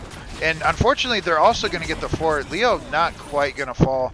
But top fort is going to fall as well as bot fort. They're just racing straight to core. Alright, so it looks like they're just going to maybe look at taking this bot camp while red team opts to take their top right camp. With the objective spawning, I feel like they want to hold this camp and send it with the objective. But we'll see. Speed running Hots, yeah. Hey, they want to get on till tomorrow. Tomorrow, all the games will be best of fives. This is the last game of the day. Well, last series of the day, not last game of the day. We don't know if it's last game of the day. Last series of the day. Alright, so again, top camp, in my opinion, got taken a little bit early. Spoiler. Pre-recorded? Nah. Alright, so the blue team is looking to take this camp. We'll see what they can do here. Only 7 stacks on the follow, though. Not really have been able to do it. Lienhardt does go ahead and in there. It's taking a lot of damage. Nubrak's potentially going to go down there. Oh, and does go down. Leo's going to go down as well. Red team is falling over at camp. Blue team being an absolute nightmare here for them. So much trait value, yeah. Leo kind of just giving a lot of trait value to the blue team here. It is going to be level 6 to 5 here. Level 7 is going to be online for the blue team first. Keep in mind, this was in a minute's map choice. So they apparently had something. Red is a nightmare to themselves, yeah. We got a series on our hand. We've had one game 3 today. And 2 2-0s. Let's see if we can get to ourselves another game 3. We'll in a minute be able to close out this game and put themselves into a game 3. It is going to be, looks like an E-Quest on that Jaina level 7 first, Desperate Prayer. The Anduin build is very much pretty standard, and Jaina is going to be going into that E-Quest. We will be doing best of 5s tomorrow. It's early still, for sure. It's not over yet. It looks like we're going to be looking at that double root here, but Nubrak is going to E out. Alright, so it is going to be a Mortar Punisher.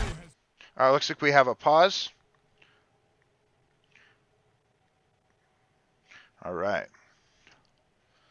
Alright, so it looks like we do have a pause. We'll switch over to the camera. So how you guys doing today? We do have blue team is progressing and aggressing pretty far into the bot keep. I feel like they're not going to want to aggress as much as they might choose to. They do have a Sylvanas that can disable the structures. Pause, we're losing. Oh, someone DC'd. Oh, so it looks like we do have a disconnect. Thanks, Control. Did you add the emote that Ellie wanted? Alright, we'll do a hydrate for you guys.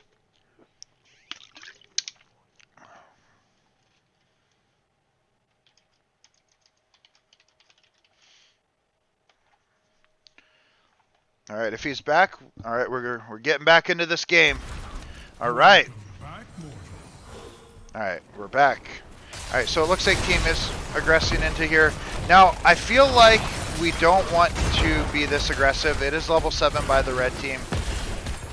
Alright, I gotta spray my cat real quick. My wife's cat.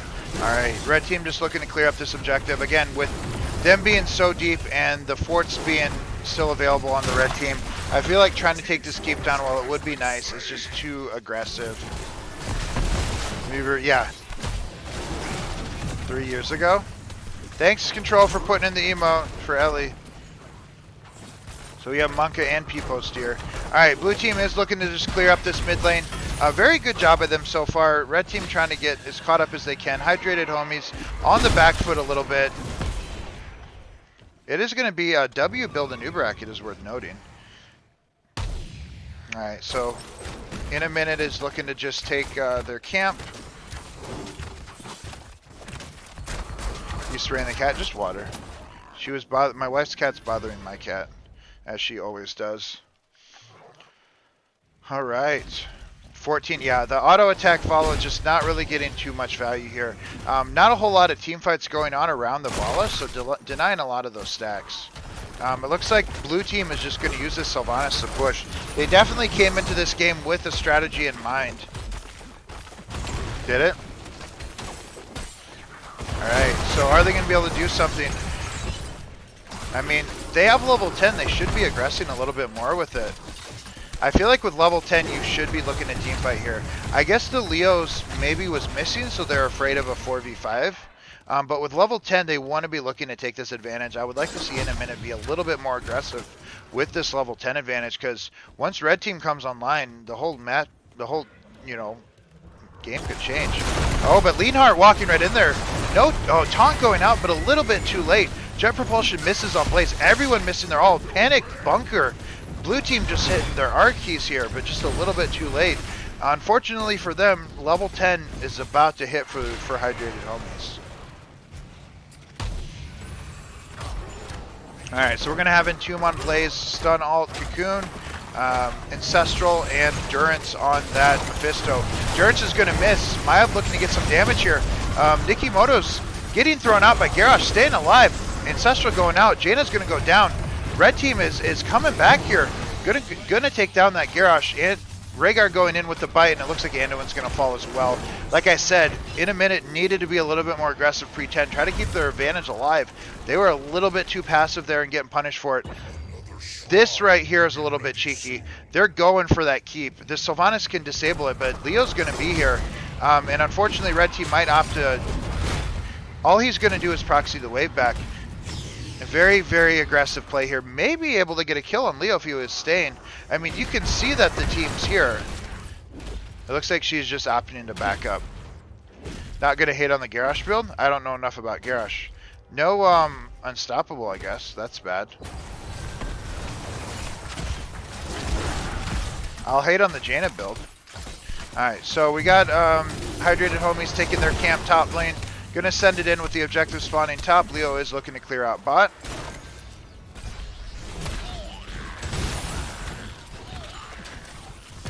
Bala still sitting on 25 sacks. Every Garrosh build is the best build. Alright, blue team just looking to secure this. This is going to be a frozen Punisher. As I always say, they're going to want to push with it. They have the team comp to do it as well. Oh yeah, you 100% take Unstoppable. The blue team has pretty good siege.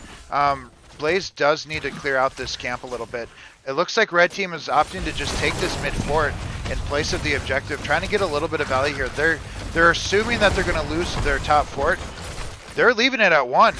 Oh no, they're not. I thought they were doing the 39.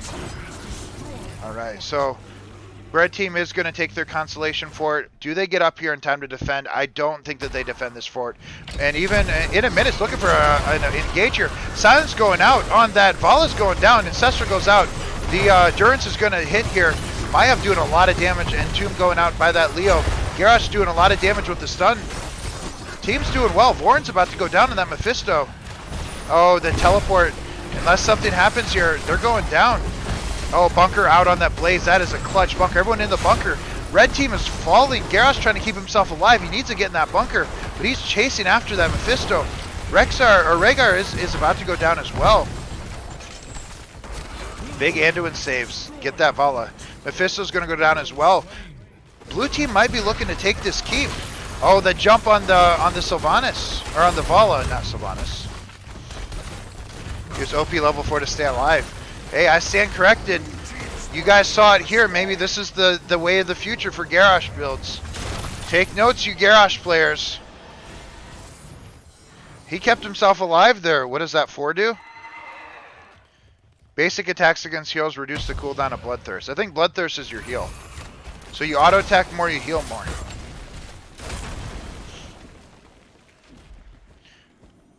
Yeah, I mean, if it works, I guess. We don't know what their plan is. They're opting to not think they need the Unstoppable because of the Anduin pull, I guess. I mean, you get more heal, and you can rely on your healer to keep you alive through the stuns. I could see value in it. I don't play Garrosh enough, but can't argue with the results. So in a minute, it's going to be looking for level 16 here. Much like last game, they want to more or less turtle their way to 16 at this point. Looking to get XP and avoid team fights if they can is going to be their best alternative, or their best opportunity. If they're stunning Garrosh, they don't stun it. It's true. Alright, so in a minute is halfway to level 16. They're looking for a pick here. Again, they want to be careful. Red team should be looking for a fight, but on the flip side of this coin, red team's being too passive. They're sitting around here just waiting for level 16. Like if I'm hydrated homies right now, I'm looking for a fight. I'm checking bushes. I'm hoping I catch them in there. You let them get 16 and then pick a fight. That's going to put you even further behind. Against Sylvanas, you lose a keep if you lose some picks. But level 16 is online for in a minute. Now they're going to be looking for a fight. Hydrate. We got you. We hydrated for you. All right, so level 16. I guess maybe hydrated homies is just looking for 16 themselves. But unfortunately, that might cost them this fort. Looking for a fight right here. Leonhardt getting collapsed on here. Getting queued by the Garrosh. Does have his Unstoppable. It's going to be Endurance thrown out. They're taking a fight down 16. Ancestral out on Leonhardt. Oh, that's going to be Leo going down to that Wailing Arrow. That's going to be a Nubrak going out. Blue team does lose Jaina, but is staying alive. And Anduin doing a really good job of keeping everybody alive. But like I said, they picked a fight. They waited for level 16. They waited for in a minute to be 16, and then they picked a team fight. They had the opportunity to pick that team fight before, and they didn't take it. They waited for the enemy team to be level 16 to pick that fight. That was a big misstep there. All right, what are we looking at here? All right, so now that 16 isn't on the horizon, Nubrak is going to be resident soon. Both teams do have 16, so this is going to be their opportunity to do it. Unfortunately, do they get alive in time for it to matter? Mephisto has landed some really good durances, but we're stretching. Mephisto has landed some good durances, but is it going to make a difference here? They're looking for a fight here. 9 kills to 4 in favor of in a minute. Mephisto's going to be looking for endurance here. Leonhardt walks in, immediately uses his E to go out. No Unstoppable on that Garrosh. Oh, I think they have Bunker. That's part of their way around it as well. Blaze Jet Propulsion out. Jaina Blizzard taunt in there. Nubrak and Leo are going to go down. Mephisto's going to hit that Durance, but it does not matter. Blaze Jet Propulsion out again. Red team is falling. Mephisto going to go down. That is going to be an insane combo. That Jaina Blizzard into the Jet Propulsion, into the Light Bomb. What a money combo by the blue team. They're going to be looking to pick up this objective and end the game. That was a really, really good taunt. All right, they are opting to have to back up, and Blaze is going to clear top lane. Jaina is going to clear mid lane as well. Team staying alive. They're staying alive. They're keeping their hopes and dreams alive in this tournament. Level 18 to 17, 20 going to be on the horizon for them. They have 3 dead. If they get picks on these 2 here, they might be able to end the game. Nubrak and Leo and Mephisto aren't going to be doing a ton here. Leo is going to get that bait on the Immortal, trying to bait it over the wall. Blaze is well, Blaze I think was getting health, but yeah. And people are using the bunker as well. I think Blaze back for mana maybe? But yeah. In a minute, keeping their dreams alive. We got a series on our hands, guys. Is that how you spell Africa? That's how I spell it. Blaze was on a camp. Oh, really? Oh, no. All right, so in a minute's looking to take this camp, keeping pressure up. At this point in time, in a minute does need to just kind of turtle their way to level 20. Much like the level 16 dynamic, Hydrated Homies needs to fight right now. They don't need to wait for level 20. They have to fight right now. If they wait for in a minute to get to 20 and they pick a fight after that, they're likely going to lose the game. So let's see what they do here. In a minute is kind of just turtling their way to 20, taking these camps. If I'm Hydrated Homies here, I'm going for this fort. I'm invading this camp. I'm not letting them get 20 on their own. They're very dehydrated. They need to look for a team fight here. I think they're waiting for a pick. But are they going to get it, though? Level 20 is just a sliver away for in a minute. And they're top lane as well. I think they're going to posture for this top keep. Top keep is open, mid keep is open, bot keep is open. They can go anywhere they want with level 20. With Sylvanas to disable these structures, level 20 is on the online for in a minute. Jaina can help with that, true. She can help with that any day. All right, so level 20 is online for in a minute. It's like they're looking for a fight. They're waiting for the enemy team to have level 20 to pick a fight. This is not how you should be playing this. I'm very worried about Hydrated Homies here. They needed to pick a fight before 20 and they didn't. They're going to pick a fight here, and if they lose here, they're going to lose the game. All right, Blaze sitting in this bush. Anubrak posturing to try to do something.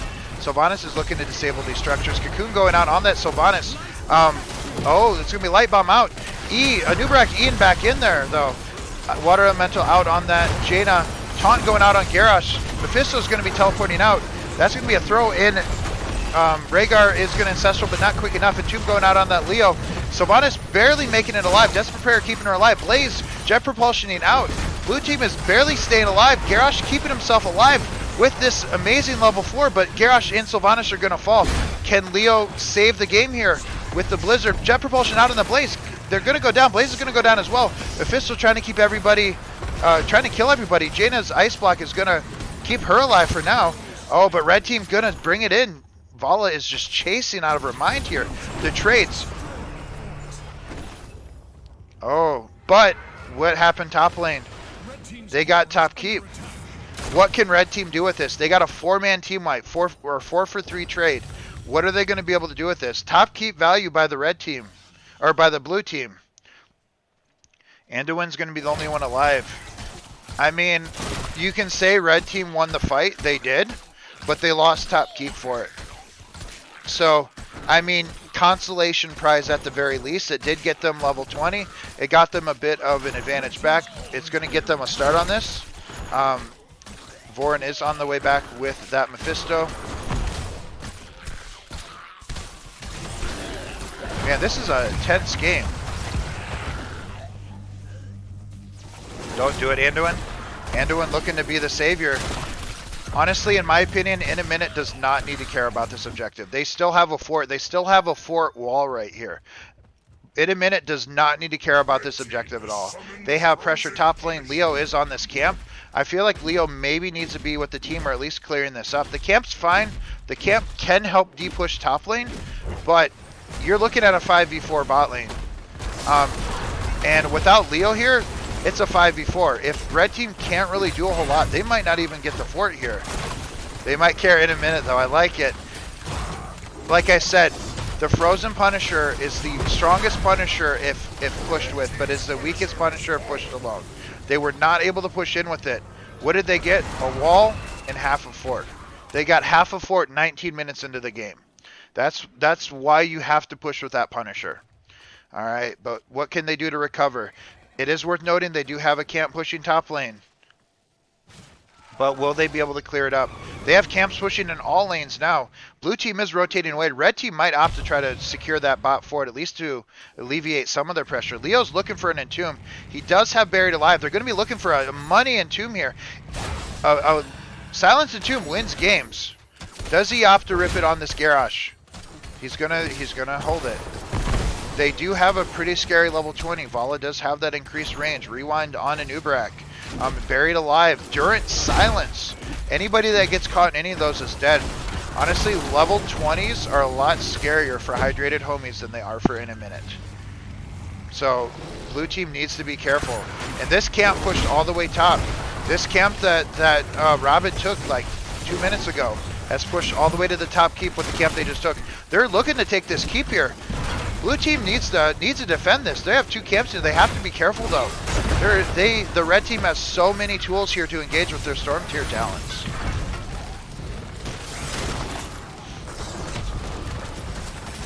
The cooldown is lower than the pull? Of what? Of the Induin pull? They barely saved their keep there though. I feel like if in hindsight, if they had known, they would have maybe went to secure it. Entomb, yeah.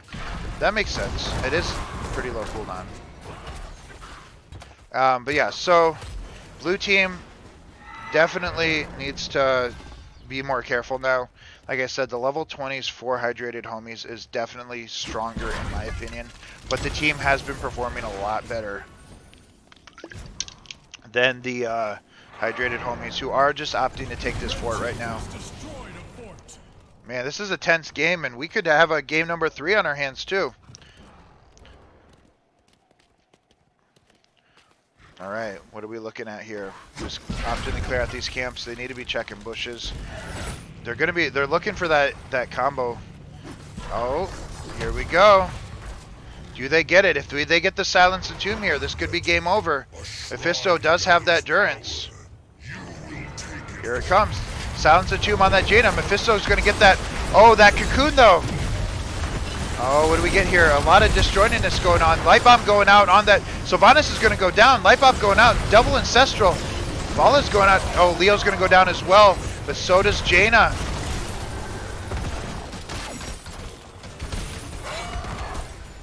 Honestly, they did lose both of their damage dealers. Hydrated homies bringing it back home here. They've weathered the storm of in a minute. All right, so hydrated homie's going to be looking to take this. Honestly, losing Leo is probably the one character that it's okay to lose at this point in the game. XP doesn't matter as much anymore, so losing Leo gets you that free vision, and you got 2 kills off of it, so it's worth it. The unfortunate part here, this is a Mortar Punisher that's going to be going into the core. There are 3 catapults building on core that Leo might have to back up and beat, or and clear up. He got the double pull talent. Yeah, double Ds. This might be over in a minute. Just Robin, it's fine. Not if he uses one.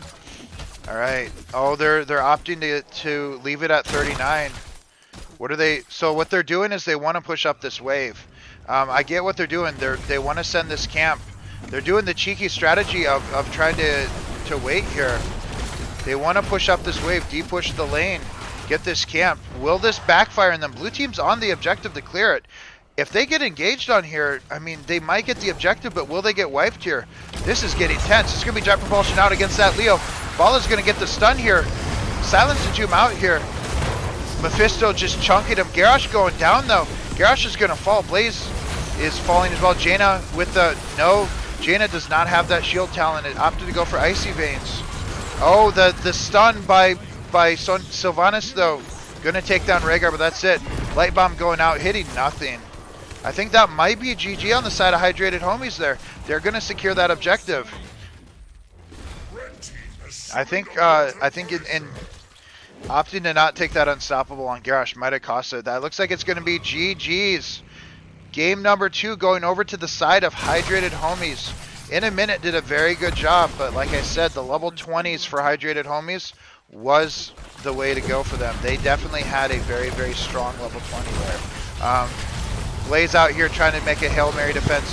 Unfortunately, it is not going to be enough, but hey, game number 2 going over to the side of Hydrated Homies, progressing on to, or advancing on to day number 2.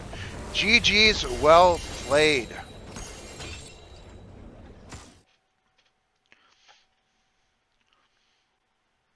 What a game. My heart's been pounding so much today. Holy crap. Whew. They did it. All right. That is going to be it. Congratulations to Hydrated Homies. That last game was a lot. In a minute, could have very easily taken that game.